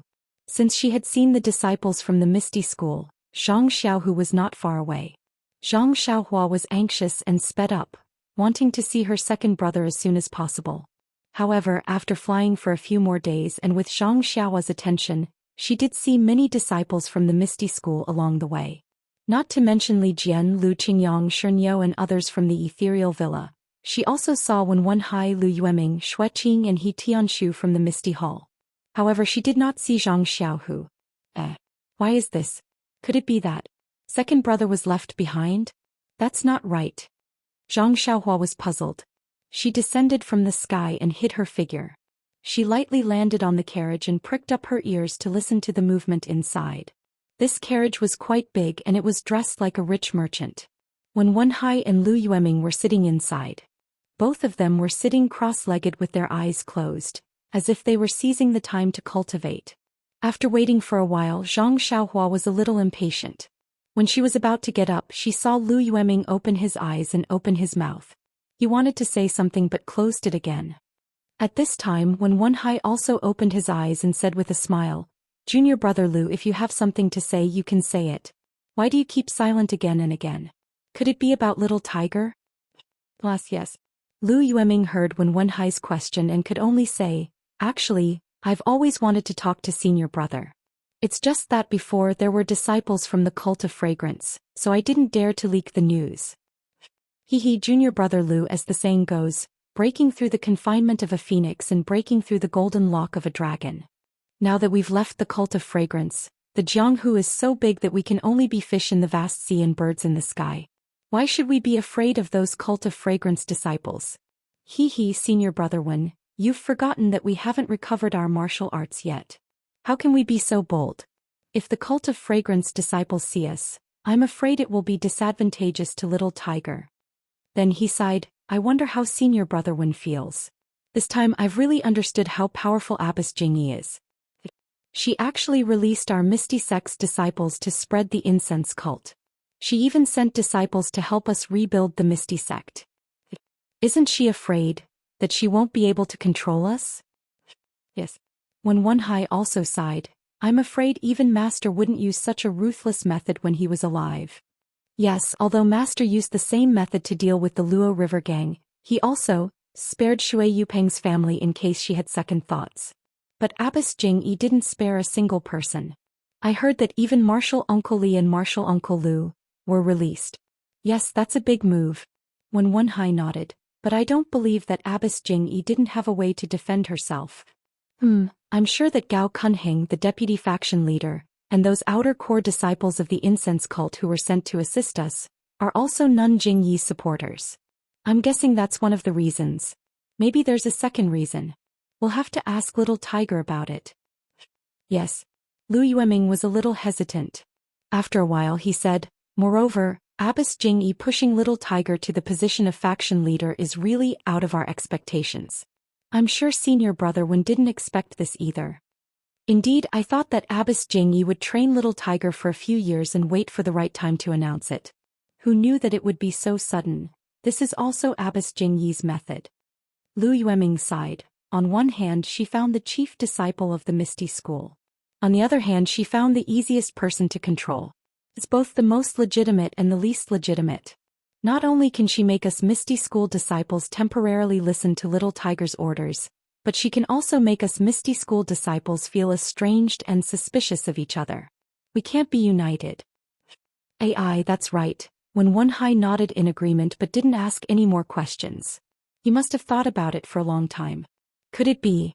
Lu Yueming thought for a while and said, could it be that Senior Brother Wen isn't tempted by the position of faction leader of the Misty School? Seeing that when One Hai didn't say anything, Lu Yueming continued, previously, we lost all our cultivation and were powerless for this position. But it's different now. Senior Brother Zhang isn't here, so Senior Brother Wen is the leader. When One Hai chuckled and said, Junior Brother Lu, what should I say to you? We've been brothers for so many years, how can I not know what you're thinking? Don't try to trick me with words. Actually, when Little Tiger healed me and told me about the chief disciple of the Misty Hall, I already told him my thoughts. This so-called Misty Hall master and the current faction leader of the Misty School, I don't care about them. Actually, even if I care about them, can I fight with my own disciple? How can I compete with my benefactor who has restored my power? Hee. Lu Yueming smiled and didn't say anything else. Junior Brother Lu, I know you admire Little Tiger's chivalrous heart and want to help him. Since you thought of it, how can I, as his master, not think of it? Besides, you and I aren't qualified to fight for this position right now. Lu Yueming was surprised when he heard this. Who else could it be? Are there any other senior brothers still alive? I don't know if any of the other senior brothers are still alive, but we still have 3 senior uncles and senior uncles. They're still alive. Can't be, they're martial arts. Lu Yueming almost cried out. I thought Little Tiger only healed the 3 of us. Don't tell me he healed Senior Uncle Li and Senior Uncle Lu as well? Oh, that's bad. If the senior uncles want to fight with Nun Jingyi, maybe Little Tiger's position won't be stable. Junior Brother Lu, you don't have to worry about this. If he only healed Senior Uncle Li and Senior Uncle Lu, Zhang Xiaohua's position would be contested. But, according to Little Tiger, he healed all the disciples of the Misty Mountain Villa.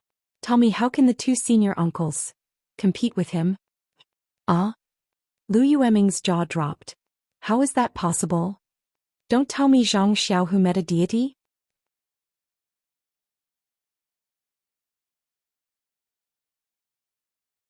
Chapter 1059. Of course he met an immortal, but this immortal is his blood brother. Zhang Xiaohua secretly laughed as she eavesdropped from the carriage. This matter concerns Little Tiger's life. Even I didn't dare to ask. Anyway, as long as I can restore the martial arts of all the brothers in the Misty School, not to mention an immortal, even if I meet a demon, I'll be happy. Well, I was wondering why Little Tiger has been so busy with the affairs of the Misty Hall. He didn't even have time to practice martial arts. So you guys have been plotting all this time. We didn't deliberately hide it from you, it's just that this matter is too important and Little Tiger's foundation is still shallow. It will take a lot of time for him to become the Misty Hall's leader, so we didn't tell you. Well, senior brother, when you don't have to explain, I understand. I've been worried about you, so. Oh, right, if it's as you said, little tiger can sit back and relax as the faction leader, but thinking about it, there should be two more difficulties. Two. When One Hai said curiously, I think only Martial Uncle who will be a big problem. After all, little tiger was given the position by Abbess Jingy. If Martial Uncle who doesn't admit it, it will be very difficult. Yes, of course this is a big problem, but this problem, maybe Martial Uncle Lee and Martial Uncle Lu have already planned it, but we can't. What I want to talk about is another problem. Junior brother, please go ahead. When One Hai nodded. Of course it's little tiger's martial arts. Lu Yueming frowned. His martial arts are so bad that he can't even be ranked in the 3 beauties of the Misty School. How can he convince everyone? Even if he has a big contribution, but it's not a long-term solution. Ah, what am I thinking? If it's martial arts, then you don't have to worry about him. When One Hai smiled and whispered something to Lu Yueming. Zhang Xiaohua couldn't hear it clearly, but his heart skipped a beat. He still had some qi replenishing pills in his pouch. He didn't want to attract the attention of the fragrant cult, so he didn't give them to his second brother.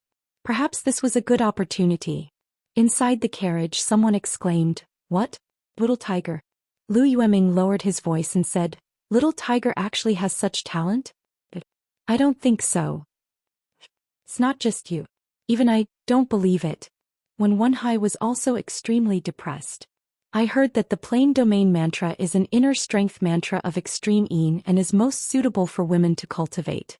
In order to control Xiaohu, it can be said that Abbess Jingyi has racked her brains. Who would have thought that I would actually pick up such an excellent disciple who has successfully cultivated the extreme yang ethereal divine art and the extreme yin plain domain mantra at the same time? Presumably with yin and yang as one, dragon and tiger blending together. Xiaohu's martial arts will definitely reach great success and catch up to Master's realm in the future. This stupid brat actually has this kind of aptitude. I really couldn't tell. Back then. At this time, Lu Yueming suddenly remembered that he had only seen Zhang Xiaolong and Zhang Xiaohua in the past and had never seen Zhang Xiaohu. He could only smile and say, "Back then I saw his 2 brothers and they both looked quite stupid. Who would have thought that a martial arts genius like him would appear?" Hearing this, when One Hai also laughed and said, "I don't know about his big brother Zhang Xiaolong, but I heard from He Tianshu that his little brother was someone who couldn't even cultivate the Arhat fist." Back then He Tianshu was extremely depressed. "Ah? Is that so? There's someone who couldn't even cultivate the Arhat fist? That seemingly stupid little boy?" Lu Yueming didn't know where he saw Zhang Xiaohua's stupidity and blurted out, "However, that child's temperament is firm and resolute." In order to save his sister-in-law, he even stood in front of her and was kicked until he vomited blood. Outside the carriage, Zhang Xiaohua's nose almost became crooked. How am I stupid? Hero Lu, you have to be responsible for what you say." "Yes, that's right. I heard from Xiaohu that for a girl he even killed his way up Shichui Mountain alone. Sigh, it's a pity that his aptitude is not good, and his fate is not good either." How am I not good? And, please, I'm still alive."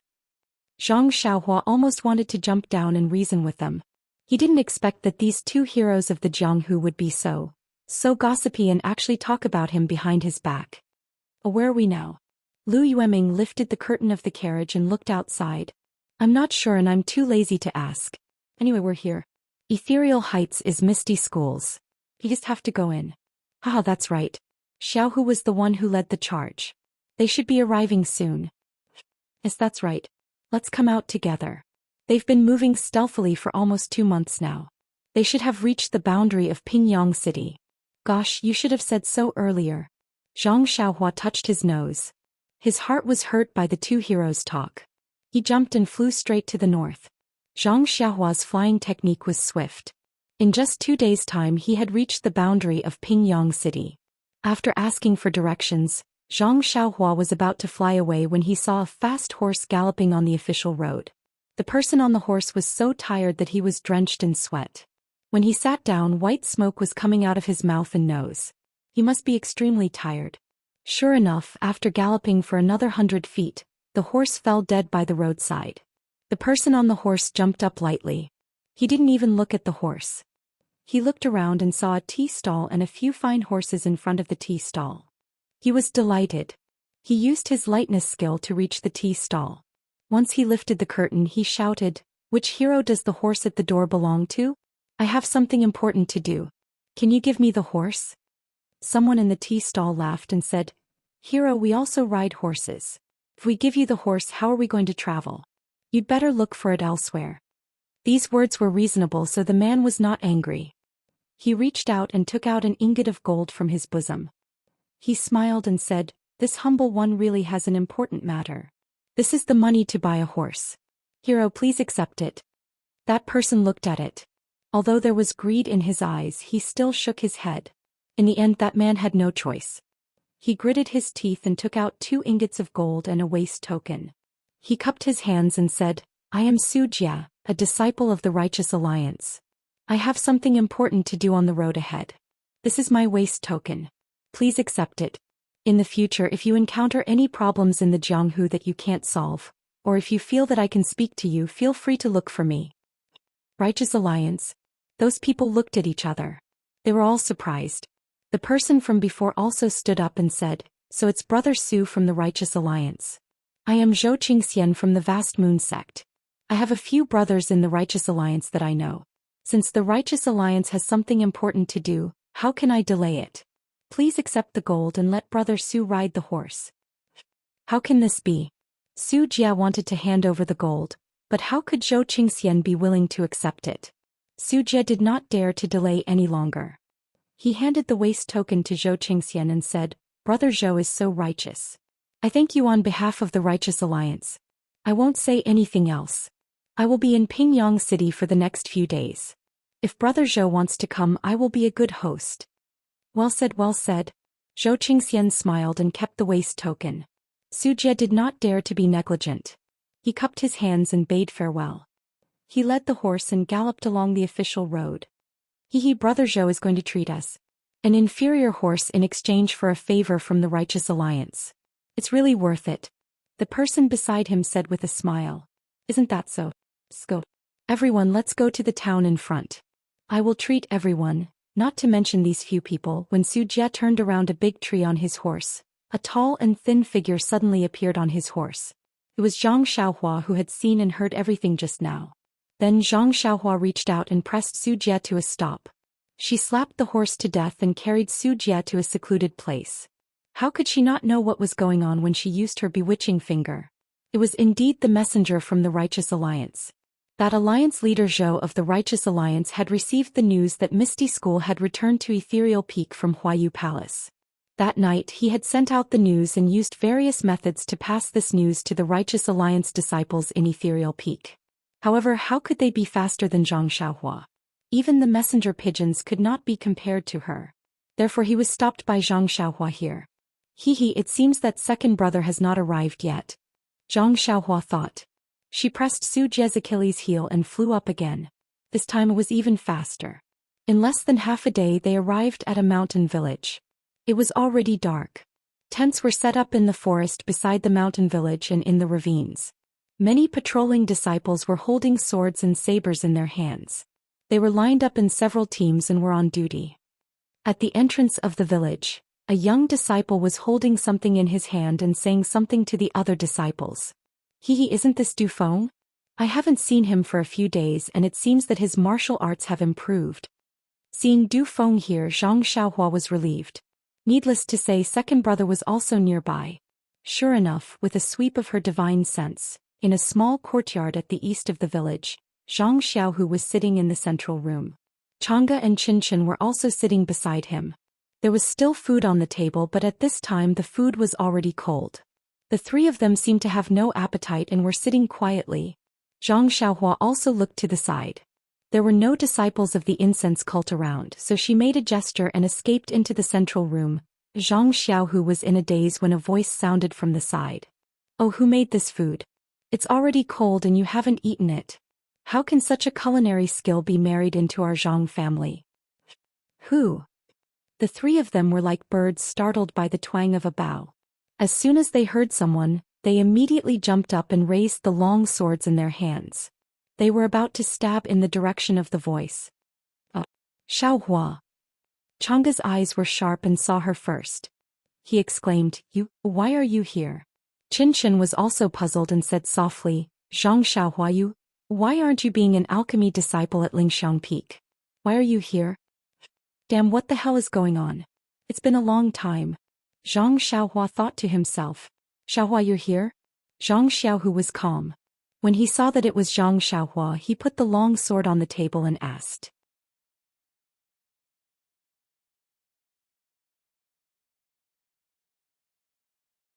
Chapter 1060. Changgu and Qinshan relaxed when they saw that it was Zhang Xiaohua. However, they still went to the door with long swords in their hands and looked carefully before coming back. Zhang Xiaohua laughed secretly. She had used the earth escape to get in. She didn't know why they went to the door to look. What's wrong? Second brother, second sister-in-law, why are you so nervous? Zhang Xiaohua said with a smile. Who knew that this time Changgu was not as shy as before. He said in all seriousness, our ethereal sects return to Pingyang City this time is a surprise attack. Of course we have to be careful. If the alliance of righteous sects gets the slightest bit of information, not only will there be a lot of casualties in the sect, whether we can take down ethereal heights will also be a problem. How can we not be nervous?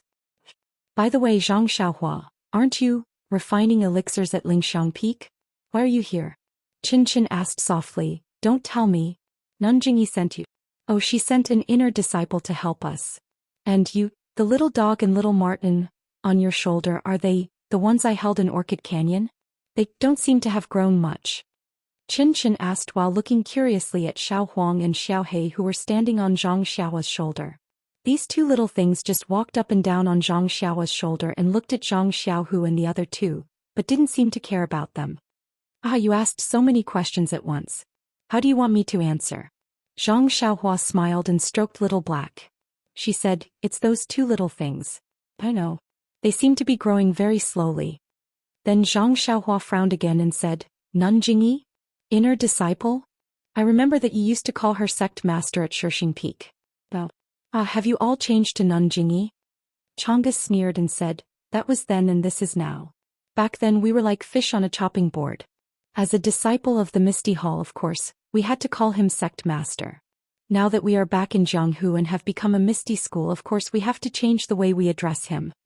Qinshan also gritted his teeth and said, that's right.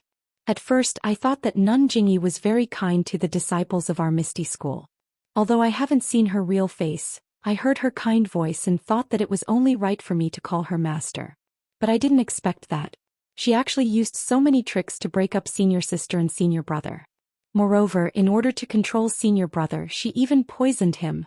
When Qinshan saw Zhang Xiaohua, it was as if she had seen her family. She poured out all her grievances as if she was complaining to an adult. What? Poison?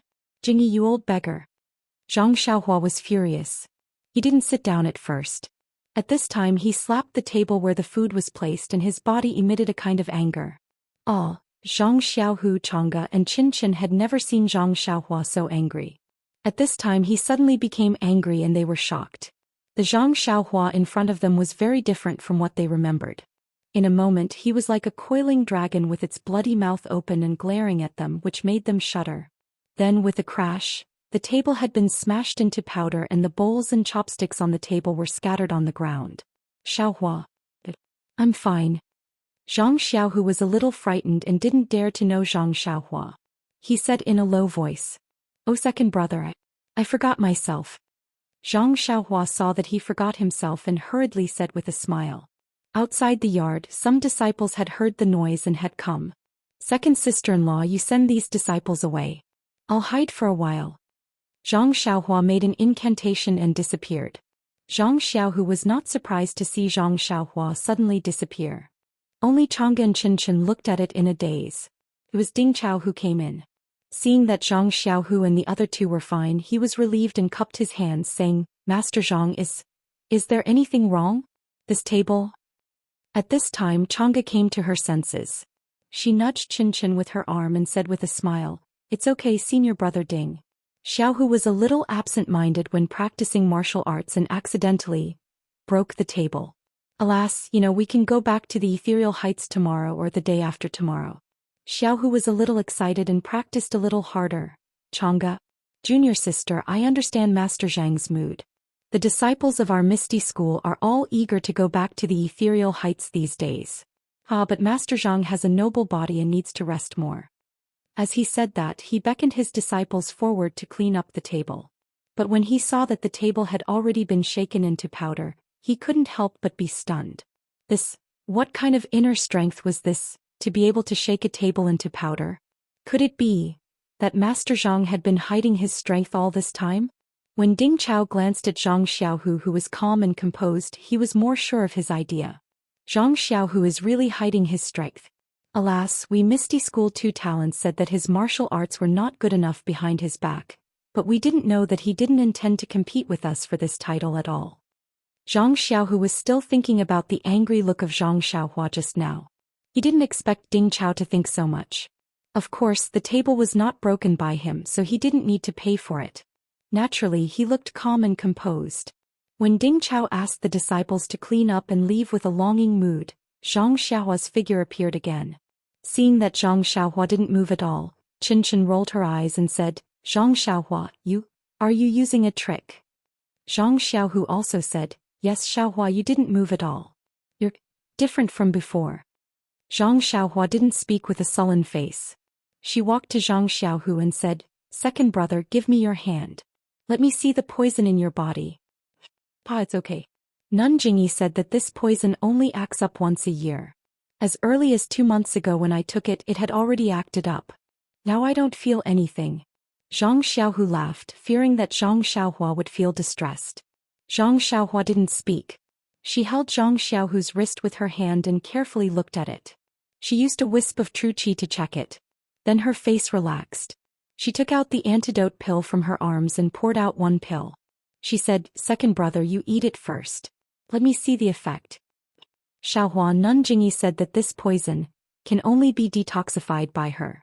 Maybe Sakura and Chongqing can detoxify it. "Your pill, is it okay?" Chang'e said worriedly. Zhang Xiaohu didn't pay attention to Chang'e. He reached out to take it and swallowed it. "It's okay, second sister-in-law. I said it can be detoxified, so it can be detoxified." Zhang Xiaohua didn't care about Chang'e's distrust. After all, she was thinking for her second brother.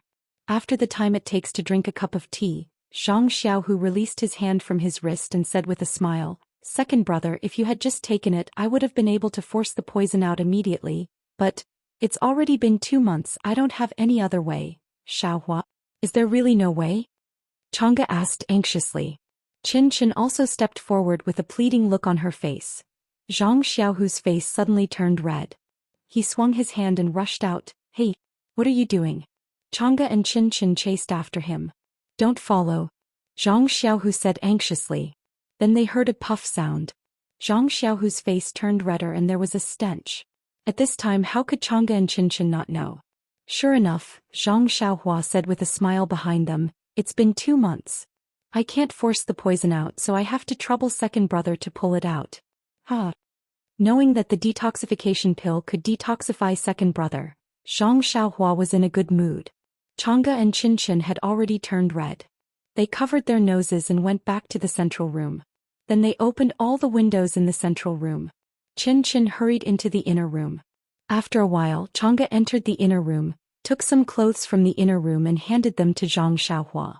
Her face was still red and she said, "It's all because of you. Send these clothes to your second brother." "Me? Why should I go?" Zhang Xiaohua looked innocent. She raised her hands and said, I haven't finished my words. Second brother. If you don't go, you want me to go?"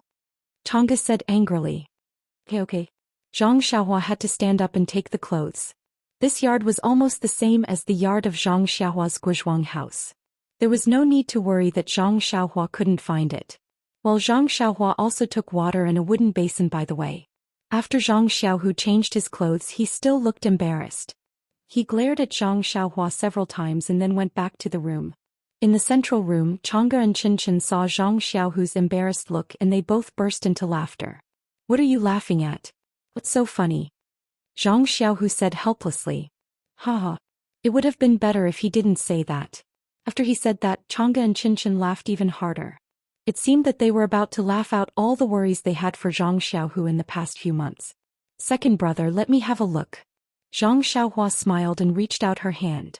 Zhang Xiaohu glared at her again. Well, it's okay, second brother. It's not a big deal. There should be some residual poison in your body, but it won't affect you. Zhang Xiaohua said with a smile. Then she handed the antidote over. If it's okay, take 1 pill every day for 3 days. Of course. Do you need to say it? Zhang Xiaohu grabbed it and put it in his arms. Oh, by the way, will it be the same as just now? Zhang Xiaohu's face was slightly red. I won't. Zhang Xiaohua smiled and waved his hand. Ah, that's good. The three of them were relieved after the big problem was solved. Chen still asked, Zhang Xiaohua, I asked you just now. Why did you come to Pingyang City? Did Abbess Jingyi send you here? Don't mention that old beggar again. Zhang Xiaohua waved her hand and said, I have nothing to do with the incense cult now. Ah? Zhang Xiaohu was stunned and said, weren't you the guardian disciple of the incense cult a few months ago? You even went to the Dalan temple to deliver the invitation. But did you mess up your job? The guardian disciple of the incense cult? Why didn't I know? Changgu and Chen said in unison. They looked at Zhang Xiaohu. Zhang Xiaohu shrank his neck and did not dare to say anything. No, Zhang Xiaohua waved her hand and said, I Xiao took care of it. How could I mess it up? The Martial Arts Society convention is over and everything is going well. This young hero's departure from the aroma cult has nothing to do with the mission. Another reason? Zhang Xiaohu asked curiously. Changgu asked, I heard that the Martial Arts Society convention was held more than half a month ago. How did you know? Chen clapped his hands and said, That's great. Zhang Xiaohua, then. You can join the incense cult again, huh? The three of them asked different questions, but Zhang Xiaohu and Changgu heard Chen's words and their hearts moved. They both looked at Zhang Xiaohua. Don't. Zhang Xiaohua quickly waved her hand and said, I still have somewhere to go. Let's not talk about this for now.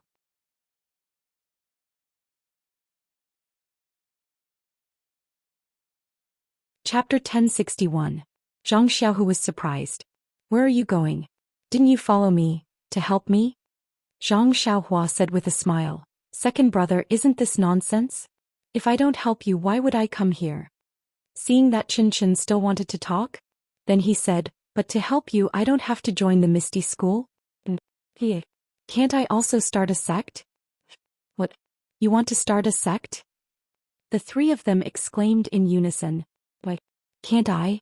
Zhang Xiaohua rubbed his nose and was extremely helpless. Well, I thought about it. You've been talking about some Beidou school. Don't tell me you want to build a Beidou school. Zhang Xiaohu realized. Yes, second brother, I do have such a plan. Zhang Xiaohua nodded. But, do you know what is needed to build a sect? How do you manage your money, disciples and livelihood? Changgu also asked. How would I know?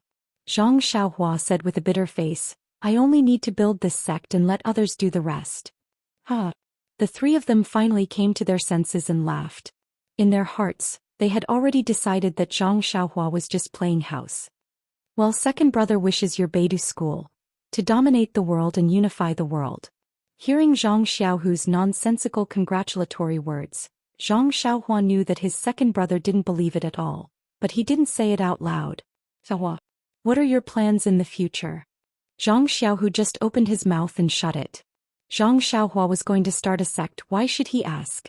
Right, Xiaohua, about the Martial Arts Society Assembly, who told you about it? Changgu remembered his question. Second sister-in-law. Zhang Xiaohua said tentatively, I went to the Martial Arts Society Assembly late and only saw the end, but I heard some things from Chen. Me. Chen was stunned and immediately understood that this Chen was not her. Changgu didn't mind Zhang Xiaohua's address and frowned. Xiaohua, it's not good to lie. The Martial Arts Society Assembly was held half a month ago. How could you attend it? Yeah, little flower. Zhang Xiaohu was also stunned. He had always believed in his brother and never doubted him. Now that he heard it, was there really no problem with the timing? I used half a month's time to chase after you from the fragrant cult to Pingyang City. Can't I? How is that possible? Changgu and Chen blurted out, but then they patted their foreheads as if they had thought of something. They both looked back at Zhang Xiaohu. Zhang Xiaohu was calm and said after a moment, It seems that what you said at Shishing Peak last time about going back to Lingxiang Peak at night was true. Haha, of course. Zhang Xiaohua patted her chest and said, when did I lie to you? Just now. Just now you lied to me, let me. Zhang Xiaohu thought of the detoxification pill. Hee, there will always be accidents. How did you come here? Zhang Xiaohu had already begun to believe her. Is there a need to ask? Of course I flew. Zhang Xiaohua said seriously. Nonsense, do you think you're a bird? Qin said and blushed unconsciously.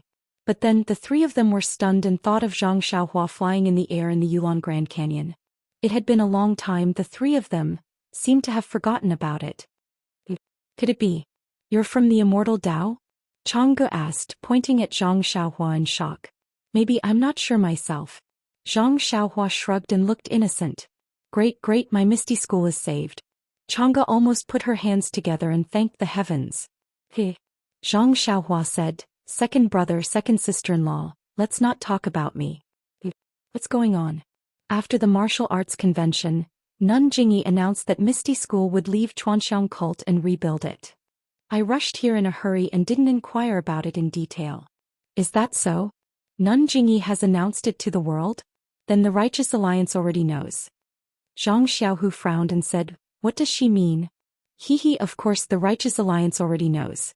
I even met a messenger on the way. But it seems that the Righteous Alliance disciples in Misty Mountain Villa don't know.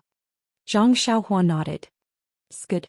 I originally planned to rest tonight and recharge my energy and leave early tomorrow morning. Now it seems that I have to change my plan. Zhang Xiaohu clapped his hands and stood up. I'll go arrange it, you guys wait for me. Changge also stood up and was about to leave when Zhang Xiaohua stopped her. Second sister-in-law, don't go yet. Tell little brother about Chuanxiang cult. But Changge hesitated. Zhang Xiaohu waved his hand and said, Changge, tell Xiaohua about Immerse Gong. It's good that he knows more. But Changge was still hesitant. Although Immerse Gong's matter was very important, but it was mostly a private affair. It was all planned by Nun Jingyi. It was really difficult for her to say it herself. Senior sister. How about I say it and you listen on the side? If it doesn't work, you can tell Zhang Xiaohua. Qin was quite considerate and said softly. You guys talk, I'll leave first. Zhang Xiaohu anxiously left. As for the remaining three people, Qin had already heard the story from Changge.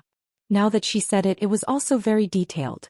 After Qin finished talking about what happened in Immerse Gong, Zhang Xiaohua secretly nodded. This Nun Jingyi is really the leader of Chuanxiang cult. Her schemes are not something that ordinary people can compare to. While controlling second brother, she also inserted her own disciples into the Misty School. She used the whole Misty School as a puppet. Then she secretly raised her little tail. If I didn't get the divine hand and heal everyone's internal injuries in the Misty School, this Misty School wouldn't be surnamed Zhang but Jingyi. At this time, Zhang Xiaohua's heart was moved. She remembered the jade slip she got from Nun Jinggang and the poison sutra of the great master Changgung. There seemed to be a method to control others. If it worked, Nun Jingyi would go for wool but come home shorn. After thinking about it, Zhang Xiaohua stood up, straightened her clothes and saluted Changge properly. Second sister-in-law, I called you a little casually just now. From now on I'll call you seriously. Changge didn't blush when she heard Zhang Xiaohua call her that. Now that Zhang Xiaohua suddenly became serious, her face became hot. She quickly stood up and saluted back, saying, Xiaohu and I have been through thick and thin together. It's lucky that we can have this ending. It's a great fortune to have your help in the future. Zhang Xiaohua laughed heartily, of course. If mother and father knew about this, they would be so happy that their mouths would turn crooked. Then she secretly looked at Qin, who was a little sad next to her. With Nun Jingyi's approval, Changge was undoubtedly the wife of the faction master. But what about Qin? This little tail seemed to have some resentment in her heart. Now she didn't need Nun Jingyi's approval, but Zhang Xiaohu had never been strict with her. Changge was also busy with the Misty School, so she didn't take Qin seriously. Changge blushed and said in a low voice, after we take down the ethereal heights, I'll go to the Guozhuang house with Xiaohu. Qin was even more unhappy when she didn't mention herself. She lowered her head and looked at the ground. I'll go back and tell father and mother first so that they can be prepared. After saying that, she raised her head and saw that Zhang Xiaohu had returned. As soon as he entered the door, he asked, What did you say to father and mother? Then he understood. Zahua, you mean? You'll go back to the Guizhuang house first? Well, yes, second brother. Although I've asked the carriage company to send a letter to father and mother a few months ago, I'm still worried. Now I'm near Pingyang City. With my speed I'll be home soon. I'll tell father and mother first. Well, Xiaohua, you tell father and mother that I'm really unfilial. After the Misty School is finished, Zhang Xiaohu said and stole a glance at Chang'e. Chang'e said shyly, I've already told Xiaohua. Ah, that's good. After the Misty School is finished, I'll take Chang'e back to the Guizhuang house. Zhang Xiaohu said with a smile, but then he realized something and said, by the way, what about your dream? Why didn't she come? Oh my god, only now did you remember. Zhang Xiaohu secretly despised Zhang Xiaohua and said sadly, I can't make it. Didn't Nun Jingyi allow her to come? Qinshan was curious. Chang'e said, by the way, how did you come out of Chuanxiang sect? We've been talking for a long time but you haven't said a word. It's like this. Zhang Xiaohua then told the story of her and Chang'e and finally said, Chang'e went back to the Tenryu sect with Di Shitian. After all, it's her home. After her illness is cured, we will meet again. Ah? The three of them were fascinated by the story and were almost stunned. Chang'e is Di Shitian's daughter. The daughter of the leader of the world's #1 sect. The daughter of the world's #1 martial artist. The unique saintess of the Tenryu sect. Xiaohua, aren't you the son-in-law of the Tenryu sect? Zhang Xiaohu murmured, you won't have to worry about food and clothing in the future. Go, Zhang Xiaohua really despised her second brother. Not only the son-in-law, as long as I, Xiaoxia, want to be Di Shitian in the future, it's not impossible. You want to be Di Shitian? Haha, Zhang Xiaohu grabbed Zhang Xiaohua's hand and laughed. I'll be the leader of the Misty School and you'll be the leader of the Tenryu sect. We have 2 leaders of the Zhang family. That's great. That's great. Go away. Chang'e nudged Zhang Xiaohu with her elbow and showed the dignity of the wife of the leader. What do you know? The Tenryu sect is an evil cult. It's not easy to be their Di Shitian. Then she turned her head and asked, don't you think so, Xiaohua? Well, you're right. I'm now a cultivator of immortality. How can I be the Di Shitian of the Tenryu sect? It's really impossible. But Zhang Xiaohua, if you don't become Di Shitian, how can you marry Meng? Qinshan was very worried about their marriage. Zhang Xiaohua smiled bitterly. About this? I can only talk about it. Alas, then she looked at the sky and said, second brother, second sister-in-law, I can't talk to you anymore. It's getting late. I'd better go back to the Guizhuang house first. If I don't go back I won't feel at ease. Then she took out a jade talisman from her arms and handed it to Zhang Xiaohu, saying, when you're about to reach the Misty Villa, crush this jade talisman. I'll help you.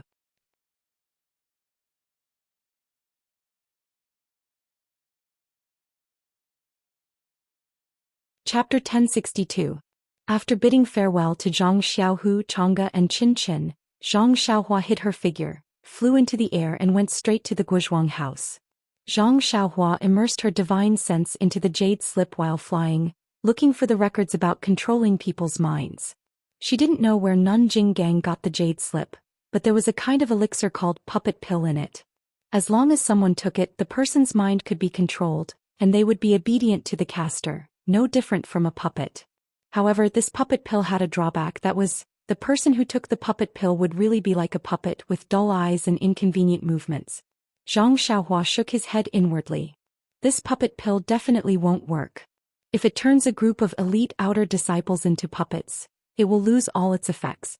It's better to use Abbess Jingyi's name to control them. Or, can I also refine some poison for second brother? Zhang Xiaohua thought of Nun Jingyi's means. Zhang Xiaohua had already read the things in the Poison Sutra on the way back to the incense cult. At this time, thinking carefully, she was overjoyed. There was also a kind of poison called soulless powder in the Poison Sutra, which was also used to make people lose their minds and be controlled by others. It was just that the time of losing one's mind was shorter. However, during this period the poisoned person's appearance would be the same as usual, and even his martial arts would not be affected. Oh. Putting the 2 elixirs together. Will it work? Zhang Xiaohua was happy and began to think about the formula of the puppet pill and soulless powder. The soulless powder was a martial art item, and the poison and herbs in the formula didn't seem too rare. However, the puppet pill was different. It was used in Immortality, and the herbs used in it made Zhang Xiaohua scratch her head. But after looking at the back, Zhang Xiaohua couldn't help but sigh. I don't know if it's I or Zhang Xiaohu's luck, but all the herbs are in I's belt. Of course, the herbs used to refine the puppet pill were all grown in Yin, and the requirements were very special. They were usually very rare, but when Zhang Xiaohua first arrived at Lingxiang Peak, didn't she go to Li Chui Valley? It was called the Ghost Valley, and the herbs had long been eroded by the black fog. The ghost mushroom was also the main ingredient of the puppet pill. Could it be that the disciples of the incense cult keep the things in the valley? Is this Jing Gang's idea? Or else, how could that guy Yu Zhuochuan enter the valley so easily? Zhang Xiaohua thought to herself. Unfortunately, these two people had already become Zhang Xiaohua's ghosts. As for the specific reason, Zhang Xiaohua would never know. Well, when I'm free, I'll refine the puppet pill and the soulless powder together. Maybe it will work. This is I's creation, so I have to give it a nice name. How about soulless pill? Zhang Xiaohua thought, and her spiritual awareness swept down. She couldn't help but feel happy. She saw the stars in the sky and the lights on the ground. Now she was already above Lu Town. Guzhuang House. Zhang Xiaohua's spiritual awareness swept north like a waterfall. She wanted to see her hometown as soon as possible. Who is this? Zhang Xiaohua's spiritual awareness swept over the village entrance of the Guzhuang House. She saw a beggar in ragged clothes, holding a broken jar and staggering out of the Guzhuang House. If she saw a beggar in Lu Town, Zhang Xiaohua wouldn't be surprised. However, the Guzhuang House was a small village. Usually there were small farmers living there. Everyone's family was not well off. How could there be a beggar here? What happened next was even more surprising. After the beggar left the village, he looked back as if he hadn't had enough. Only then did he walk quickly to the small path by the river. At the end of the path, on the official road from the Guzhuang House to Lu Town, there was already a person riding a horse. His hand was holding the reins of another horse. When the beggar got on the official road, he looked around and saw that there was no one around. He turned around and mounted the horse, heading straight north. When Zhang Xiaohua flew closer, the two people were already far away. Zhang Xiaohua stroked her chin. Just as she was thinking about whether she should chase after them to take a look, she saw in her spiritual awareness a small courtyard that she was familiar with. A white and fat child was holding a small wooden stick. Under the light of the lantern under the eaves, he was chasing a group of chickens around the courtyard. At this moment, the door to the central room was pushed open. An old woman walked out with a handful of dates in her hand and chased after the child. Mother Zhang Xiaohua instantly stopped in midair. How could she still think about the beggar? In a flash, she flew to the sky above the small courtyard. Zhang Xiaohua had just steadied herself in midair. Before she could reveal herself, the white and fat child immediately stopped. He lifted his little face and blinked his big eyes, staring straight at the sky. The old woman was chasing after him. When she saw the child stop, she quickly stuffed a date into his mouth. She looked outside and shouted, "Xiaohua, ah?" Zhang Xiaohua, who was in midair, was so shocked that she almost fell from the sky. It was fine if Zhang Byron could see her. But her mother didn't even lift her head. She actually called out her name. Could it be that her mother was also a person of the immortal Tao? Mother Zhang Xiaohua was filled with longing, emotion and longing. She landed from the sky and called out softly. "I told you to look after the child. Where did you go?" "Hurry." Guisufei scolded without lifting her head. But then another voice sounded from the pigsty. "Madam, you called for me?" Guisufei was stunned. Zhang Xiaohua was also stunned. Of course, another thin young man came from the pigsty. Guisufei suddenly turned around and saw Zhang Xiaohua still floating in midair. Beside him, the young Zhang Byron was poking him with a small stick. "Xiaohua? Is that you?" Guisufei rubbed her eyes hard. "Mother, of course it's me. I'm Xiaohua." Zhang Xiaohua landed on the ground. My Xiaohua, you're finally back." Guisufei was a little heartbroken. She shouted, "Old man, come out quickly. Our Xiaohua is back." Then she said to the Xiaohua who appeared behind her, "Xiaohua, go and call your big brother. Tell him that Xiaohua is back." When the Xiaohua heard this, she was so happy that she couldn't even close her mouth. She jumped and ran out of the courtyard. Mother, what's going on? Why is there a Xiaohua in our house? Zhang Xiaohua was really puzzled. Could it be that her mother missed her and picked up a child from outside? Go Byron, don't poke your third uncle with a stick. Guasufei scolded Zhang Byron and carried him up. Zhang Byron obediently lay in his grandmother's arms and said, Grandmother. He flew from the sky. He walked. Although Zhang Byron was young, he could still speak clearly. His eyes were curiously looking at Little Black and Little Yellow who were on Zhang Xiaohua's shoulders. Hearing his grandmother's words, he poked Little Black with the stick again. Guasufei didn't care if her son flew or ran. She slapped Zhang Byron's butt and laughed. What nonsense are you talking about? This is your third uncle, not the immortal in the stories. Before she finished speaking, Zhang Kai rushed out of the room and ran to Zhang Xiaohua's side. He didn't go near her and looked her up and down. He nodded slightly, and not bad. You haven't changed. You look about the same as 2 years ago. Zhang Xiaohua's eyes were a little moist. She smiled and looked at her father, who didn't go forward but missed her as much as her mother did. While they were talking, the door was pushed open with a bang. Zhang Xiaolong and Lu Qian also ran in. When they saw Zhang Xiaohua, Zhang Xiaolong's face was filled with joy. He rushed over and hugged Zhang Xiaohua in his arms. He smiled and said, Someone sent a letter a few days ago saying that you were in the south. Worry-free city. Why are you back today? Oh, big brother, relax a little. I can't breathe. Zhang Xiaohua laughed. Hee Xiaohua, I haven't seen you in 2 years. You haven't changed at all. How strange. Lu Qian walked to Zhang Xiaohua's side and said with a smile. Zhang Byron stretched out his arms to look for his mother. Lu Qian reached out and hugged him. Zhang Byron chuckled and threw the stick away. With small hands he wanted little Martin and little dog. Seeing that the house was so warm, Zhang Xiaohua smiled and said, Sister-in-law, you're the same as before you married big brother. You're even more beautiful. What reason do you have? These words were exactly what Lu Qian was thinking. After marrying into the Guozhuang house for 7 to 8 years, she indeed didn't change much. After giving birth to Zhang Byron, she became even more beautiful. As for Lu Yaya, who was younger than her now, it was too horrible to look at. Seeing that Zhang Byron liked the two little things, Zhang Xiaohua took Little Black and Little Yellow off her shoulder and handed them to Zhang Byron. The two little things had already looked at Zhang Byron for a long time. At this time they didn't reject and obediently allowed Zhang Byron to hug them. At this time the young man standing behind Lu Qian walked forward and said respectfully, Young master, you're back. Young master? Zhang Xiaohua was stunned at first, then she came to a realization. Then she looked at the young man's head in disbelief and shouted, Ji Xiaohua? Your scabby head. Where did you go? Wasn't this person Ji Xiaohua? It was no wonder that Zhang Xiaohua didn't recognize Ji Xiaohua now. Not to mention that it was night now and only lanterns were used to illuminate the area. Not to mention that Zhang Xiaohua hadn't seen Ji Xiaohua for more than 2 years. Now Ji Xiaohua was much taller than before and also much fatter. She was no longer the little firewood of the past. Just the disappearance of his striking scabby head alone made Zhang Xiaohua at a loss. It was old madam who cured it with a folk prescription. Ji Xiaohua didn't care at all about Zhang Xiaohua's words and answered respectfully. What old madam or young madam? Didn't I tell you to call her godmother? Guasufei was displeased.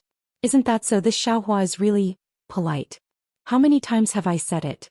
She still calls me old madam and young master Xiaolong. And she even calls me young master Byron. Lu Qian also laughed. But, aren't you in Songning town? Why did you run to Guozhuang house?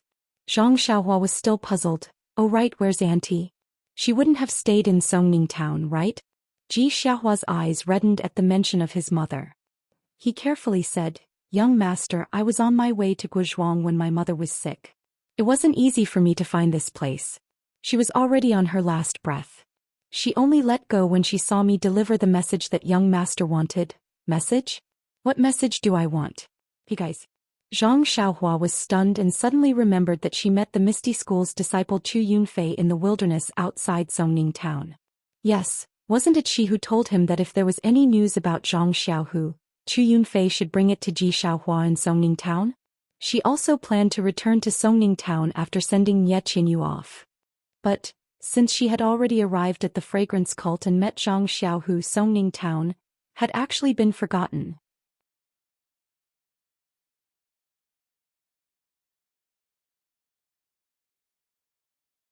Chapter 1063. By the way, young master, that person wanted me to tell you that Zhang Xiaohu is not with them, and they don't know where that gang is. After 2 years, Xiaohua finally delivered this sentence to Zhang Xiaohua's ears. And Xiaohuaji, thank you, I got it. My second brother is not there, he is in the south. And father, mother, eldest brother and eldest sister-in-law, second brother is fine, everything is fine. In a few days, he will bring second sister-in-law back. Really? Guisufei almost cried tears of joy. Although Xiaohuaji brought news, it was useless news and it made Guisufei miss it more these 2 years.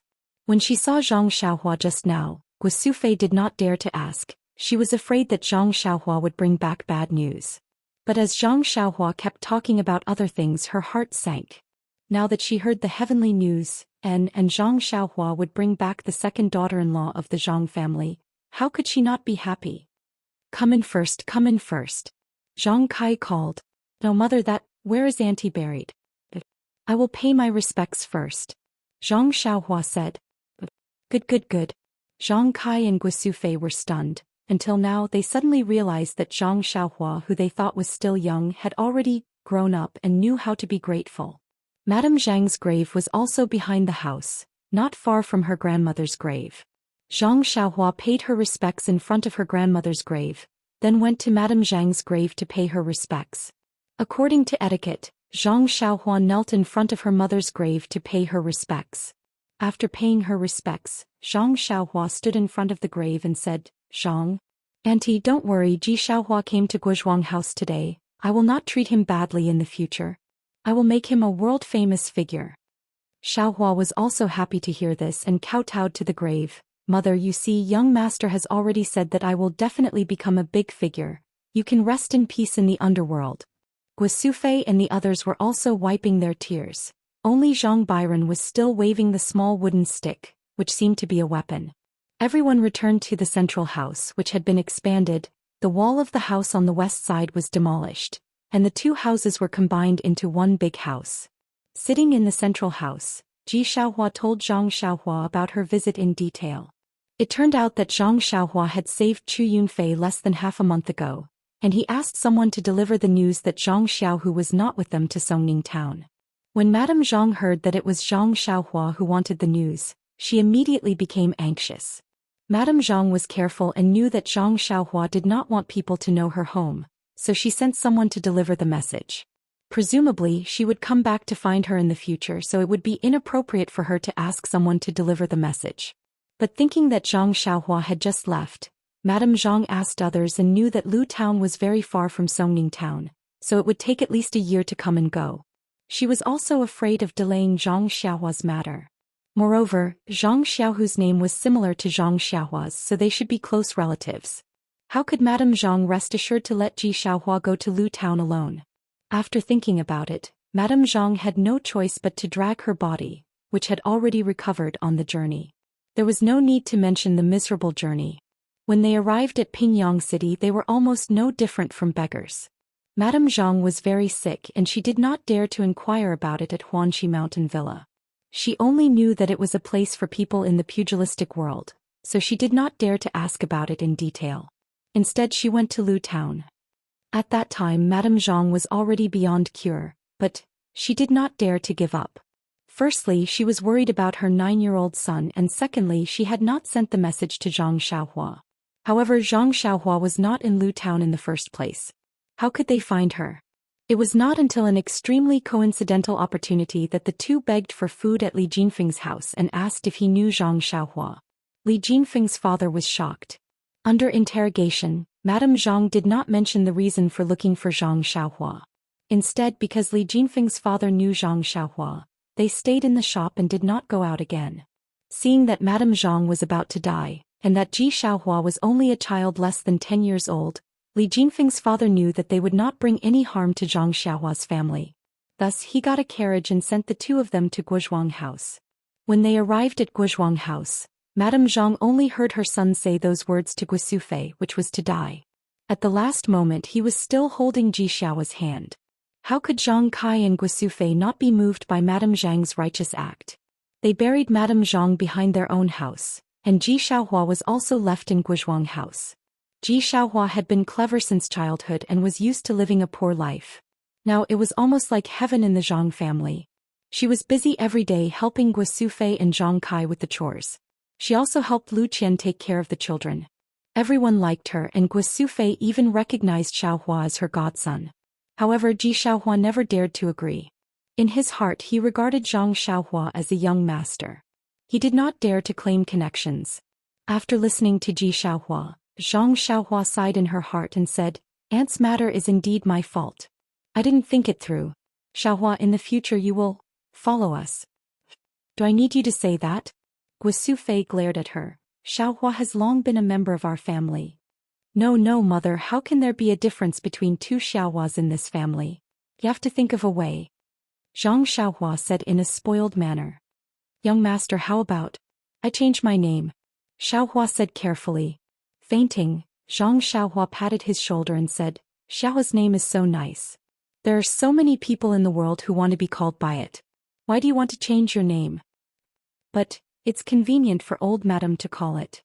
Just kidding, just kidding." Zhang Xiaohua saw that Ji Xiaohua was so careful and could only say, "Xiaohua, don't worry. Mother's name is Xiaohua. I definitely know who she is. I won't mess it up." "Alright, Xiaohua, have you eaten?" Lu Qian suddenly asked. "Not yet," the two Xiaohuas said in unison. "Ha," the whole room laughed. "Hee, sister-in-law." Zhang Xiaohua glanced at Lu Qian and said, "After a while second sister-in-law will come. You can't bully me like this." "Second sister-in-law?" Guo Sufei keenly grasped the key word and said, "Why are you still saying second sister-in-law?" Hee, Zhang Xiaohua laughed evilly and said, "Second brother has found two wives. However, one has already been revealed. The other hasn't been revealed yet." "Really? Or is it fake?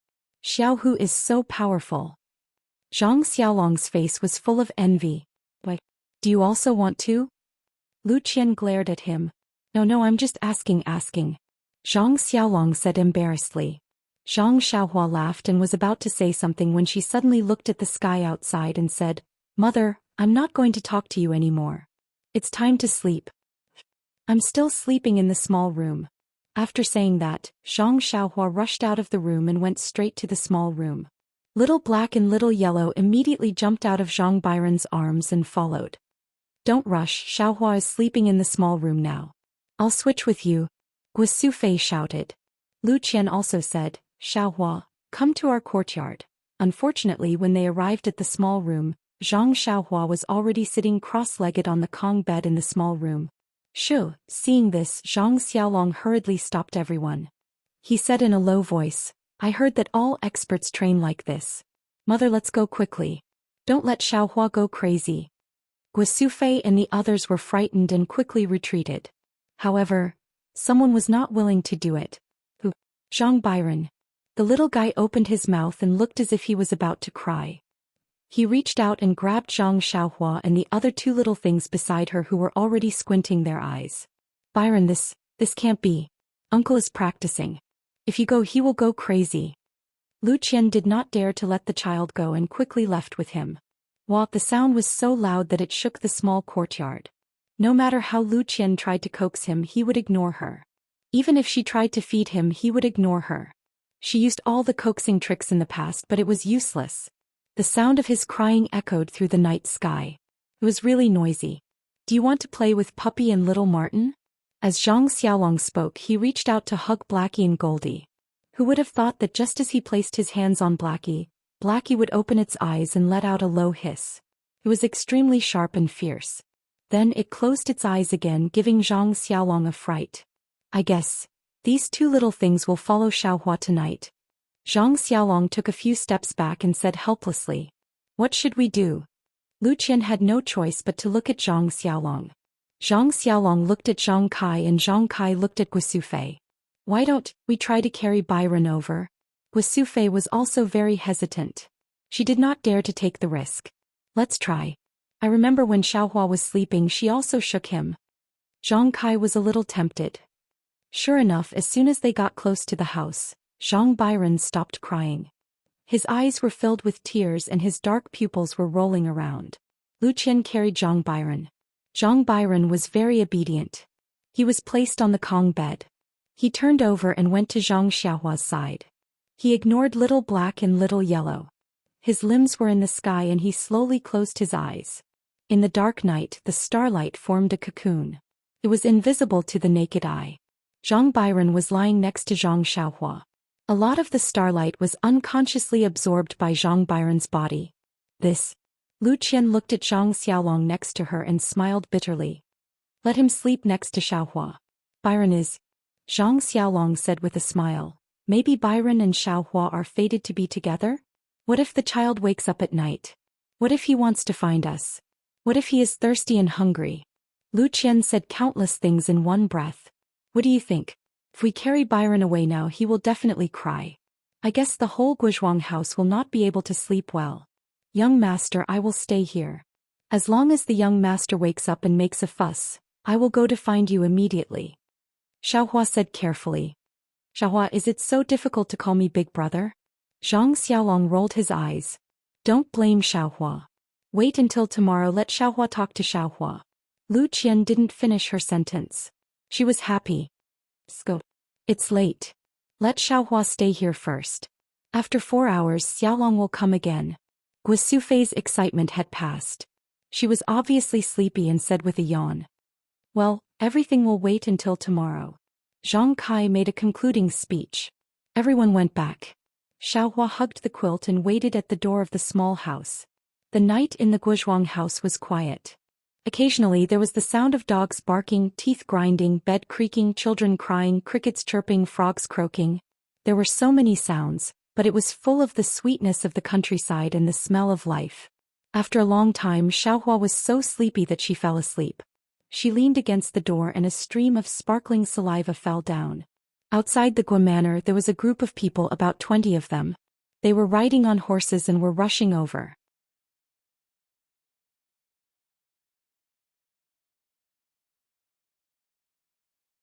Chapter 1064. At this time the moon was already slanting and the stars were sparse. The night was getting darker and the official road was so quiet that not a single person could be seen. Suddenly, the sound of horses galloping could be heard from afar. It was a group of people dressed in black and wearing black masks that covered their mouths and noses, leaving only their eyes exposed. These people held torches and weapons in their hands. As they ran, they carefully observed the road. When they reached the small path of the Guizhuang house, a skinny man in front of them frowned and slowed down his horse. The youngest? Is it here? A strong man behind him whispered with a long knife in his hand. It should be Big Brother. However, it's hard to see clearly at night. The sides of the mountain path are also the same. It's extremely difficult to distinguish. The eldest frowned and scolded. I let you pretend to be a beggar here for 2 days. How can you not even remember the road? Do I still dare to listen to your words? Calm down, Big Brother. Calm down. The youngest immediately smiled and said, although I didn't remember the road well, I've investigated the situation of the Zhang family very clearly. Bullshit. How can there be any rich people in this small mountain village? I can find out even if I use my heels. Why would I need to investigate?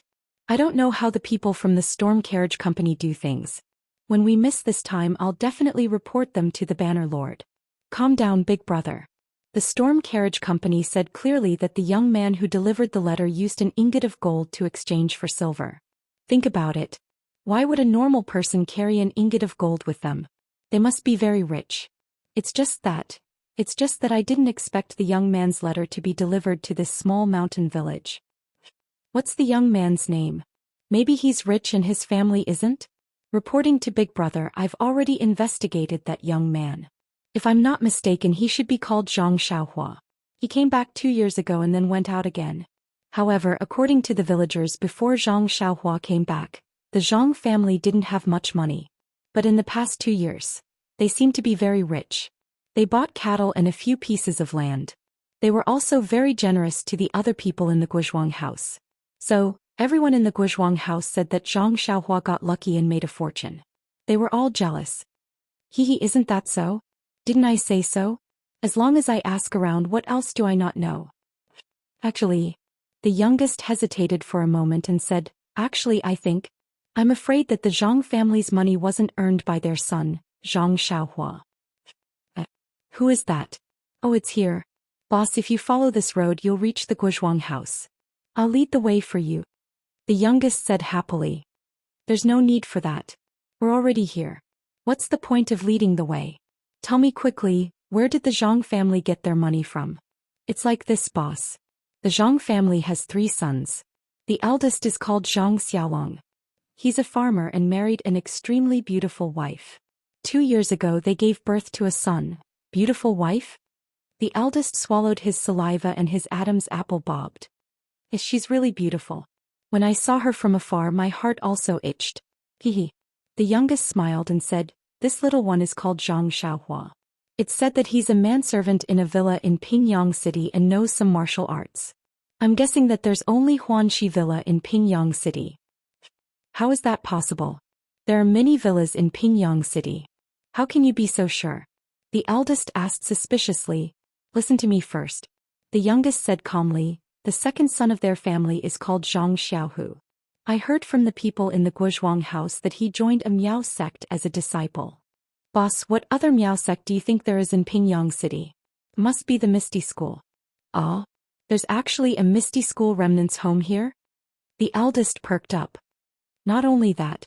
I've also found out that Zhang Xiaohu, a disciple of the Misty School, had appeared in the Guozhuang house after the Misty School was annihilated. His younger brother Zhang Xiaohua was also not at home. He only appeared 2 years ago.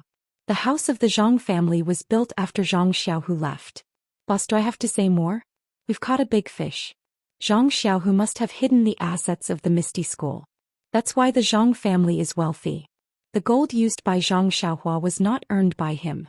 It must have been taken from the Misty School. Hehe, let's not talk about the gold and silver. As long as we take away the Zhang family, the Banner Lord will probably give us a lot of rewards. Boss, you're wise. But I still think we should get the gold and silver first. Do I need you to say that? The eldest scolded. Then he looked at the sky and said, there's still some time before dawn.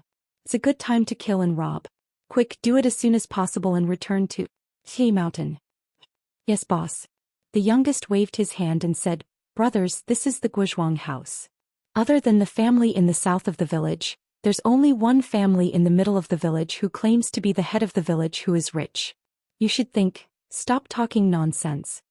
The eldest ordered, we're here to make a fortune. Of course we have to find rich people. You go to the head of the family. The rest of you follow me to the Zhang family and surround them. Yes. Everyone obeyed the order and entered the village with torches. The bandits of Shizue Mountain didn't hide their tracks. As soon as they entered the village, the rapid sound of horses' hooves woke the whole village up. Every small courtyard was lit up. The brothers of Shizue Mountain are here to do things. Don't be long-winded. Go to sleep. The eldest roared, which was like a thunder in the sky above the Guozhuang house. In an instant the lights that had been lit were gradually extinguished one by one. Even the lights of the Zhang family were extinguished. However, it didn't take long for the deafening sound of horses' hooves to stop at the door of the house. Then there was the sound of knocking on the door and a noisy voice. Zhang Kai, old man, give me your gold and silver jewelry. I can spare your life. Or I'll destroy your whole family. Ah? Zhang Kai and Guosufei trembled. They were so scared that they didn't dare to light up the lights. They whispered, old man, how did the bandits of Shizue Mountain know that we have gold and silver jewelry? How would I know? Zhang Kai also trembled. He didn't tell anyone even. Mr. Lu didn't tell. What should we do? Will it be the same as Mr. Wu from the neighboring village a few years ago? Guosufei immediately thought of the incident where the neighboring village was destroyed by the bandits of Shizue Mountain a few years ago. How would I know? Zhang Kai lost his sense of propriety. Pop, there was a sound of knocking on the window. Ah. The 2 elders were so scared that they almost jumped up. Mother, father, are you okay? Come out quickly. Zhang Xiaolong and Lu Qian climbed over the wall. Why are you here? Why didn't you run away?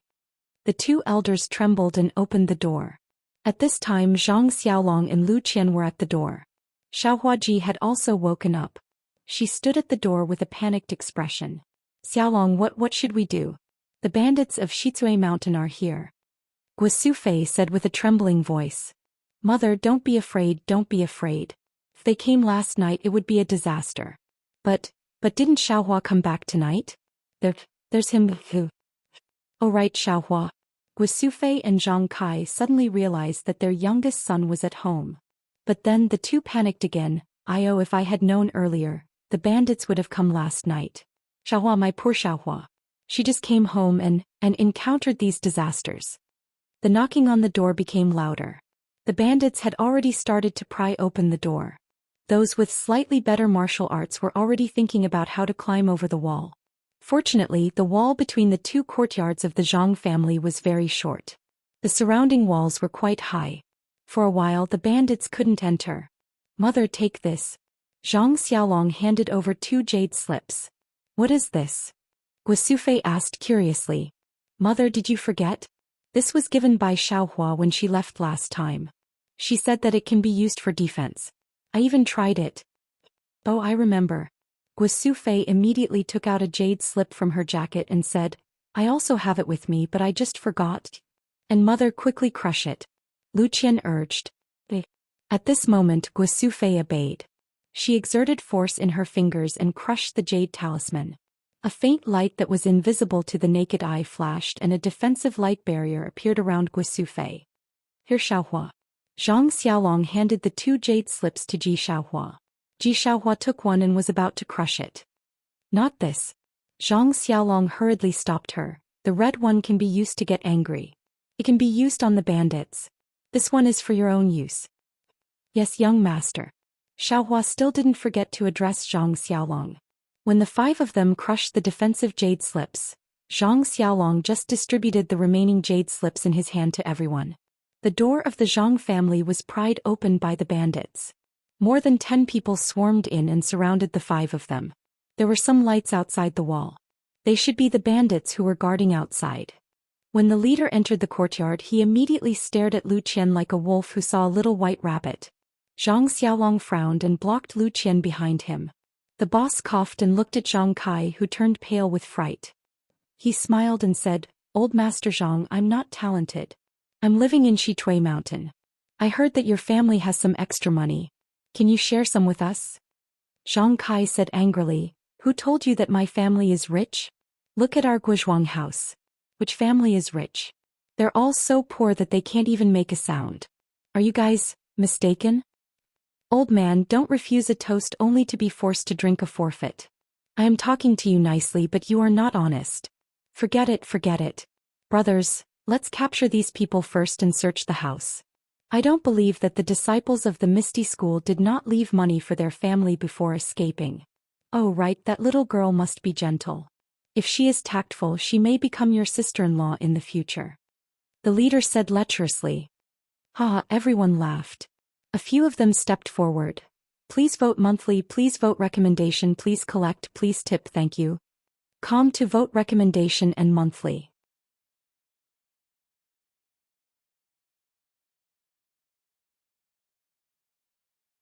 Chapter 1065. Inside the small house, Zhang Xiaohua was sitting cross-legged with her eyes closed. She didn't know what was happening outside. Little Black and Little Yellow had already woken up when the West Jade Mountain bandits knocked on the door.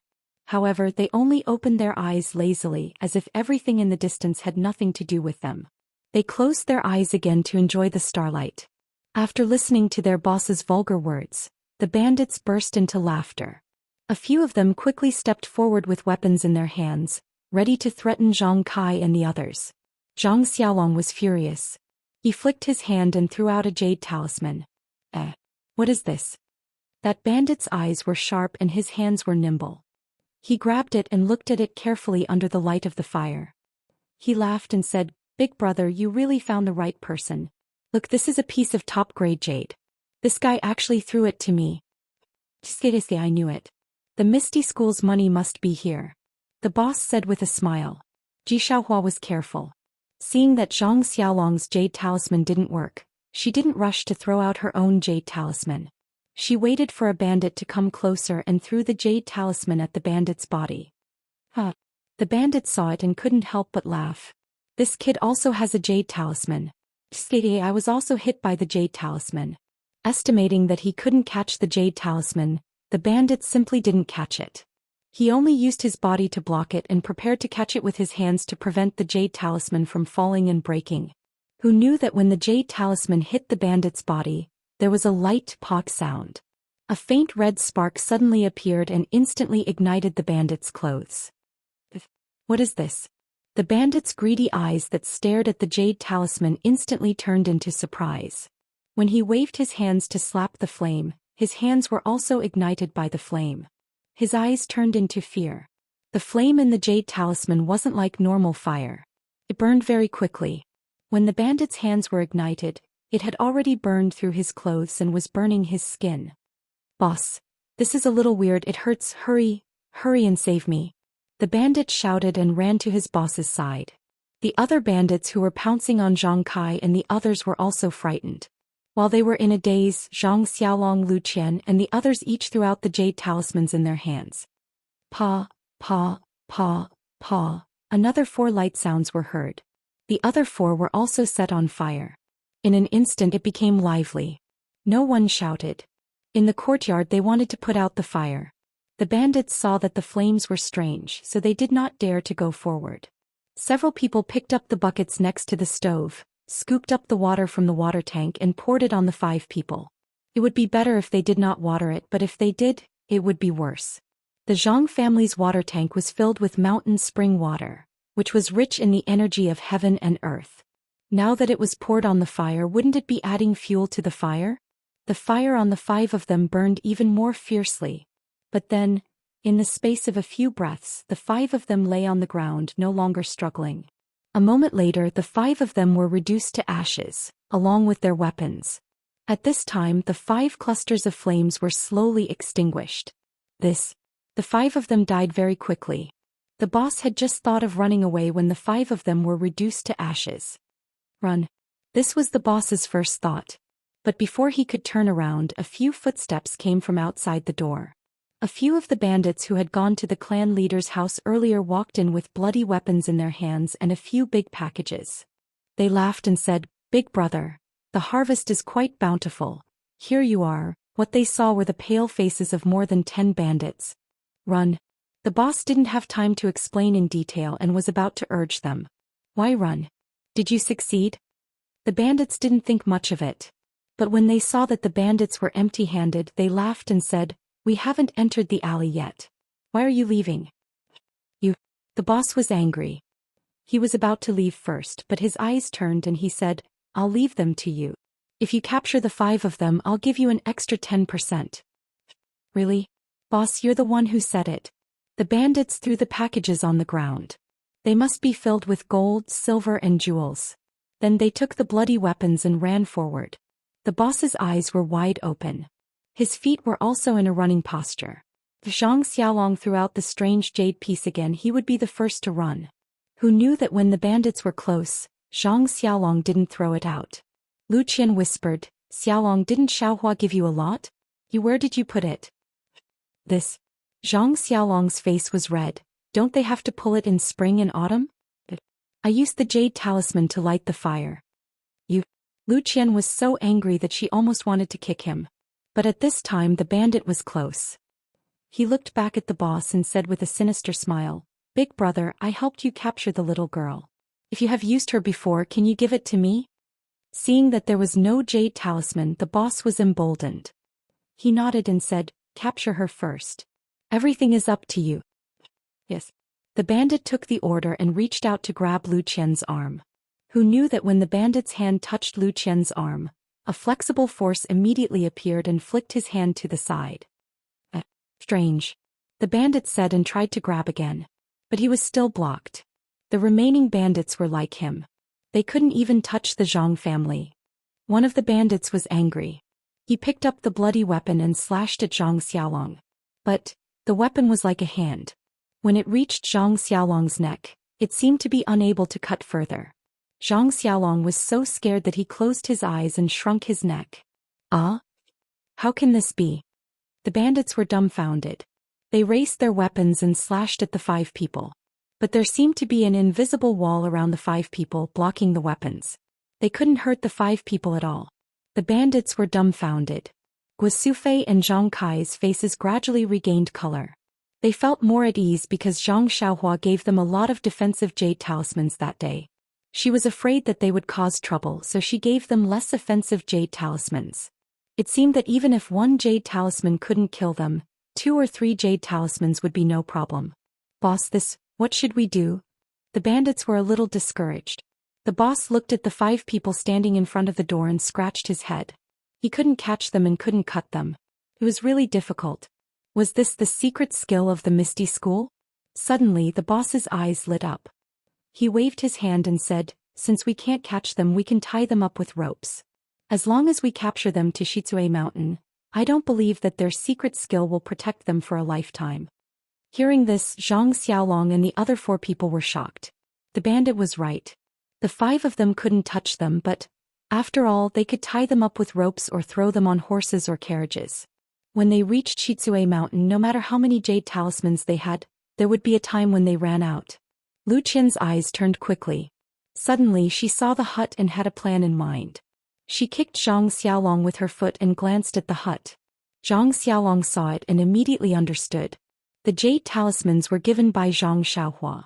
At this time Zhang Xiaohua was in the hut. As long as Zhang Xiaohua woke up and threw a few fire talismans, who would be afraid of the bandits? But he looked at the sky. It seemed that there was still some time before dawn. After thinking for a while, Zhang Xiaolong stepped forward and said, "Heroes, listen to me." "What, kid, are you afraid? If you have something to say it quickly." The boss saw that his intimidation was effective and said proudly, "Gentlemen, you're only here for money. Although my Zhang family doesn't have much money, if you gentlemen are willing, you can take all the money. As long as you spare the lives of the 5 members of my family, everything is negotiable." Hee good. This is a hero, sensible and knows when to advance and retreat. The boss clapped his hands. "Thank you for your praise," Zhang Xiaolong said with a smile. In the next room, there are a few jade hairpins in the dressing box. At the bottom left corner of the Kong, there is a piece of mud brick. Take it down. There are a few banknotes inside. You go and take a look. The boss was a little worried. Although Zhang Xiaolong didn't say much, he still asked someone to take it. Sure enough, the bandit came back quickly with the things Zhang Xiaolong just said in his hand. "Is there anything else?" The boss smiled. "This." Zhang Xiaolong hesitated and said, "In the woodshed in the south, there is a shabby wooden box on the ground against the west wall. There are a few banknotes inside." "Hey," Lu Qian said in surprise, "Zhang Xiaolong, why are there banknotes in the woodshed?" Zhang Xiaohua said with a smile, "Madam, don't blame me. That is my private stash." "You dare to hide your private stash? Father, mother, you must uphold justice for me." Lu Qian actually started to cry at this time. "Hee little girl, you see, your husband actually hid his private stash behind your back. Maybe he is hiding a mistress in a golden house. This person is no longer reliable. I think it is better for you to come with me. We can enjoy ourselves in Shitsue Mountain." The boss took the opportunity to say, "Is that so? You are right, but being a bandit is really hard. I have to be on the edge. I am afraid I can't take it." Lu Qian said sweetly, "I will let little girl know that I am not." Speaking until here, the boss seemed to have realized something and stopped talking. He looked at the bandit next to him and scolded, "Why are you still not going to find your private stash?" However, after a long time, the bandit came back empty-handed and said, "Boss, I found the box, but there is no private stash." "Impossible." Zhang Xiaolong shouted, "I put it there myself yesterday." Then he realized and turned back. "You even took my private stash." Hee, Lu Qian sneered, "You think I don't know? I have already seen through your disloyalty. Now that all your private stash is gone, I will see how you go out." Zhang Xiaolong glared at her. The boss looked at the sky and scolded, "Stop arguing. If you continue to argue, you will be put on the carriage." Zhang Xiaolong and Lu Qian stopped talking and looked at the sky worriedly. "Old boy, quickly say it. Your eldest son has already said it. If you don't say it, he will say it in vain. I will also take all of you away." Zhang Kai seemed to have understood Zhang Xiaolong's meaning at this time. He also thought for a while and said, "I do have some savings. You go and get it later." Sure enough, following Zhang Kai's words, the bandits found a lot of banknotes in the central room and Zhang Kai's east room. However, these banknotes were not as rich as what they had just obtained from the patriarch's house. Old bastard. The boss was angry. He looked at the black marks on the ground and laughed nastily. I lost a few lives here and you're still so stingy. Forget it, I don't want your money and I won't take you guys with me. He turned back and shouted, brothers, chase these 5 people into the central room. Let's set a fire. I want to see if it can burn you all to death. Please vote monthly, please vote recommendation, please collect, please tip, thank you.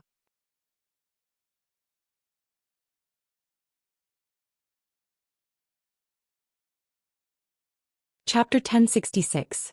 When Zhang Kai and the others heard this, their expressions changed.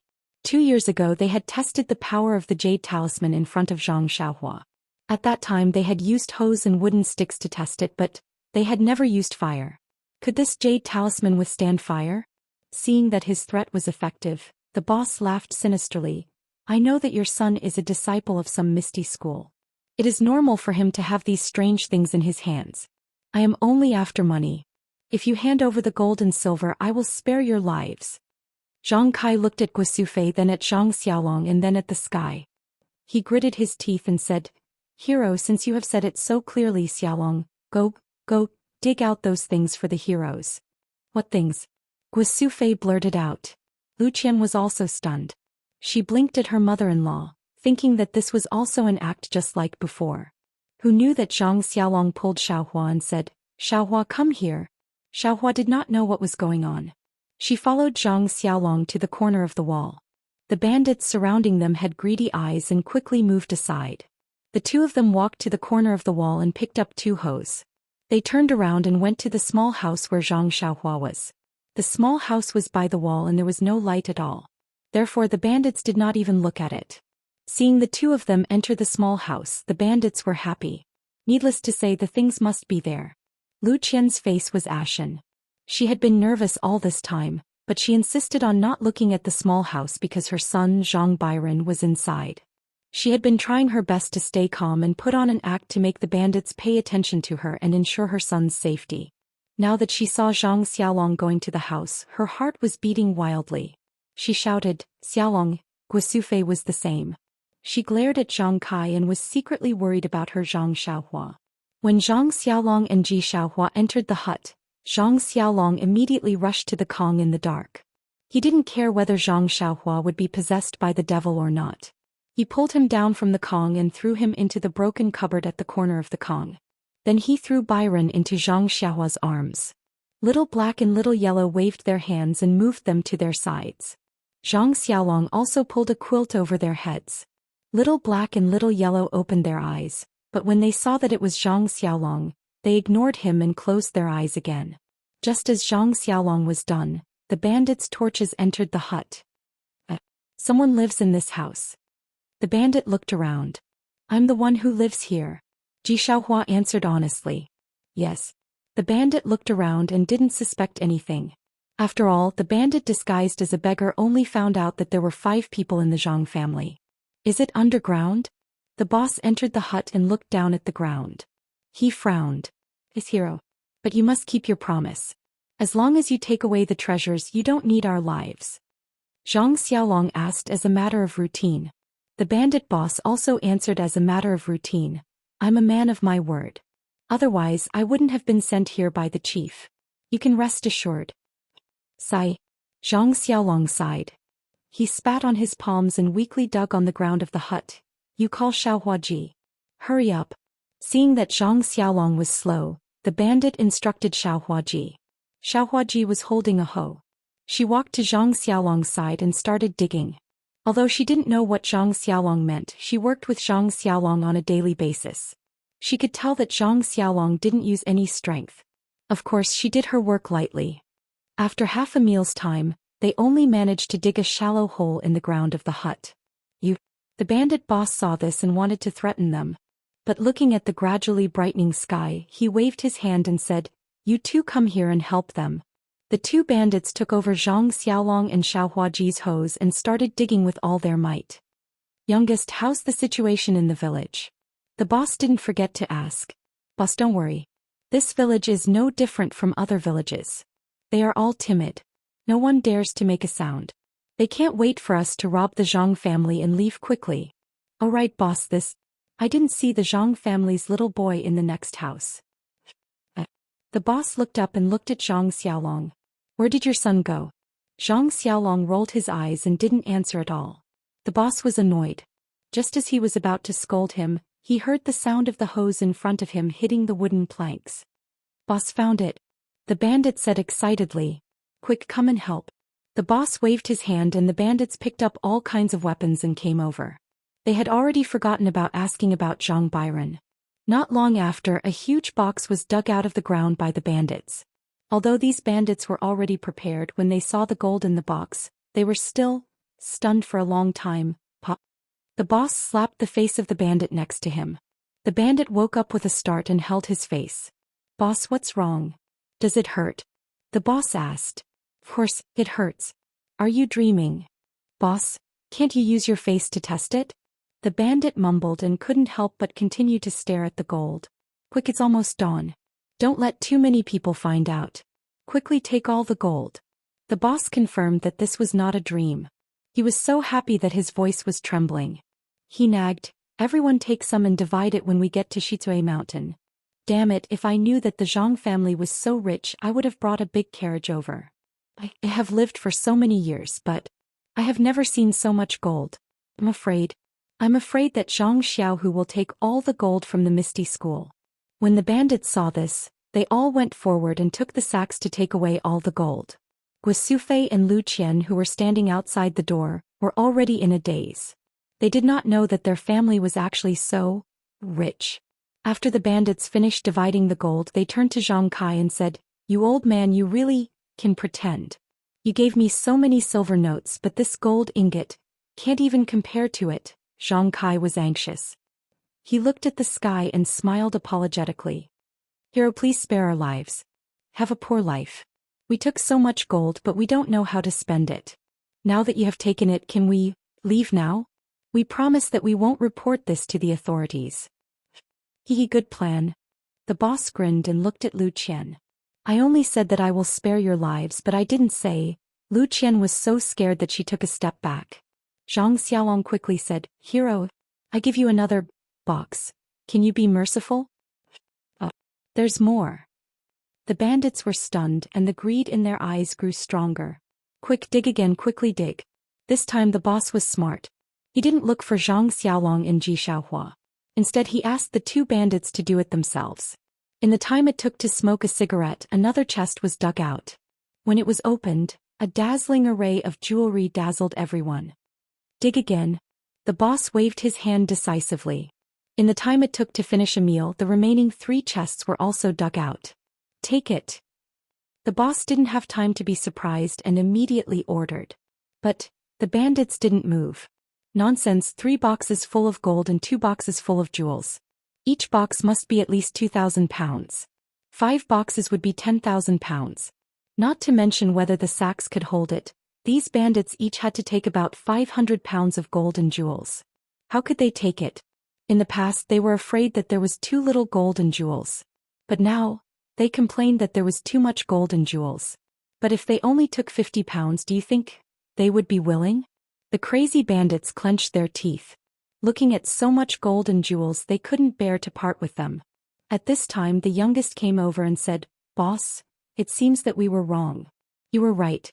This Misty School's wealth is probably all here." Damn it, why didn't I bring a carriage? The boss was extremely regretful. Then he rolled his eyes and gritted his teeth. "How about this? Let's bury these boxes first." Why? The bandits didn't want to. How could they bear to bury them? "Idiot, we can't take them away. Why don't we bury them?" The boss said angrily, "Quick.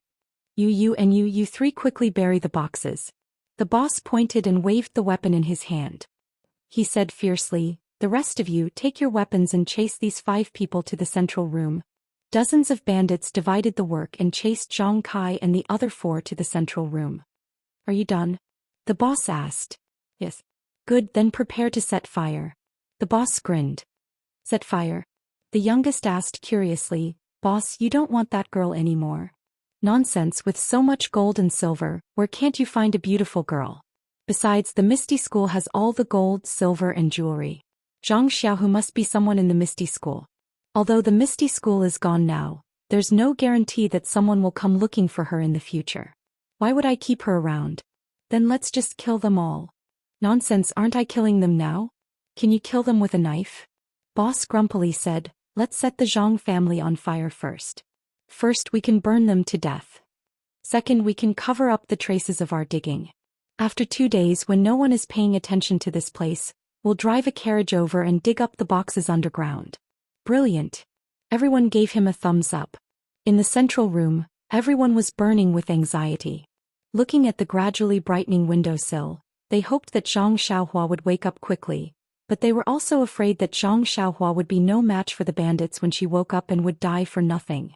Hearing the vicious plan of the bandits of Shizue Mountain, everyone's heart sank. The house must be burned and Zhang Xiaohua and Zhang Byron's lives would not be spared. With a bang, the bandits threw the torches in their hands on the pile of wheat straw next to the house. The fire immediately burned fiercely and in a moment the house was set ablaze. At this time the sky was bright and the sun shone into the house like fire. Please cast a monthly vote, please cast a recommendation vote, please collect, please tip, thank you. You're tuning in to the Romantic Tales YouTube channel. Don't forget to subscribe and join us on this journey to catch the most captivating stories.